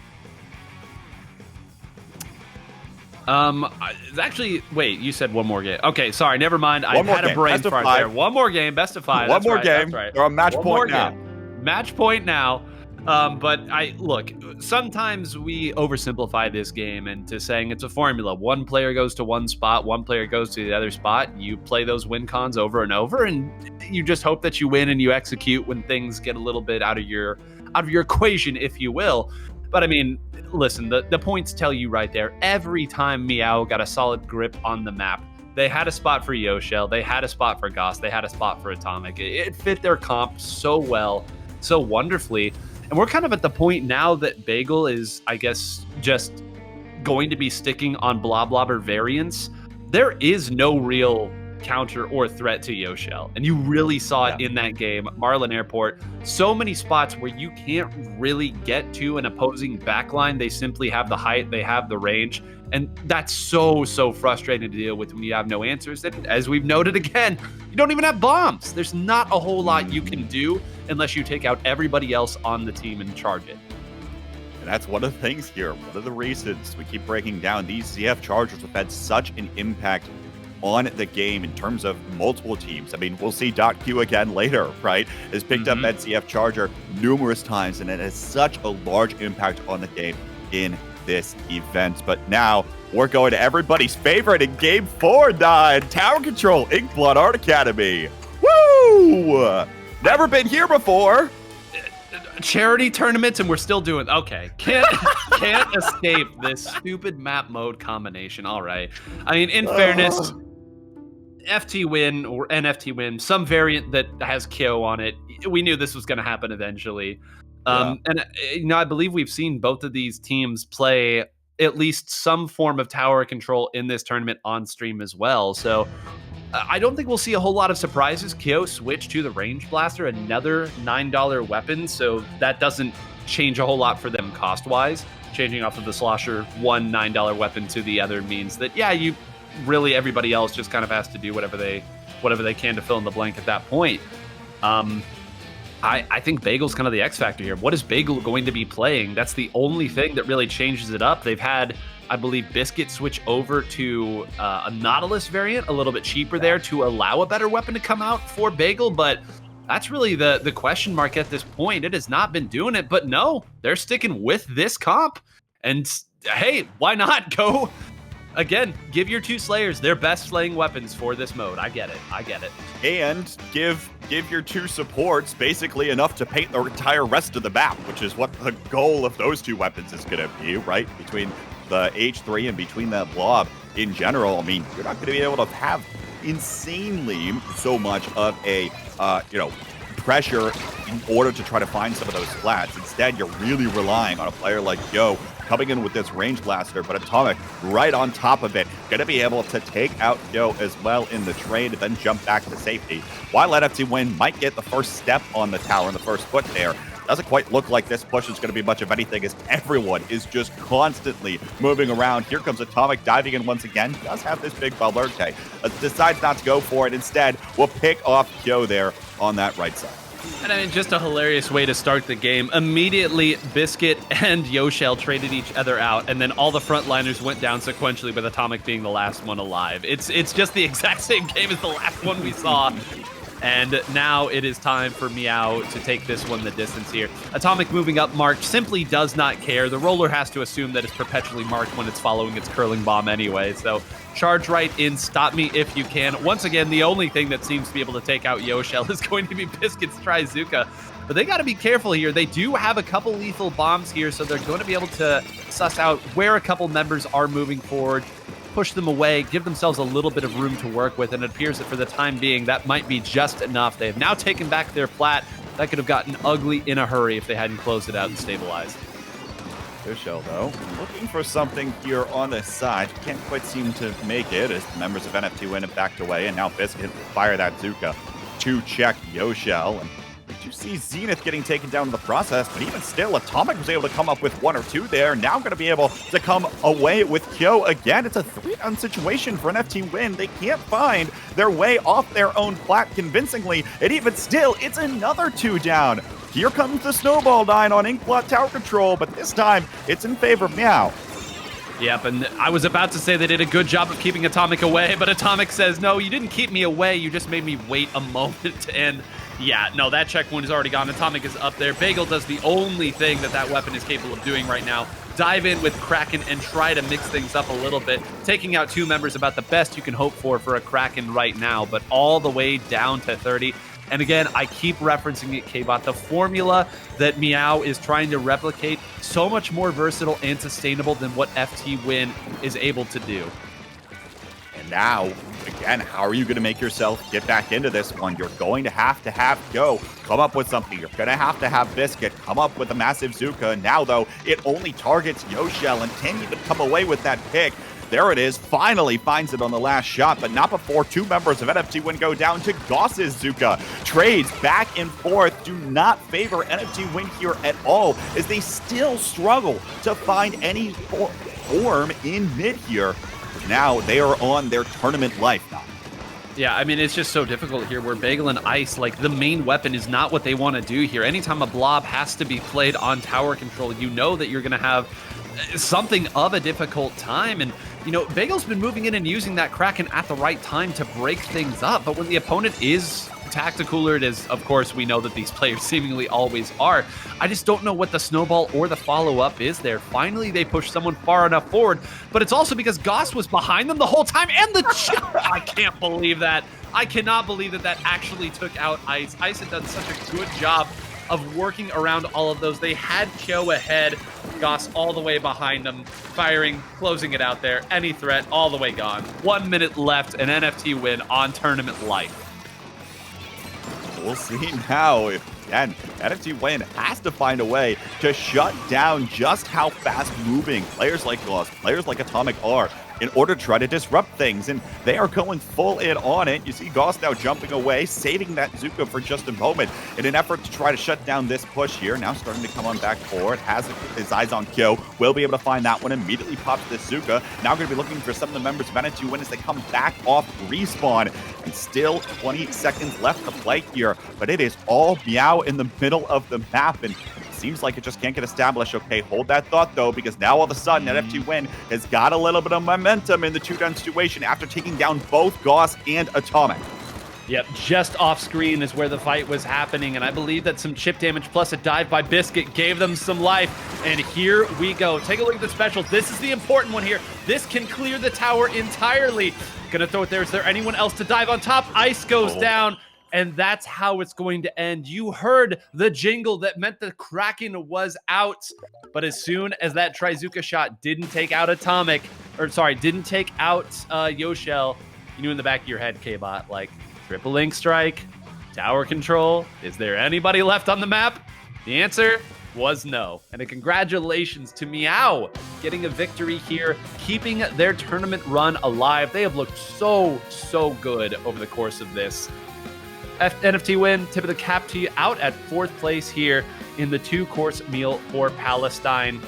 But simply not enough against this team comp where, again, we've kind of referenced, seems like all the members of Meow just kind of get to play weapons that they would have liked to anyway. Gotta feel great for them. Yeah, I mean, hey, come up with, instead of coming up with a weapon composition, how about you come up with the players you want to enter the tournament with, right? Pick up the Charger, pick up the Roller especially, and it's working out for them in its spades, allowing someone like Goss to come in on this shot and continue to clean things up. But again, the level to which those two aggressive players are able to be so self-sufficient, they're not relying as much on the paint output coming in, of course, not from Yosho, right, or the Charger. They're not relying it from Zenith, really, either. They're paving their own way, whether it be with the curling bomb, of course, for Atomic, or whether, of course, it's that shot of Goss that, you know, that shot wants to dive in there, and if you're playing that weapon, that's what you want to do all the time anyway, right? So, I mean, hey, they're able to disrupt things and continue keeping their momentum going, and we'll see now as they're up next versus Gru. And I think will be an incredibly interesting set, especially with Gru's playstyle. Feels like it's been even slower than NFT wins.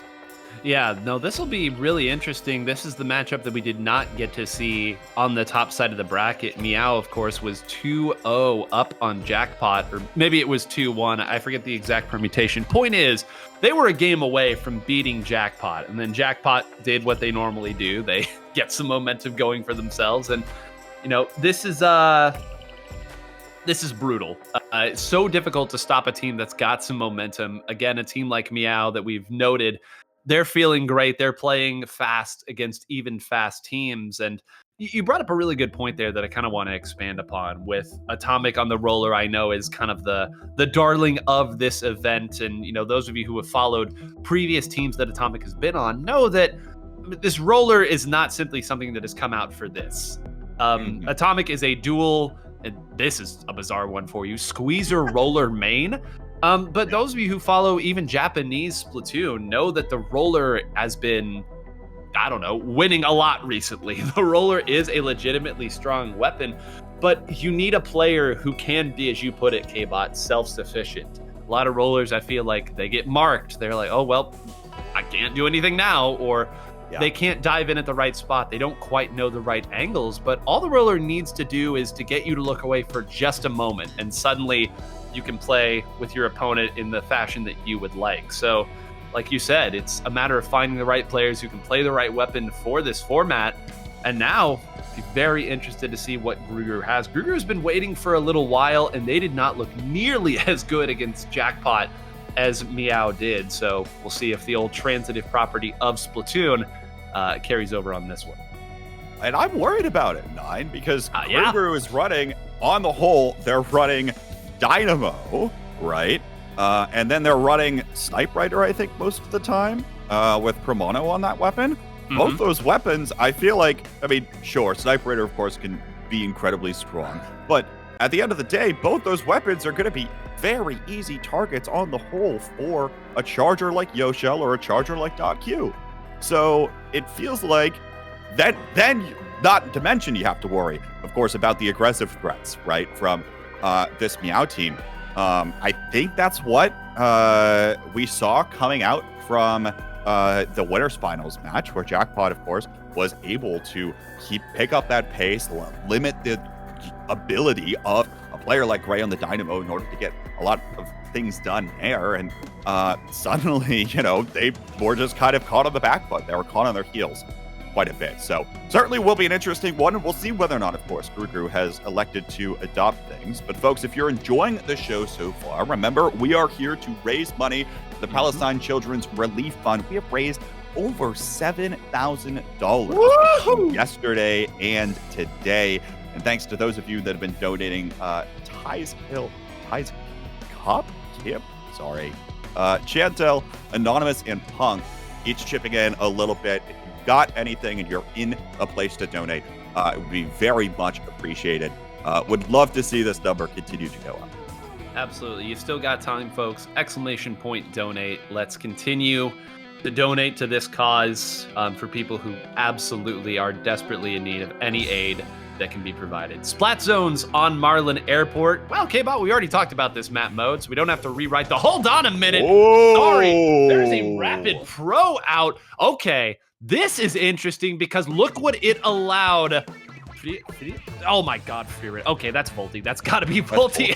It's Volty. And then Scar to go play over there. Oh my goodness. Well, that's a popular anime apparently, but already that player has been taken for a ride there by Yoshell. 2 already down, and anything I was going to say about this comp change, I have to instead say, hey, look, it's the exact same thing we saw the entire last set.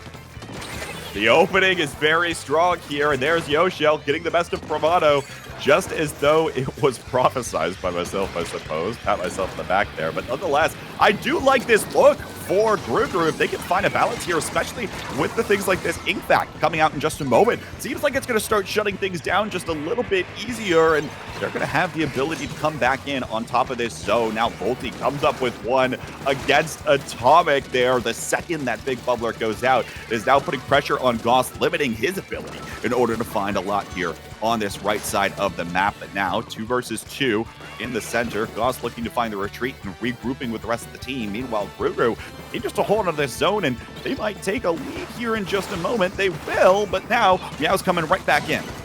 I mean, that is Goss's playground over there on that side. He said limit Goss. I mean, let's try to limit this kid a little bit harder, shall we? Like, there were 2 people firing over at that side. Goss goes over, comes all the way back, is trading paint the whole time and building towards another Trizuka. All the while, everyone's looking over there. Yoshell and Atomic dive back in and clear the map out.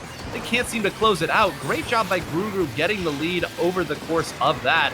But it does appear that they will lose it just for a moment. They're not even able to neutralize it. Oh, this is bad. Atomic's running forward. It just narrowly misses, taking Volty out. But of course, someone else in there to do it. That's a wipeout. Goss is already sitting directly below your spawn. This could get ugly, K-Bot. I'm worried. It already has gotten ugly. 9 based on the position of these players. Goss going to go opt for the retreat here without many defensive specials, but Atomic finds one before jumping away as well. Scar's gonna drop in, not able to come up with anything here, and this one very quickly, Meow was able to run away with, including a funny little trade there at the end.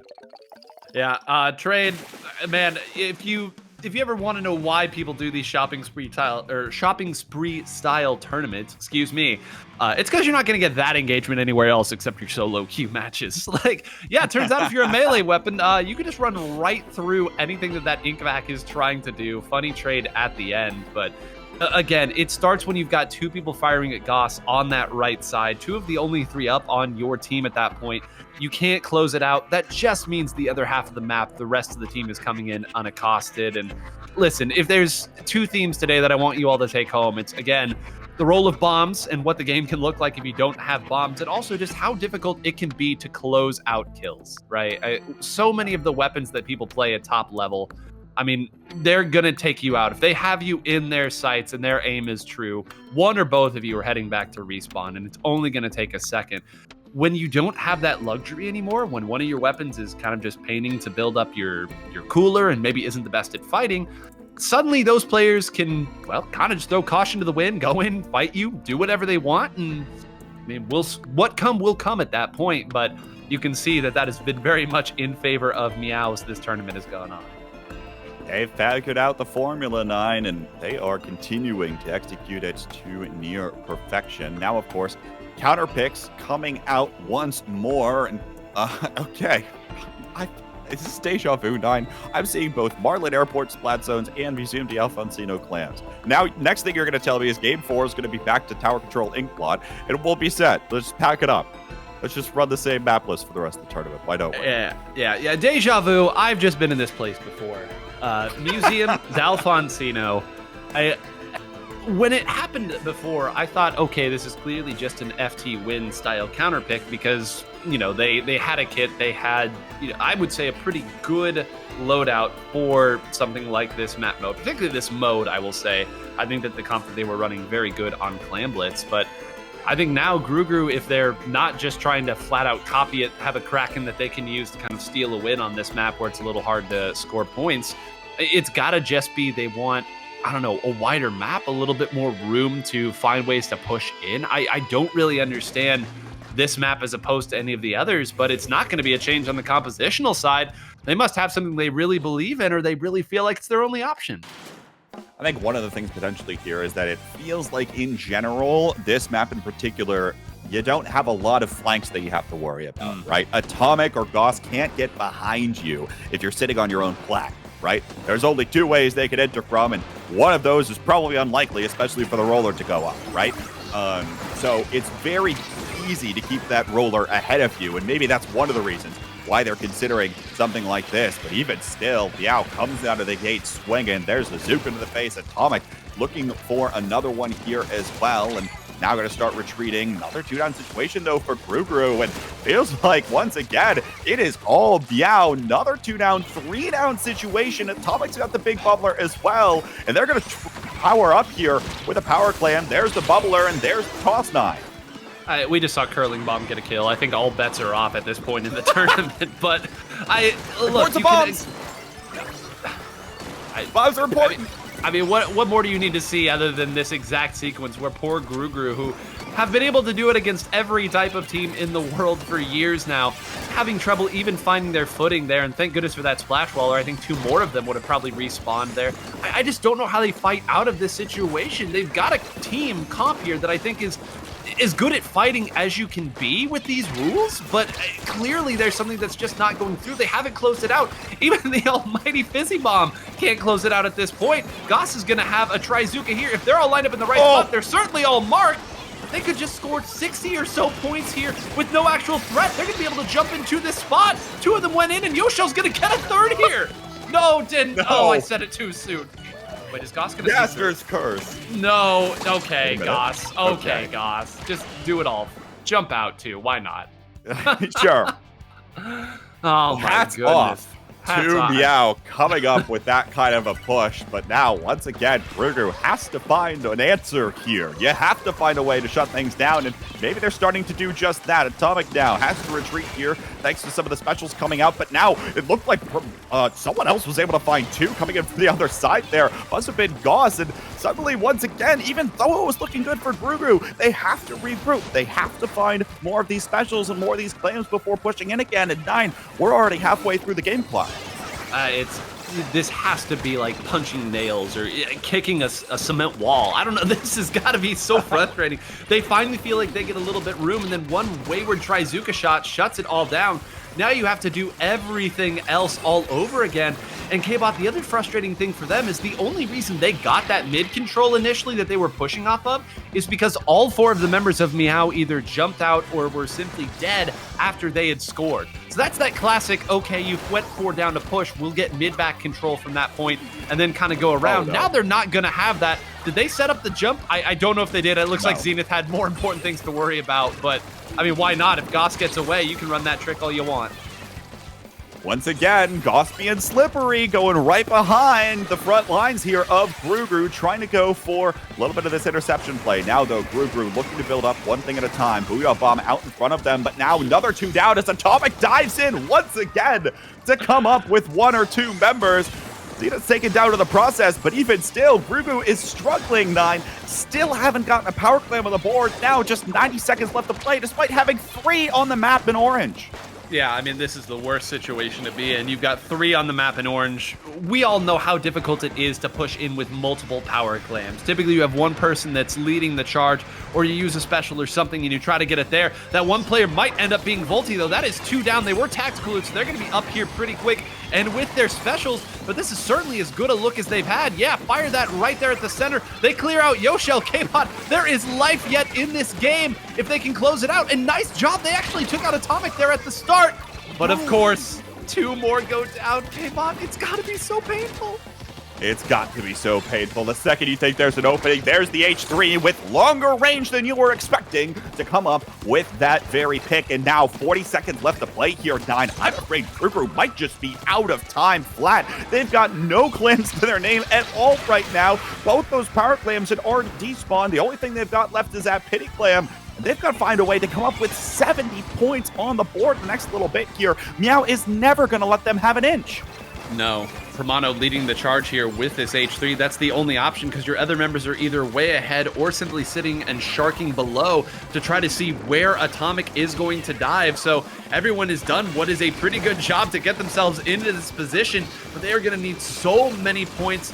This Inkvac is going to give them just a little bit of stability, but they need more than stability. They need to take players out, and none of them have been able to achieve that. 3 down there. It's just Scar who is coming back desperately for this power clan, but of course, Atomic's going to close that one out.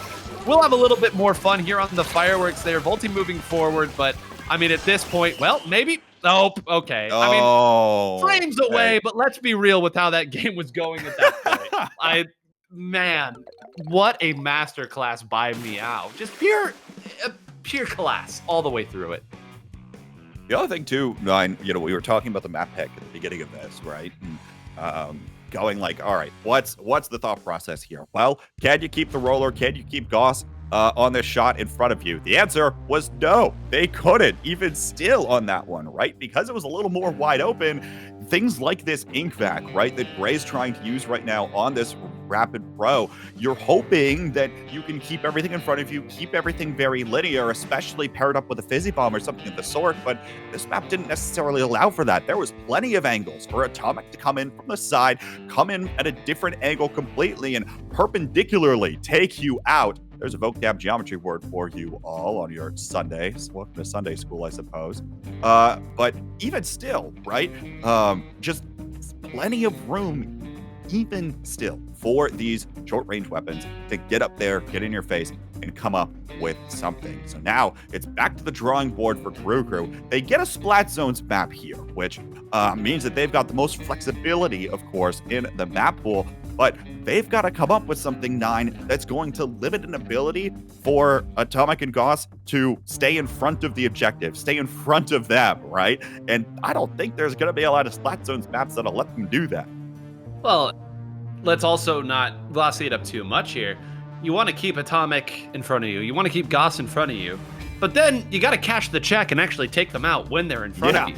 It's like all right, they're approaching me. Wait, no, they're approaching me. And like, if that happens to be the wrong weapon in that spot, there's simply nothing you can do. You've got the scenario you want, but you want them to be in front of Scar. You want them to be in front of Volti. And if they're out fighting the opponent backline or trying to, accost Yoshell or Zenith or anything like that, they're not there to defend and they're not there to fight. And self-sustainability in a weapon is what we all want in Splatoon. That's what typically over the course of these games' history has been the style of weapon that you need. But I digress. We had another $10 donation as that game was going on from Anonymous, bringing us to $7,085.74. Folks, if Meow keeps going on a tear like this, you're not going to have a whole lot longer, at least during our broadcast, to continue these donations. ! Donate if you would like to donate to the Palestine Children's Relief Fund. Again, it's a humanitarian effort here in this 2-course meal for Palestine event. That's what it's all about, folks. So again, any more generosity that you can spare would be much appreciated. Certainly the case, and thank you all so much for your support over the course of the event so far. I know, a couple weeks ago we had another charity tournament also raising money for a very similar cause, and as a community we've raised something like over 14,000 so far for these causes. So fantastic stuff. Thank you all so much for your generosity. But Nine, we can speak about generosity all you want. I don't think Meow is going to pump the brakes anytime soon. The only generosity they have is for padding their stats at this point. Yeah. But by the way, I would be terrified to see what kind of numbers Zenith has been pointing out over the course of this here. When you have Atomic and Goss tactical it up going forward and doing all the dirty work for you, and you have point sensors, I mean, it's got to be pretty nuts. And oh my God, speak of the Angel here, Zenith, I don't know if it's the same Zenith that is currently playing in the set right now, but a $25 donation from someone who is named Zenith, who is spelled the same way as the Zenith that is currently playing, $25, bringing us to $7,110.74. I mean, K-Bot, that's got to be up there with the biggest flexes you can do. You are absolutely dominating in a set against one of the top-rated teams here in losers finals, and you have time to donate in the middle of it? Was that one for every KA in the last game? That's what I want to know. I mean, maybe 'Cause 50 cents for every KA with how this game has been going.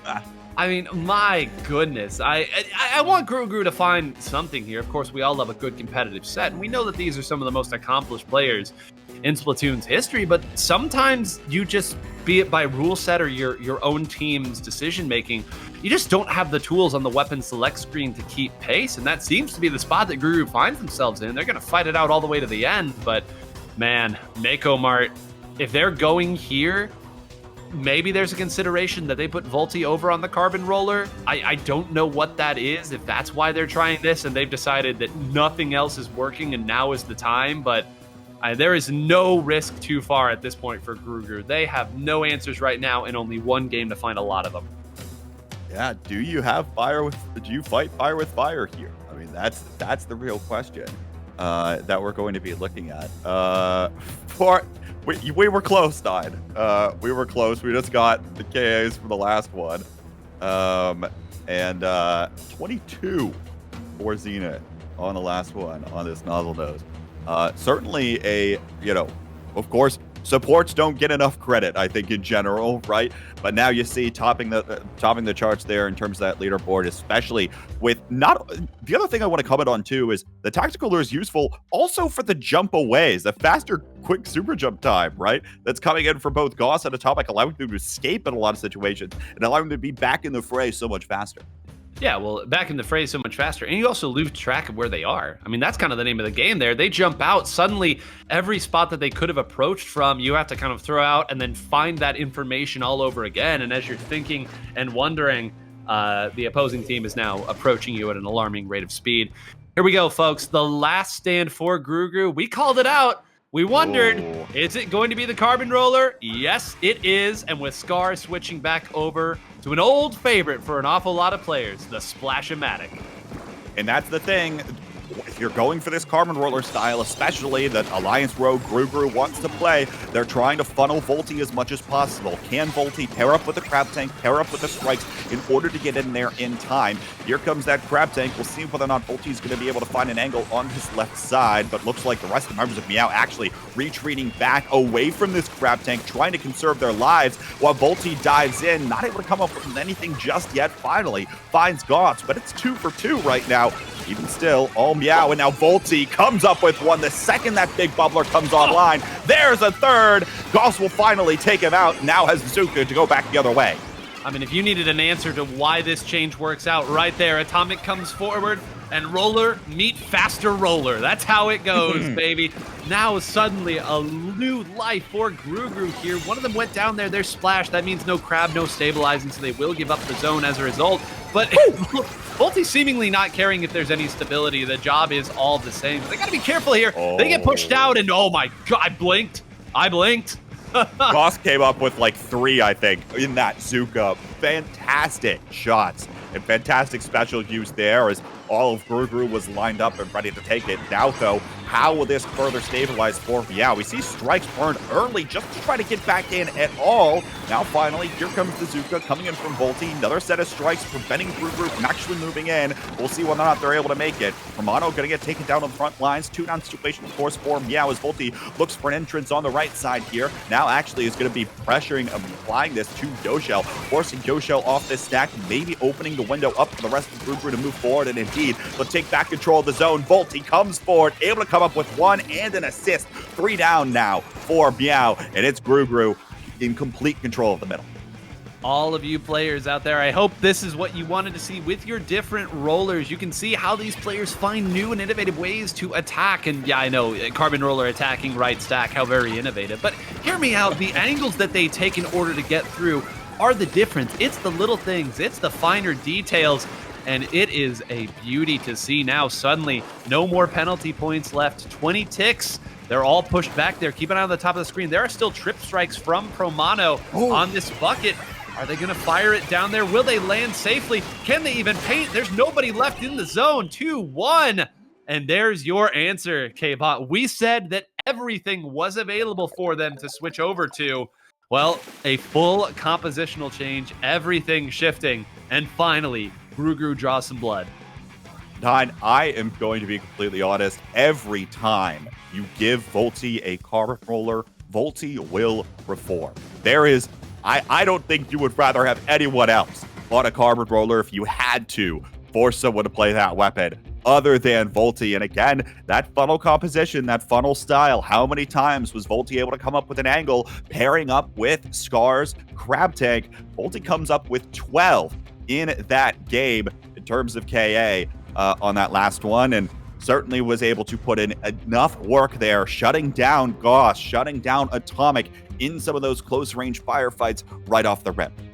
And the best thing about this, I know we're going to change, and this may change everything, but that's a comp that's going to travel, too. Yeah. Like, yes, I mean, Volti playing on Mako Mart, yeah, fun here, it's Carbon Roller, we get it, but, like, this comp can work all over the place, and if we do want to see a switch, there's some other options in that $8 category that are pretty strong, but this can travel all over the place. It means that Gray that time was the one who went back over and was painting around with that H3 to give them their tacticoolers. There's new life here. This is suddenly something that seems a little bit more sustainable. We're going to move on to Hagglefish Market. So we have finally escaped the horrid loop that always sent us to Inkblot Art Academy Tower Control. It just goes to the new Inkblot Academy Tower Control, which is Hagglefish. Yeah, well, you know, you'll take what you can get when I think you're in our shoes with how many times we've seen that Inkblot map come up. But look, other thing here, one of the things I'm looking out for, the one thing I don't see a lot of, once again, what are you going to do to apply pressure towards Yoshel, right? Especially on Hagglefish, a lot more open sight lines, ability for the Charger to step back, keep its distance a little bit more, and you're not going to be able to just rush it down or try to flank around from the right side on top of that stack, right? In order to make sure that Yoshel doesn't feel super comfortable. So we'll see whether or not this composition, you mentioned this composition will travel, but we'll see whether or not it'll actually be successful, especially when it's taken to a Meow counter. Well, I think that one of the reasons why it travels well is because they actually do have some avenues to both finish off kills and do some damage to Yoshel in the form of those burst bombs. That's a double burst bomb comp, K-Bot, and you That's still true. have a Trizuka. This time it's coming from Volti. You've got the Crab. I mean, Crab Tank sort of bullied E-Leader out of the meta early on in this game when E-Leader was absolutely feasting. So again, there are real options here. We'll see if Gruger agrees with us or if they're switching it up. I mean, this is a hold on a second. Only one player is playing the same weapon they were playing last time, if I'm not mistaken. This is a full-on switch up. Hold your horses, folks. Gruger saving the best for last here. Drastically different compositions in these two games. Gray going for the range blaster option here, as I think the thing that stands out to me the most. Has Gray ever played blaster? Oh, like, yeah. He was number one X rank in Japan for a while. Oh dear. Well, Gray's not playing it anymore.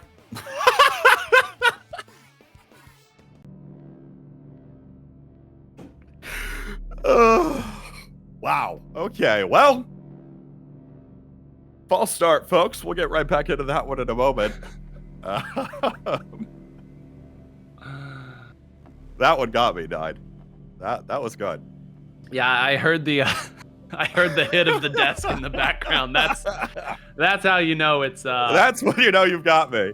It's good stuff. That is good stuff. Well, Ooh. Any element of surprise now, Meow isn't going to be bamboozled on this time. But yeah, as I was saying, Gray was number one in X rank for a little while.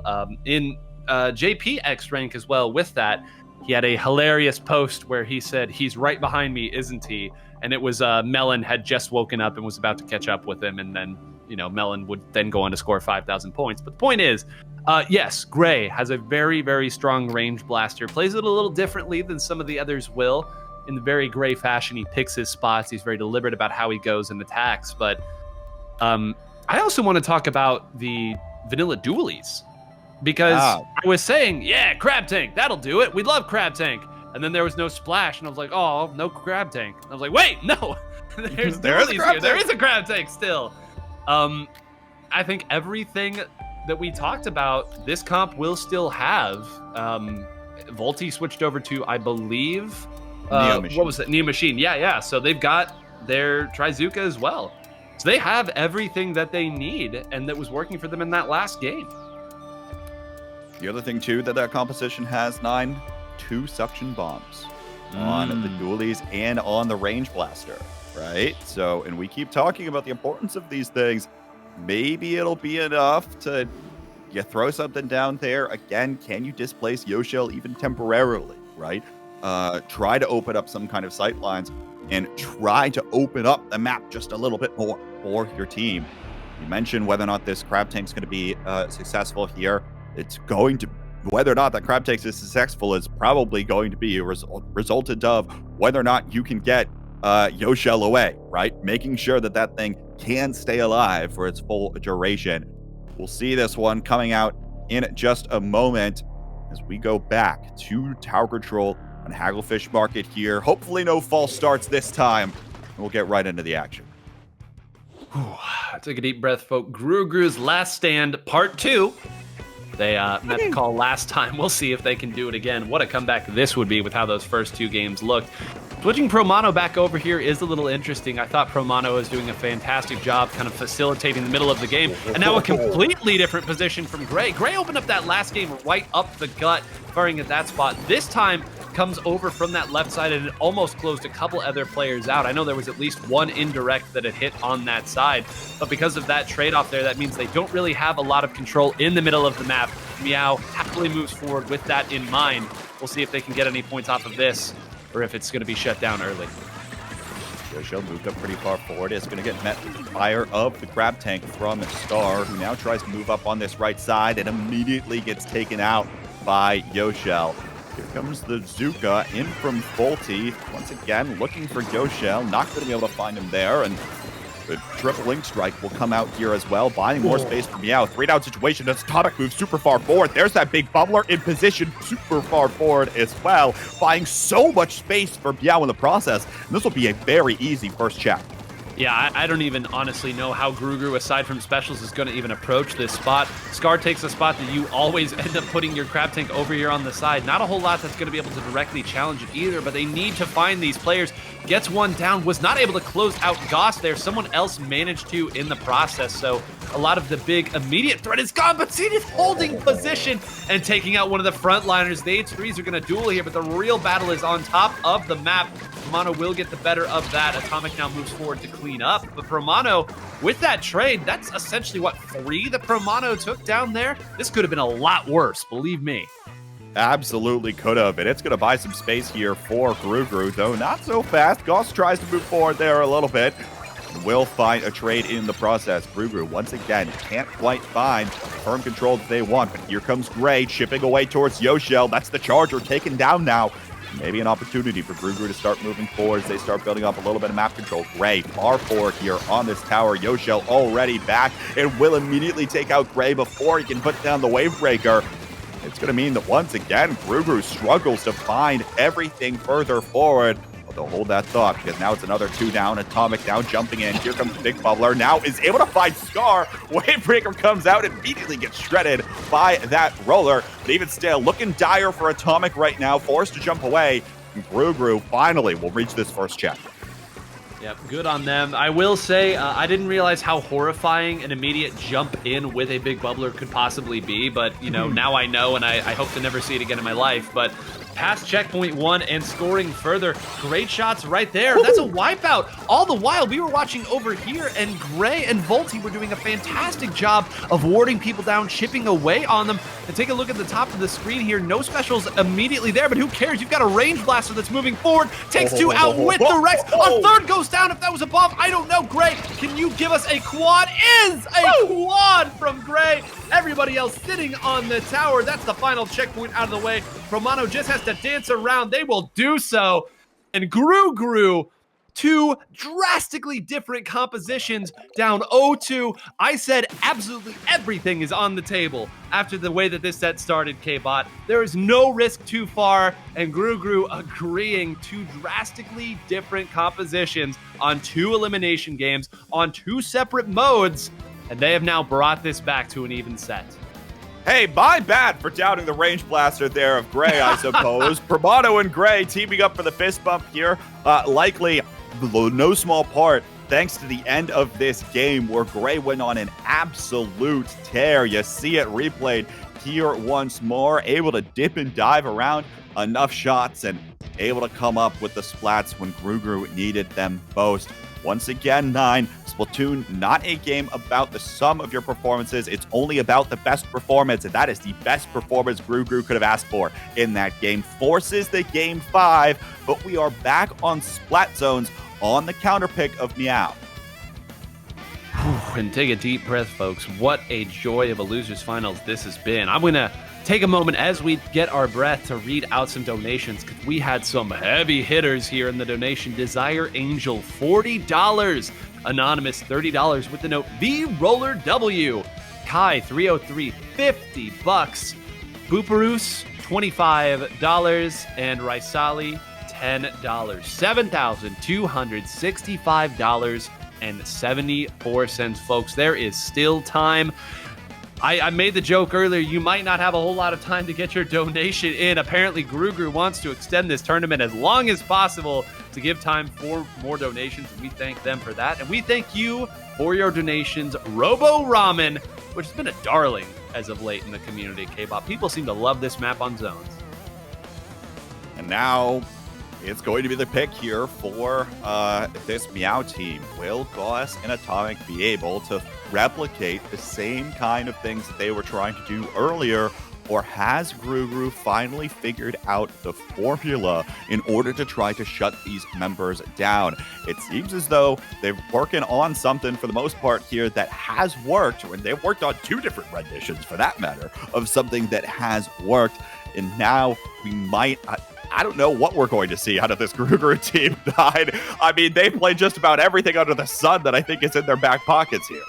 Well, and the other thing that I'm now just kind of fully grasping is both Gray and Promano have taken turns playing the cooler bot with the H3. I mean, the flexibility that this has to give them so that you can just say, hey, I've got something that I feel hugely confident in. Will you be the tacticooler for this one? And so far, the answer's been yes. Yeah, certainly the case. It'll be interesting to see what they actually come up with here. Splat Zones on Robo Ramen. I don't even know what to expect. I just want to get into this. I'm tired of sitting here waiting. I just want to see both these teams now fighting for their tournament lives, the right to go up against Jackpot for all the marbles and out of all 116 of the teams that registered. Game 5, folks. Give it up and pack up. And now, 9, we're in dangerous territory. Or no, we almost were for a moment. Gray there, this time is the one on that H3. We've got the Carbon Roller back out. Well, Promano immediately maybe wishing that he was actually playing a different weapon there, because right in the eyes of Yoshel, who takes another one out for the treble. That's Scar and Promano out 2 of the front lines. You know everybody else just had to run for the hills at that point. Can they stabilize here? They have the specials to do it, but Promano is already down again. Atomic has moved forward and attack, was not able to close out that other one, but I know that they have at least one special they're going to have to fight through at this point. They've got to get back and get some stability here on their front doorstep. It appears that they've done it, but look at this. K-Bot, a page out of your old book there, using your triple ink strikes to neutralize the crab. Poor Scar got absolutely nothing out of that, and he's been so long building it diligently. And then Atomic rolls right on forward, comes up with both of those picks. 3-down situation for Grugru, and Meow's about to run away with this game in the same way that they did some of the first games in this series. Zuka out of Volti once again, looking for something on this side. Goss, though, Zuka of his own as well. Neither can come up with a lot of value, but even still, Zone still purple. No one is around for Grugru as Atomic takes yet another one for the road. It's 100-0 on Meow's counter pick, and we'll be getting to see them go up once more against Jackpot. I mean, if you went to the bathroom or something in between thinking you'd catch the back half of the game, I'm sorry. I mean, welcome back. You missed. I mean, annihilate. And I want to point out here how quickly the game of Splatoon can snowball. And again, we know how nasty it can be, but when you think of this game from power positions and from a map composition standpoint, you kind of understand that when certain weapons get to certain spots, you just kind of suffer for a little bit, right? You hope that you build up a special or that they miss a shot and you close it out there, but they're in the better position and you're just going to have to find some magic. And at the very beginning, when two people went down there from Yoshel, some of the fundamentals of splat zones, and K-Bot, you and I have been espousing this for years, that very first hold, if you can get 3 or 4 down, is the most important hold because the opponent's not going to have any special left. They haven't built it up. They're going to be coming out of their own spawn with little to no special meter.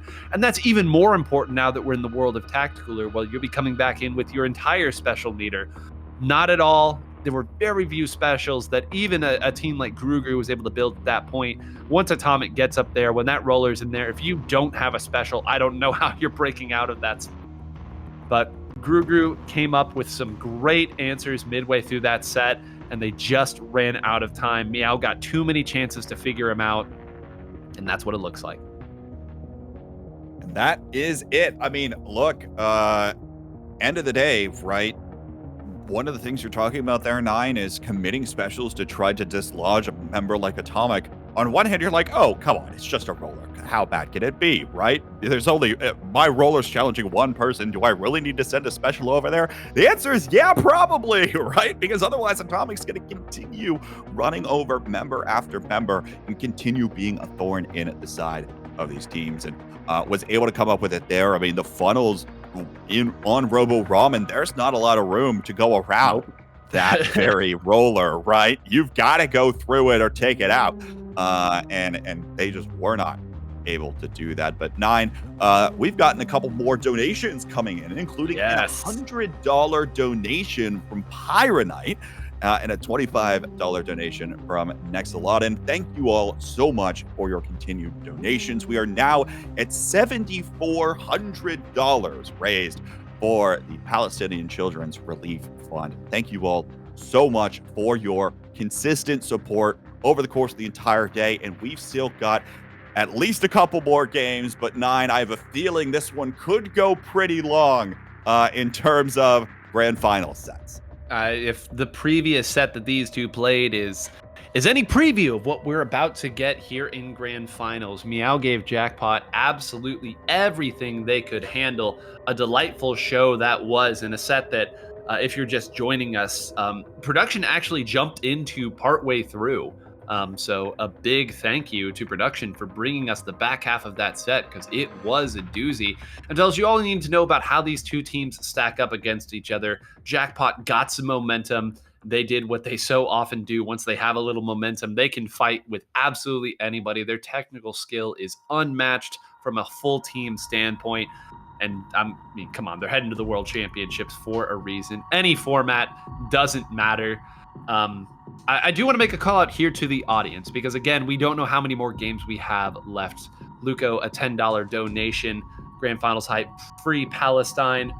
Let's see if we can get to 7,500. Okay, we are $90 away from that. A nice round number, 3/4 of the goal. We are so close, folks. Your generosity, unmatched. This community always shows up for these charity events. Let's see if we can get to 7,500. I may have just said 75,000. That'd be delightful too, but well, there's an extra zero on the end there that maybe is a little out of our reach for the time being. But who knows? I'll never doubt you all again. Humpback Pump Track, a map where Fusion said they would quit Splatoon if a Dynamo Roller didn't show up. Dynamo Roller didn't show up, so Fusion, it's been great playing with you all these years, but you're heading on to greener pastures apparently.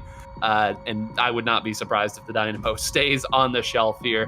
The H3 just a little bit too mobile, and as we've seen those point sensors, nothing to scoff at. Well, the other thing too that we're talking about on both these teams is very similar anchors. We're going to see Firefin, ZF Firefins on both sides of this. Yes. Right? Not only .Q, also Yoshel coming together for this one. I think these two teams played incredibly similar play styles across the board, where Jackpot maybe is looking to team up and duos a little bit more, where Meow is going for that more individual approach. We'll see which approach is going to be most effective here as we conclude day 2 of our 2-course meal for Palestine. Folks, it is grand finals time. Meow versus Jackpot. And it looks like the exact same compositions we were expecting now. Yep, great stuff, Leafy on that Nautilus, one of her very best weapons when it comes to fight. Madness going down, though, is a nice way for this to start.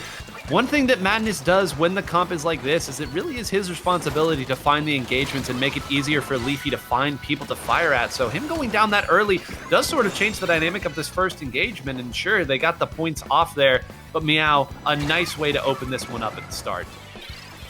Leafy gets taken down by Yoshel's sniper, and all of a sudden here, Meow might have a little bit of breathing room, though, of course. What is this?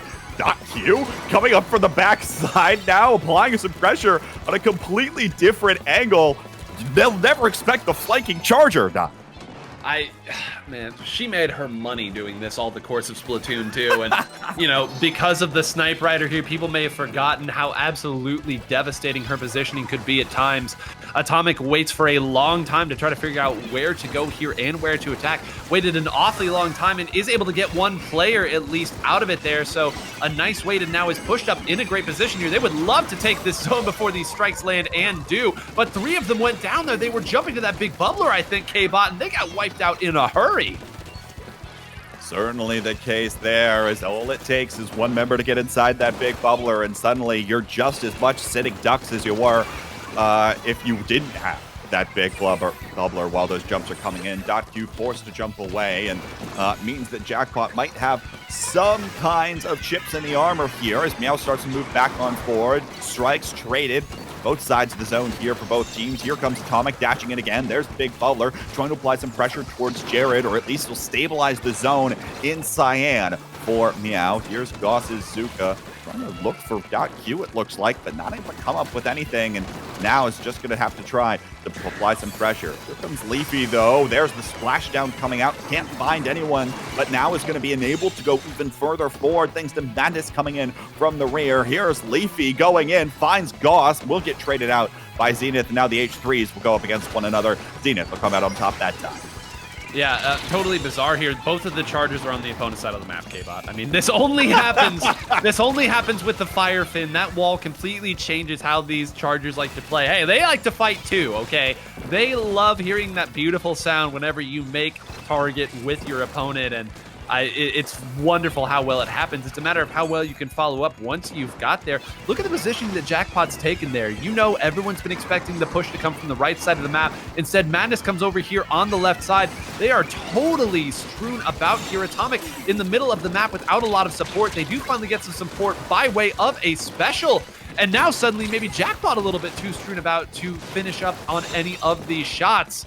So Meow, once again, they've proven that they can fight with anybody. It's a matter of positioning. Closes out on Jared here, and now .Q is stuck in a really bad spot. She gets taken out as well. And hold on a minute, K-Bot. There's no penalty points, and that's a delayed wipe. Delayed wipe coming through. Atomic starting to move forward again. Might be forced to jump away here in a moment, and will indeed do that. But now Yoshel right back up the throat here of Jackpot, looking for even more pressure. Will get marked, and now will likely decide to back on away. But hold on, folks. Meow is about ready to take this lead. Strikes going on top of the zone for Jackpot, looking to neutralize. Will neutralize it for a moment, and will find the cap just in the nick of time, applying a 51-point penalty on to Meow. Firefight continues on top of the zone. Leafy's going to jump on away, and 2-down situation for Meow. They take back control of the zone for just a moment, but we'll see much how long that will last. Not long at all, as it turns out, and they'll have to find the retake in addition to the defense. They're going to have to find a retake in addition to having it long enough that they can't get double, triple ink striked again, right? That was how they lost that last time that these two teams played. I guess maybe that's a little bit too reductive, but certainly you know that that's always a threat. Whenever Jackpot needs a take back, they can simply get it at any point. There's not a whole lot of paint here on Meow's side in order to take it. It's now triple ink strikes fire all over. Absolutely nobody interested in being anywhere near the zone, apparently, as these teams are simply trying to suss out where their opponents are. Leafy gets taken down and does not cap it there. Hold on a minute. Hold on a minute. That was also .Q who went down. That's one set of triple ink strikes gone, and that probably isn't even going to matter. Is anybody even close enough to put paint on this zone? Atomic sharking in the middle of the map, 2-1. They've taken the lead. They might be able to knock it out right here. What a response from Meow. Atomic starting to come forward here. Madness chucking the strikes towards the zone, but no one else is there to follow up from Jackpot.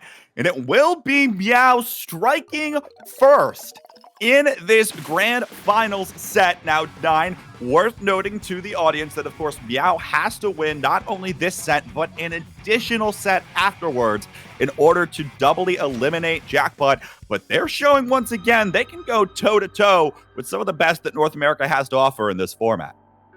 A great show thus far. This is the set we wanted. Both teams showing you their brain of Splatoon and what that can look like there. And as soon as Leafy didn't take that, you can see immediately after one of the other members went down. I believe it was Jared that was trying to follow up with Leafy there again. Jackpot so good at following up, finishing kills. One player does 50 damage, the other one does 50 damage. You follow up on objective with some of these comps and some of these weapons they have to pick. That doesn't work quite as well. It's still Jackpot. You know that they're going to play that way, and certainly they have no reason to believe it won't work, but the margins get a little bit slimmer with these weapons. A great showing by Meow. And meanwhile, the other thing that we've been watching here, a very close game, is our donation total versus 7,500. And I got to say, K-Bot, I think this is one that the donations are going to take. Faye Lapis, $10, Free Palestine. Catter Patches with $50. Meow, meow, meow, meow, meow, Catface. And then Nautilus, 79 Stan. Boy, not an easy thing to be in the current state of Splatoon. This tournament has to be a really good one for you. Nautilus 79 Stan with $25, bringing our total to $7,495.74. We are so close at the finish line. Simply need to walk one more step. $7,500. Incredible stuff, folks. Let's get it over that finish line. And then even further, we have Crab Leg Capital. K-Bot, what can we expect here on Clan Blitz? We're going to have to see here, of course, Jackpot's counter pick. I can't foresee many of these teams changing their compositions too drastically, though, right? I mean, there's maybe one or two small things that you might see come out, but even still, for this Jackpot roster, they're locking in like Leafy on Nautilus for most of the day overall, right? Hard to actually see what else they could come up with here, no? So this is a map that if you saw this come out from Jackpot in a typical event, I mean, this is where they put Leafy over on a tent umbrella. And that's where she really holds down one side of the map, and they're very strong on these great style maps because of that exact reason. But that's a $10 weapon. That is more expensive than what she's been playing, and they probably don't want to change the rest of the team that much.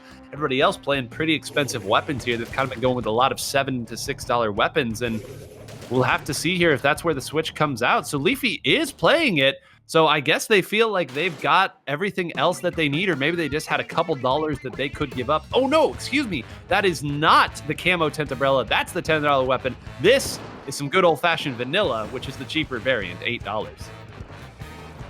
Able to find an avenue here for the tent umbrella to come out, but even still, it's an early blitz from Meow. 2-down situation, now delayed 3-down here for Meow as they're continuing, and there's the delayed wipe coming through. Madness gets taken out for a second time, and we're not even 30 seconds into the game. It's an onslaught from Meow as they rush down Jackpot to get some mid-control here, but they're going to have to regroup and find some specials before going for the basket.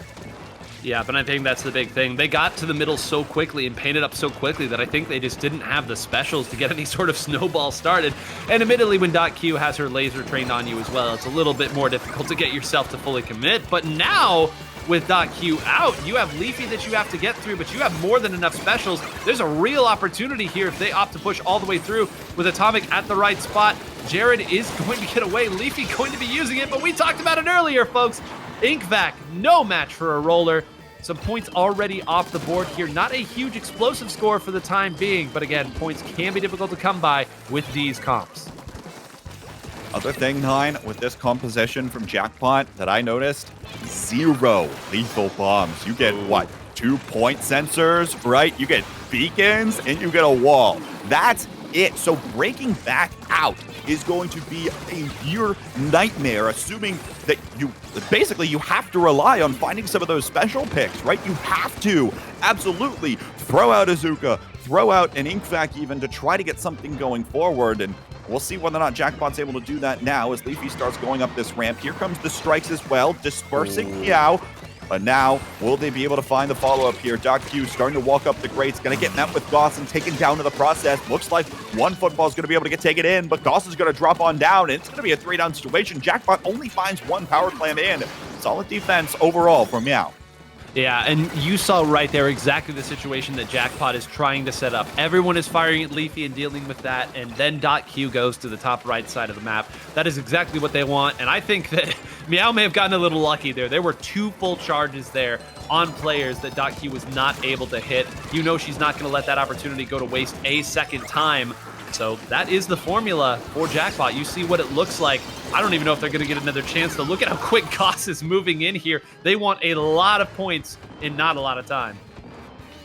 That impact, though, no small part in shutting down some of this push. Yoshel going to take Jared out again. Jared not able to have much of an impact in that last fight thanks to Goss and Yoshel, both looking that H3 down, and that means no cooler online really here for Jackpot, who's still stuck on their side of the map now with Meow in dominant control over the middle of the map. They might even look for a second push here, thanks to the fact that Yoshel's already got a power climb up, and they've got this Penny still working on as they start charging up some of these specials. And now Madness gets taken down too. Atomic lunging forward there with a big bubbler. Here comes the rest of the special train, and Yoshel's going to move forward for another power climb. More points to the board here for Meow. Zenith going to back on away, and looks like not many more here, but we'll take a couple of extra claims for the road. Down to 37, and Goss might actually look for a few more on the exit. Yep, waiting that last one, and I don't know if that was just a miss or if Leafy already had her shield out at that point, but man, that could have gotten really, really ugly. I thought that there were even more points to be had there, but Jackpot's so good at finding angles to attack from and push you away, especially without bombs. Like, I know we continue to harp on that, but it's a totally different way to play Splatoon. Now, though, they don't know that Atomic is here. None of these were able to mark, and I don't think Atomic actually swung at anybody there, was swinging it where they thought they might be. Instead, that means that they're going to be a really difficult job trying to track it down. 2 more there. That's not a lot of points. 1 more power play will do it. Jump in, dunk it, and Meow now up 2-0 over your North American champions. I know it's a different format, but this is still Jackpot, folks. It's still Jackpot, and hey, we saw both these teams trade games off of each other earlier today, right? That one went the distance to Game 5, so there's a lot of room left here, potentially, for Jackpot to come back, but they've got to find some better answer here than trying to go for the 10 Umbrella idea, because it didn't end up working out in their favor here. Again, you can see when it works what they're trying to set up. You have Leafy kind of leading the charge with that tent umbrella. Everyone sort of has to fire at that tent umbrella to do something with it. And then the charger, maybe the weapon that you're not expecting to go up to the top right, goes up there. And suddenly you're completely and totally open for her to just kind of play fish in a barrel or squids in a barrel, whatever it is. It's a carnival game. We all played them. Come on. You simply sit back, fire down at people, and there's not a whole lot that they can do about it. But when that doesn't go your way, you can see the weaknesses of that comp, and Jared's not playing another fighting weapon that can really cover for the lack of speed, some of the lack of crossfire, and it can be very difficult to play. So just because it works with some comps, one weapon change totally changes the dynamic. K-Bot, yes, Umami Ruins Zones is coming up, but why don't you go ahead and take a look at the donations, my friend. We made it. We made it to your goal 9. You offered a challenge and our chat delivered. Altira, Apfel, #777win, and Arzu, all donating to chip in to get us to $7,555 with 74 cents tacked on there. Thank you all so much for your consistent support throughout the day today. And hey, there's still time if you would like, and if you enjoy the show so far. But 9, we're starting to get towards the end here, especially if Meow's able to run away with yet another game. We could be right into the bracket reset pretty quick. Much quicker than I expected it. I mean, these haven't even been super long games at times, which is, I mean, it's one thing to beat Jackpot. You don't knock Jackpot out multiple times. That's not typically how this goes. We're going to take our breath here. Splat Zones on Umami Ruins. This is another one that's a favorite in a lot of formats here. Japan in particular loves this. Taking a look now, Leafy has put the tent back away here. No camping this time. Instead, let's go back to the comp that brought us here. and certainly nothing to argue about. And it saves us a little time. There's no speculation on the weapons or the roles this time for us, K-Bot. Not at all. Last thing I want to call out that I needed to verify for myself, Zenith 18 KA in that last game. And it didn't go the full 5 minutes, but already Goss is going to come up with a couple off of the Zuka, finding 2 and making a 3-down situation, but actually back the other way. Jackpot's able to find the answer even despite being 2 down. Good golly. No team turns it around like this. I know we only saw the perspective of .Q. I don't know if she got all 3 of them there, but it was bizarre. It's just a back and forth here. The pendulum swings the other way when you have players with the individual skill and technical ability that these do. Now suddenly, how are you going to push back out here? You've got these specials. You have the tools to make it work, but how are you going to follow up with them? You've scattered out the members of Jackpot now. How do you follow up and take them out? H3's traded off the board. There's not a lot of progress that they got here, and I think they know where Atomic is at too, so that could make it that much more difficult to deal with. But when your H3 is the one that has to deal with it, that's not what you want in most situations there. One of the easier triples I think you'll ever see Atomic get. Even still, brutal blow against Jackpot, who now once again has to regroup. And Maui Ruins 9 is one of these maps where it is very easy to limit the courses of action that your opponents have in order to break back in, especially once you charge up some of these specials. Here comes the Zuka from Goss, stepping forward, can't find anyone this time around, which means there's going to be an opening here for Jackpot. We'll see whether or not they're able to take it now as the strikes come out. But for Meow, that will allow Atomic to run forward, taking out Madness in the process. And even still, Jackpot back in their own base. Meow's going to take the lead here. And once again, potentially something goes to a bracket reset so much earlier, unless Jackpot's got one last thing here. Strikes coming out, neutralize the zone, at least stop the timer for a moment. Here comes the splashdown. Doesn't take care of Goss. Leafy moves forward, but is met with Atomic's roller. It's a 2-down situation for Jackpot here even still, so despite capping the zone, they won't be able to stabilize this at all. I almost wonder if this tactical is making Atomic's job even easier. You see Atomic gets one and then starts moving forward there, throws the curling bomb, and then immediately he's like, oh, there's somebody swimming in the ink. I don't even have to guess where I'm putting my vertical here. I know where you're going, I know where you've been, and I know where you're headed, which is to the respawn. Once again, Jackpot does a decent job of going back in, but it always costs them an awful lot to get through. Their comp, so difficult for them to do damage without taking it. And okay, that was not... Take it, K-Bot, take it. Fantastic stuff here coming in from Yoshell and the rest of Meow, able to shut down Leafy's entrance. And even still, Jackpot, limited resources. Here comes the strikes once more. A Hail Mary to stop the zone for a moment, but it's still a 2-down for Jackpot. Zenith just has to do a little bit more cleaning up of the zone, and that will be game 9. We are heading right quick to a bracket reset. Game set 3-0. It has been a minute, K-Bot, since I have seen Jackpot get 30'd. Woof! I mean, especially in that fashion. Well, I mean, listen, the theme of this tournament, right? I mean, $30. The 30's all over here. I did not expect a 30 to occur here in Grand Finals, set 1. I mean, this is not the spot that I thought that number would appear, but again, you can kind of see how things are starting to fall apart for Jackpot in these almost scramble moments, you could call them, right? Where you're a little bit separated. You have to find a way to fill in for your opponents, put another 10 damage on one player, get some crossfire going, follow up, and their comp just isn't able to keep up. The glue role that Goss is playing right now, I know an incredibly gifted player from every sense of the word, but his ability to kind of be the glue, to put a couple damage here, to put some paint there, to put a bomb right there, to put a special right there. I mean, it's making everybody else's job that much easier.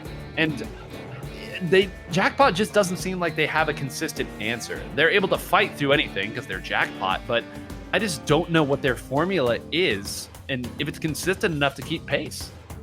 Well, in the past, right, it's been really trying to push forward with these strikes and get Leafy into position, right? Can they sync up both of these strikes? The answer so far is no, because you've constantly got a Goss or an Atomic going for your throat, right? Trying to interrupt any of those, not to mention, by the way, that Yoshell's staring at you, trying to make sure that you don't go forward. And of course, Zenith's there to cover up the rest of the map and locate you, right? With that point sensor. So they have to find a way. Jackpot is one of these teams that's so good about being coordinated in general. And right now, with blow after blow that's being sent their way from Meow, it is so difficult for them to find that level of coordination. 9 other stat line I wanted to call out. Last game, 3-minute game, Atomic 13 KA on the roller. Jeez. Well, no point in speculating here. I think we're going to see this exact 4 come out. What is Jackpot going to switch to? Okay. Oh, wait, no. That is not a ZNF.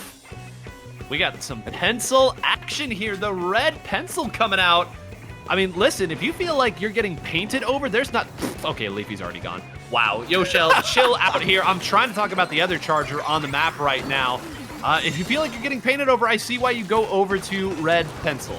On the other hand, though, that's what you give up when you switch over, and Yoshell immediately reminding Jackpot of that.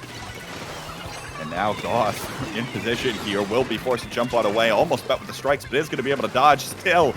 Going through Mission Impossible here, just trying to find an escape route and trying to be a thorn to the side here for Jackpot. Yoshell, though, back in position here, looking for some of these members of Jackpot. And now some specials on the ready here for Meow to push back in. There's the strikes, and now starting to move back forward. There, what?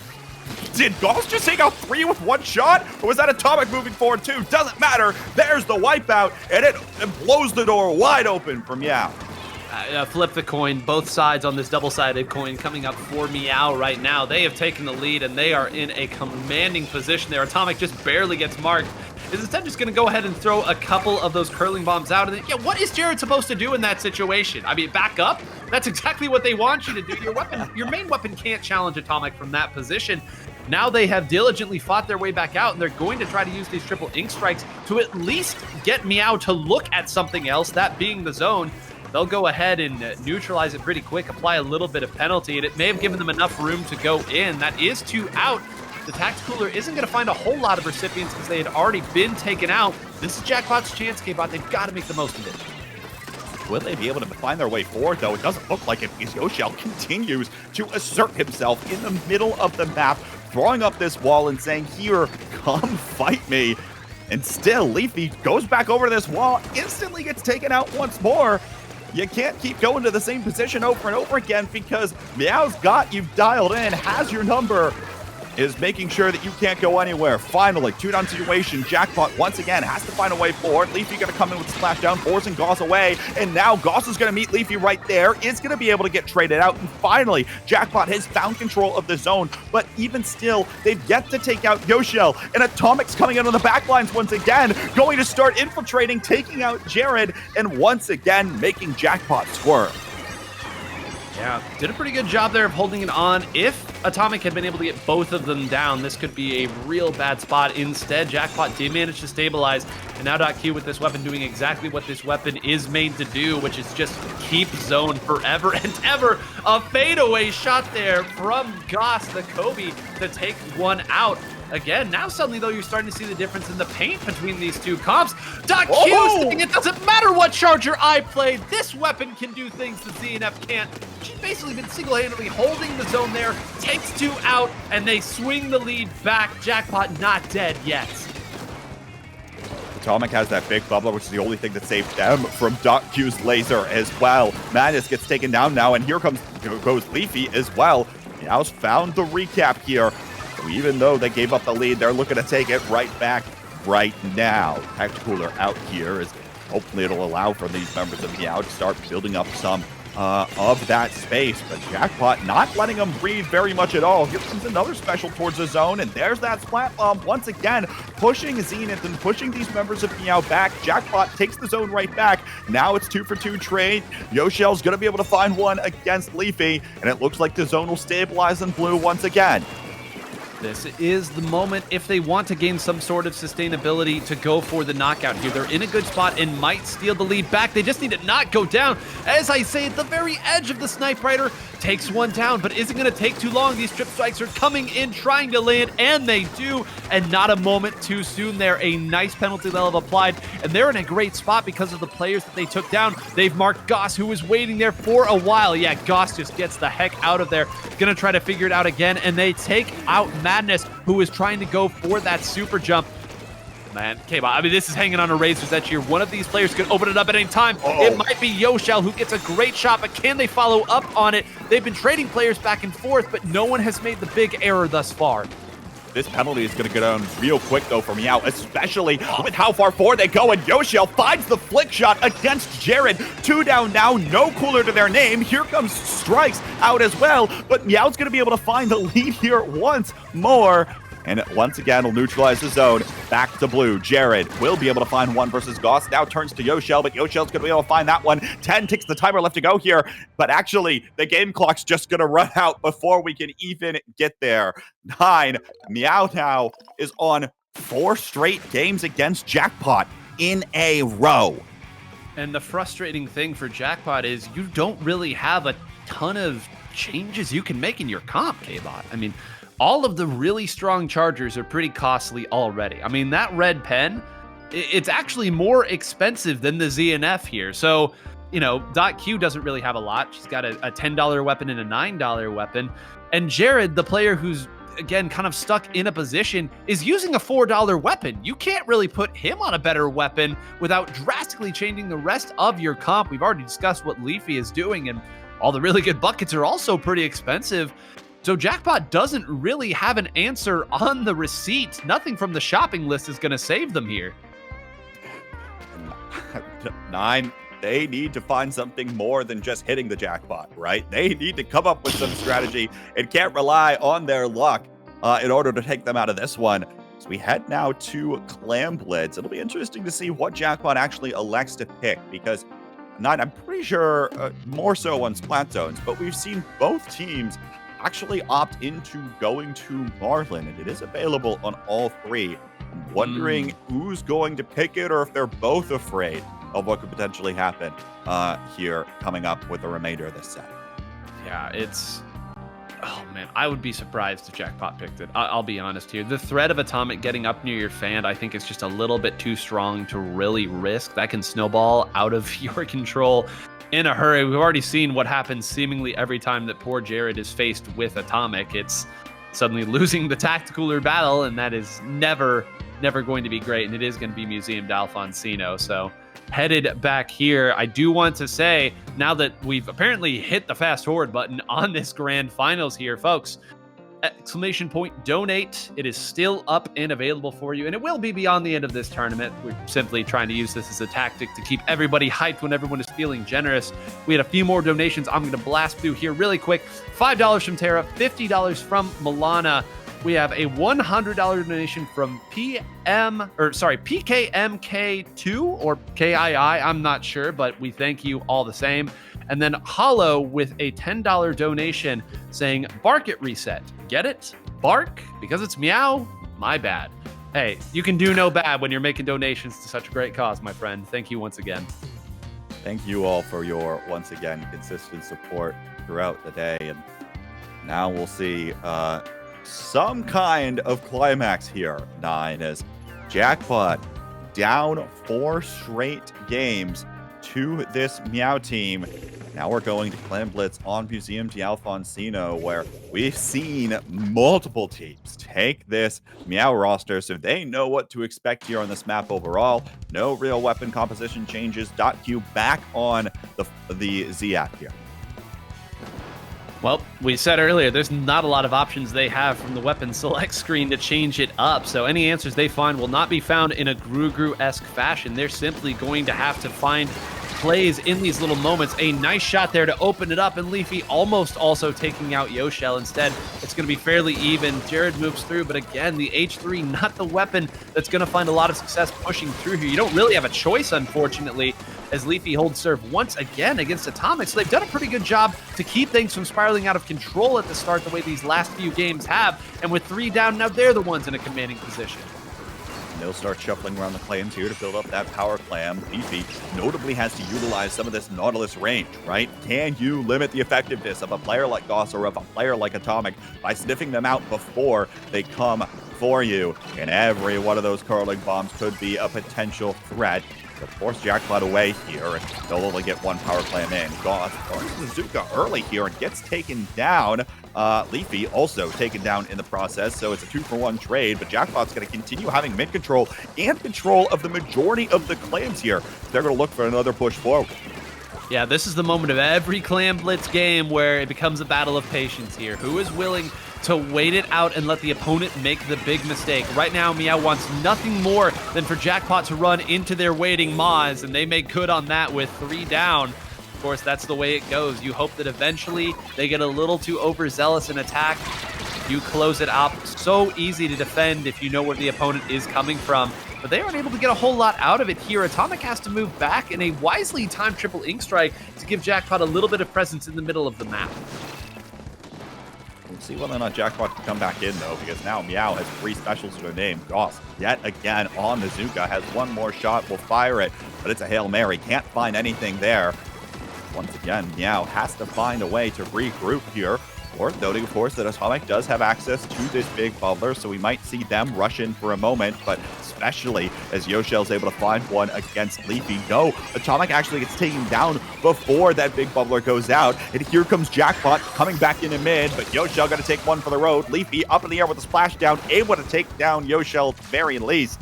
And it's 2 for 2 right now in the middle of the map. Both these teams continuing to go trade for trade. Trade for trade, and now Meow finally on the doorstep here. They've got maybe a little bit of time they're going to have to kill. They used the Trizuka to open that play up. They would love to start a more sustained push with it. They've taken Jared out, though, and if Yoshel is able to find Leafy here, that should give enough space for Goss to build it up, and Goss did indeed build it up. Firing on that side, you know that everyone's swimming over to the right to dodge it, so fire that way, and ye shall find. Yoshel, that is. Great job closing one out. The charger on the other side, though, is enough. We told you folks at the start, points hard to come by on this map mode. And you can see that even as great individual plays have been made by many a player, it starts to break through. So how's about a good old-fashioned flank here from Goss to try to do it the old-fashioned way? Looking to open things up, but won't be able to come up with much value there at all. 2-down situation for Meow now, who still has yet to make a push against Jackpot, who's holding firm at the 1 power clam mark. Maybe they'll make another push for themselves as Leafy steps forward here, but has to be careful going into yellow territory on the whole. Madness jumps forward, jumps right back away. Doesn't like what he sees there. And here comes the Zuka out of Goss. Looks like it'll take out Leafy in the process. And here comes these strikes, looking to try to shut down anything that Meow's got coming forward. But even still, Meow's been mobile, dodging around a lot of things the Jackpot continues throwing at them. In 9, both of these teams, it feels like at any moment can make a push, though it's starting to swing back towards Meow. It is, but Atomic went down to dive after Jared. I don't know if it was .Q or somebody else who got the punish, but Jared got away there, which means they'll have a Tacticooler at least reasonably soon. And Goss took a hit there as well from Madness, does get away, so that's a bit of a wash on the attack side.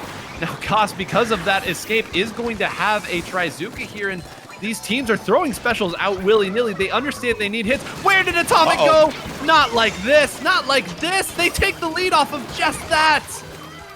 Just that is all it takes. And now Zenith's going to get a couple of extra for the road here, but won't be able to get it past the 62-point mark. That means that just 2 power clams are needed, or 1 power clam and some change is all it takes for Jackpot to take this one right back, and they have more than they need and already are starting to go for it here. Atomic's in position, though, underneath the basket. Will they be able to find the clams? Jackpot will. 3-down situation, though, for them, and .Q will be forced to jump on away. Overtime now is going to have to quickly come through here for Meow if they want to try to take this game right back. The Jackpot's trying to shut down anything that Meow can possibly do. There's Zenith, gets taken down, 3-down situation, and that'll be all she wrote. Finally 9, Jackpot gets 1 on the board. And nobody beats Jackpot 5 times in a row. Golly, man, they certainly waited until the very end to find some magic. Meow snuck one player all the way back around. I mean, it's Clam Blitz. You knew we couldn't play a full game of that without some funny business coming through, but oh man, if a few more clams had gotten in there, the dynamic would have been changed entirely. You saw that they barely had enough with them at the start of that overtime to win it. If they had gotten taken down any quicker, they would not have managed to find that lead. But hey, They found the answer that they needed. I won't say that it was because I was, impressed with how they were able to fight in these moments. I still think they're going to need some answers on some of the more traditional map modes, but you never look a game in the face without taking it. And a great job there from Jackpot, finally giving themselves a little momentum, perhaps. And I mean, come on, you all know the old cliche: Jackpot with momentum, you can beat anybody. Yeah, I mean, we've seen that time and time again across how many tournaments this team has entered where they pick up a little bit of win in their sails and keep running with it till the very end. Though Meow has come out in full force, right? And has some momentum to their own. They know they can take this Jackpot team, right? They're not just some random team. They know that they can stand toe to toe with these folks in the grand finals of this incredibly large tournament. And sure, unique format, all you want, but even still, such good play coming in from both of these rosters is what it's going to have to take in order to come through with that. And one of the things I'm noticing, it feels like the players keep getting nervous. We saw Goss land a lot of Zuka shots earlier. I'm not seeing as many of those connect as we've seen in the past, at least out of Goss, right? For some of what's going on. So we'll see. Typically, those are the kinds of signs where the players are getting a little nervous and anxious. I imagine it'll start creeping up on both sides here as we get further and further along in this set. Well, and it's also a long tournament, right? The very human element of this is that these teams have been playing an awful lot of Splatoon over the course of the day. You said it, 116 teams. This is double elim. And these have been some long sets that these two have been playing. Don't let that first grand final set fool you here. There's been an awful lot of game fives that these two teams have played just to get to this point. And now they're locked in 2 more sets here. There's a fatigue element of this that certainly has to be considered. But I will say, Museum d'Alfonsino sometimes does a pretty good job of blocking those shots. So again, when I said I wanted to see it on a more open map, see it being Jackpot be able to keep pace, just what the doctor ordered right now. This might be K-Bot the strongest map that Meow has. Yeah, absolutely. As we're sent to Marlin Airport as their own counter pick. We've seen Goss take up post on one of the sides of the map, right? Continue to say, look at me. Atomic's not afraid to dive forward and get even in front of that fan, preventing anyone from coming forward. And we'll see whether or not Jackpot has an answer, because like I said earlier, pretty sure Jackpot has liked this map today too, especially for the kinds of plays that you can do, maybe even with things like Leafy's splashdown, right? That could be a little bit more effective here with some of the verticality differences. So we'll see whether or not that comes into play as we roll right into this one too. 1-1 now. Watch at the start. It seems like every time the game starts, one person gets taken down by a Charger, but the Chargers have fired 3 shots apiece and nobody died here. We are in uncharted territory, folks. We're actually going to see both teams get to come into the middle of the map with a tacticaler here, and anything can happen, including Madness going down immediately. But why 2 more collapse? Come on, .Q, go ahead and give us a third. Yoshell, you better run here. The Chargers move forward. .Q trying to tap for the quad and will not find pay dirt. But what an explosive opening after 2 of her teammates had just gone down. Not on that Jackpot, the opening push here. Will they be able to find a hold as Madness actually moves forward, harassing some of the members here of the Out? Will get taken down in the process. All you really need is .Q and Jared online here, especially when these strikes are out, buying even more space for Jackpot. Also make .Q reposition for just a moment with that Zuka, but won't come up with the actual pick. And now the big bubbler goes out. Atomic gonna find 1 for 1, but even still, 2 down now for Meow. They can't get back in, and it looks like Jackpot now is setting up for their own lockout here with just 30 ticks the timer left to go before they knock out 100-0 fashion. Then you see Jared pushing way forward, saying this way. That's going to let everybody else on the team pick whatever spot they want to try to meet the oncoming threat. Leafy has been holding this charge for a long time. Finally jumps out and gets taken out there. Madness gets collapsed upon as well. Just 2-1, and they hold. Oh my goodness. Not a couple frames left before they lost that. I guess it took them just long enough to take those players out that there was still time left for them to hold the zone. All right, Jackpot with momentum. You are meeting the bill, my friends. And now Jackpot is finally on tournament point here as they go in. I said they like this one, and it feels like every time we get a new map added to the game, it is incredibly lockout favored, and the first team that can find that seems to be the team that could run away. Jackpot this time around able to find it here, especially with Leafy moved up so far. You commented Jared going up the side. Madness has got an angle here as well at the end of the game, and where do you even enter from if you're Meow? There's not a great answer here. You see them all collapse. They even take the players out. Like, Madness is firing at it. Nobody goes down, but it takes them just long enough to clear it out that the other members there, your two best painters, can hold it. And I want to give a special shout out that game to Madness, who is playing the very difficult role of running forward and fighting everything and being the entry tool, because we kind of said earlier there that Goss playing the glue role, if you will. The glue guy is able to fight sometimes, enter sometimes. I mean, we know the splatter shot is very versatile. There's not the same sort of weapon here from Jackpot. Typically, they kind of have three different players who can do it. When Jared's on his traditional weapons, he's not on a weapon that can move forward and fight, which sort of means that, for better or worse, Madness has to go in, fight, and everybody else will follow up, and what will come will come. That's not an easy role to play over and over again. Yeah, but if I know Madness, he's more than happy to take that role, Nine. Well, braver man than I. Trust me, if anyone knows Madness, it's probably got to be between me and Red for trying to rein that guy in. Yeah, we get it. Go ahead and throw the clipboard again and blow the whistle a couple more times, Coach. We have potentially one more game, so but I'm going to blast through a few more donations, folks. We're at $7,792.77. Slim Java, $10. Lila Russ V-Scope, $5. Anonymous, $37.03 with the comment, Jack Pottent, which I never want to have to say that word again in my life. That hurt to say physically. Fido, $5. Have a nice stream. And Anonymous chipping in an additional $10. $7,700.92, or $7,792.77. Woof. Okay, I'm gonna take a breath, K-Bot, because we've got Hagglefish Tower Control coming up. 9. So the reason someone said Jack Potton is because they donated the exact amount to get it to 7s across the board, and then some of you all immediately interrupted that. So shout-outs there.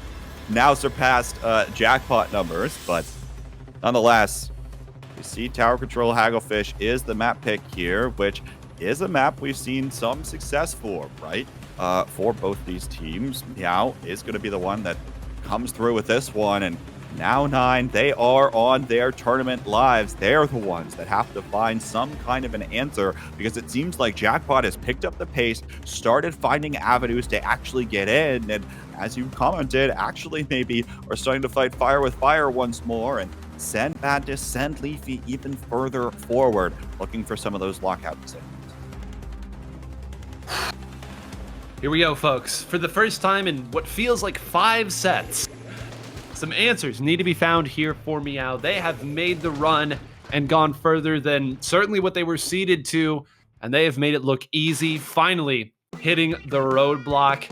Jackpot came back from way down earlier in the previous set they played on winner's side. Now, do they have a little bit more magic? .Q, the first into the fight. The Chargers will once again fire it out. And that's Leafy coming around this left side. Everyone was looking at the center of the map where the two Chargers were the first into the fight, and the Nautilus swings right around. And K-Bot, the tide's starting to shift a little bit. Meow looking a little bit discombobulated. It's the Jackpot with momentum that everyone fears, 9, and Leafy is carrying that momentum forward, looking for even more, and he'll find it with the splashdown, despite giving her life. Already, Jackpot down to the second checkpoint here as they continue their onslaught of point sensors, strikes, everything right over to Meow. And they're looking to knock this one out pretty quick. Madness leading up on this right side. Goss going to be able to find one with the Zuka. Now another one comes through. Leafy going to get taken down as well. But Q's right back in time. No, finally, there's the wipeout 9. But it's down to 13 off the opening push. That drastically changes the way Jackpot can play the rest of this game. Oh my god, fighting through double, triple ink strike, getting this far is going to be difficult. They're going to have to be patient, maybe even take it one checkpoint at a time and simply keep some presence on the map, you're only going to get so many chances. But first of all, you have to prevent Jackpot from starting more pushes on the other side as well. It's going to be Goss fighting it out with .Q. .Q missing, so Goss will escape here, but now he's caught in an awkward spot. Thankfully, he has the tools for the job in this triple ink strike, but yeah, you know you only get so long before they respawn. Now, once again, Jackpot holding center of the map, holding good presence, taking fights where they want. Seemingly everybody is marked. And Jackpot, once again, playing a little free, playing a little loose. They are fighting. Continuing to roll right on forward and not giving up an inch. Can you keep Goss and Atomic in front? The answer for Jackpot in the past couple games has been yes, absolutely. And I'll be hoping to continue doing just that. Atomic now working their way up the right side of the map, trying to play a little bit of an element of surprise, but Jared actually able to infiltrate and find the tower. 2 for 2 right now. Now Goss able to come up with one versus Madness, but it's not opening the map at all because not enough members of Meow were up. Leafy is going to be able to pop out and find one. And now all of a sudden, we're on equal footing once more at exactly the halfway point in this game. Yeah, I'm glad you brought out exactly the halfway point, because now every single one of these pushes really needs to find some great value. You can't give up a lot in order to get these early checkpoints. Because again, you're going to have to fight through double, triple ink strike at the very least. Maybe you can move forward and attack them at that side, but very disciplined defense here from Jackpot. They're going to give up this first checkpoint without really much of a resistance there. They tried to build up their triple ink strike, and Madness got taken down immediately. Only one of those landed. Did they wait too long here, K-Bot? Yoshel took out 2 members, but it appears that the rest of the forward front was not able to find anything there. Again, solid defense, but they did give up a checkpoint in order to achieve it. Chipping away one push at a time right now is what Meow wants to do. And hey, they'll take a checkpoint if they can get it. Now Zenith able to come up with a trade here versus Leafy. Maybe there's still enough for the momentum to keep pushing here for Meow. They've got their Tacticooler already out, and here comes one set of those strikes, forcing them away for just a moment. But Goss has Zuka here as well. Looking like he might have picked off Leafy there with that Zuka, and certainly is looking to put in a little bit more effort here, but we're seeing these strikes continue to come in on the tower, trying to make it so that Meow can't move anywhere. There's another cooler out again. Yoshel looking for Madness. Actually, another player will find that pick. Now everyone dives on top of the tower. 2 go down, 3 go down as Goss finds yet another one here with their Zuka, and suddenly Meow might be able to find it here, and they will. There's the wipeout. Goss is going to have a little bit of a squid bag party on top of the tower, but got to be careful here because Jackpot's going to come. They want to try to knock this one out right now. 2 down on both sides. There's one member still on top of the tower. Meow is sending us to a decisive game 5. Wow. Oh my goodness. I mean, we said right as that first push started, they got them a little further. I said, all right, Jackpot really gave up that first checkpoint without a lot of resistance. And you know, the other members were slowly starting to push up. Of course, Atomic was pushed up as well, trying to make that doorstep a little bit harder to defend, but they still gave it up pretty quick. And anytime that you give up that first checkpoint and the opponent still has control of the middle of the map, they're going to get the chance to start cycling their specials. And every time that you go through that, it means that eventually there's going to be a situation where someone riding the tower has a special that can break through the defensive positions here on Hagglefish. We saw it with Crab for years. We've seen it with Booyah Bomb. We've certainly seen it with the Trizuka. And that time you continue shuffling the deck and cycling it through like it's an algorithm. Eventually, you're going to get Goss up there with the Trizuka like it's a game of Clue. And it can break through even the best of defenses. Again, you can't really react to it. We're on game 5 of our grand finals reset, folks. This tournament has gone the distance, the very last possible game here in the 2-course meal for Palestine, the charity event for the Palestinian Children's Relief Fund. Folks, exclamation point donate. Let's bring it home here. We are at $7,800.54. We had a donation from Yoshi24. Palestine will be free. $7.77, clearly in support of Jackpot. Here we go, folks. This is all you can ask for. Mahi Mahi Resort, Splat Zones to decide it all. How about this one? Field day for the Chargers maybe on both teams here, but at very least the one that Jackpot is most confident on versus this Meow composition. 9, by the way, want to call it out in the last game. Zenith, 19 KA, 6 coolers. Goss, 18 KA, 5 Zukas. Jared, 16 KA as well. Numbers high on all sides here as we headed to this final game 5. Get excited, everyone. This one is going to be an absolute ink bath. Roars in both VCs as they charge towards the center. In these last 2 games, it's been the Chargers that have gone to the middle of the map immediately, throwing caution to the wind. And sure enough, both of them will trade shots on the other side there. Both of them will find players as well, with 2 going down. But I believe that .Q did get the better of Yoshell there, and that means that everyone else is going to have to back up. And if you give a little bit of space, you know Leafy's going to dive forward and try to take advantage. Absolutely does there. Tries to cut off some of the members of Meow before they can get back on top of the zone. Not successful in doing so, but at least successful in providing the opportunity and distraction for the rest of the teammates to come through. And it's another 2-down situation for Meow here. They have to regroup and find their ability to come on back in here into this zone, because we are already starting to go even further along in this game. There's the water level dropping, and now 2 members once again go down for Meow. Leafy forward, finds a third, and this is dangerous territory here, 9. Jackpot might take the tournament right now. They saw exactly what Meow did the last time they were in a best of 5, and they're trying to win the game immediately here, making it as anticlimactic as all get out. It does appear that the members of Meow have diligently built their specials. They're going to use every second they have, but all 3 shots. Jared, who I've been talking about the weapon, gets what might be the most important shot at the end of the game. Oh my goodness. And again, I apologize to all of our viewers who stepped away to get a drink of water before the start of that game, because Jackpot proves at the end of the day that it doesn't matter the format, doesn't matter how many teams, and it doesn't matter how many games it takes them. They will find their footing, they will find their momentum, and they will find the top of the podium here in the 2-course meal for Palestine. Hats off all around. Of course, Jackpot able to come on through and actually set up things, picking critically this map of Mahi Mahi. Not a map played all the time, and one once again. You know exactly where Atomic's going to drop in from. You know exactly where Goss is going to drop in from. And as long as you've got your eyes on those 2, you keep them in front of you, you're not going to be as successful as they have been in some of these previous games. You see it there at the very end as Leafy continues to crossfire, setting that up with the Nautilus so often. Jackpot able to take it once more. But again, I have to applaud Meow here, right, for being able to come through, run through this tournament the way they had to get to this point, playing a very similar play style here to Jackpot. Great showing here from the 2 teams. Again, 116 teams coming out to show their support today. I don't believe any more donations came across. So for the time being, $7,800.54.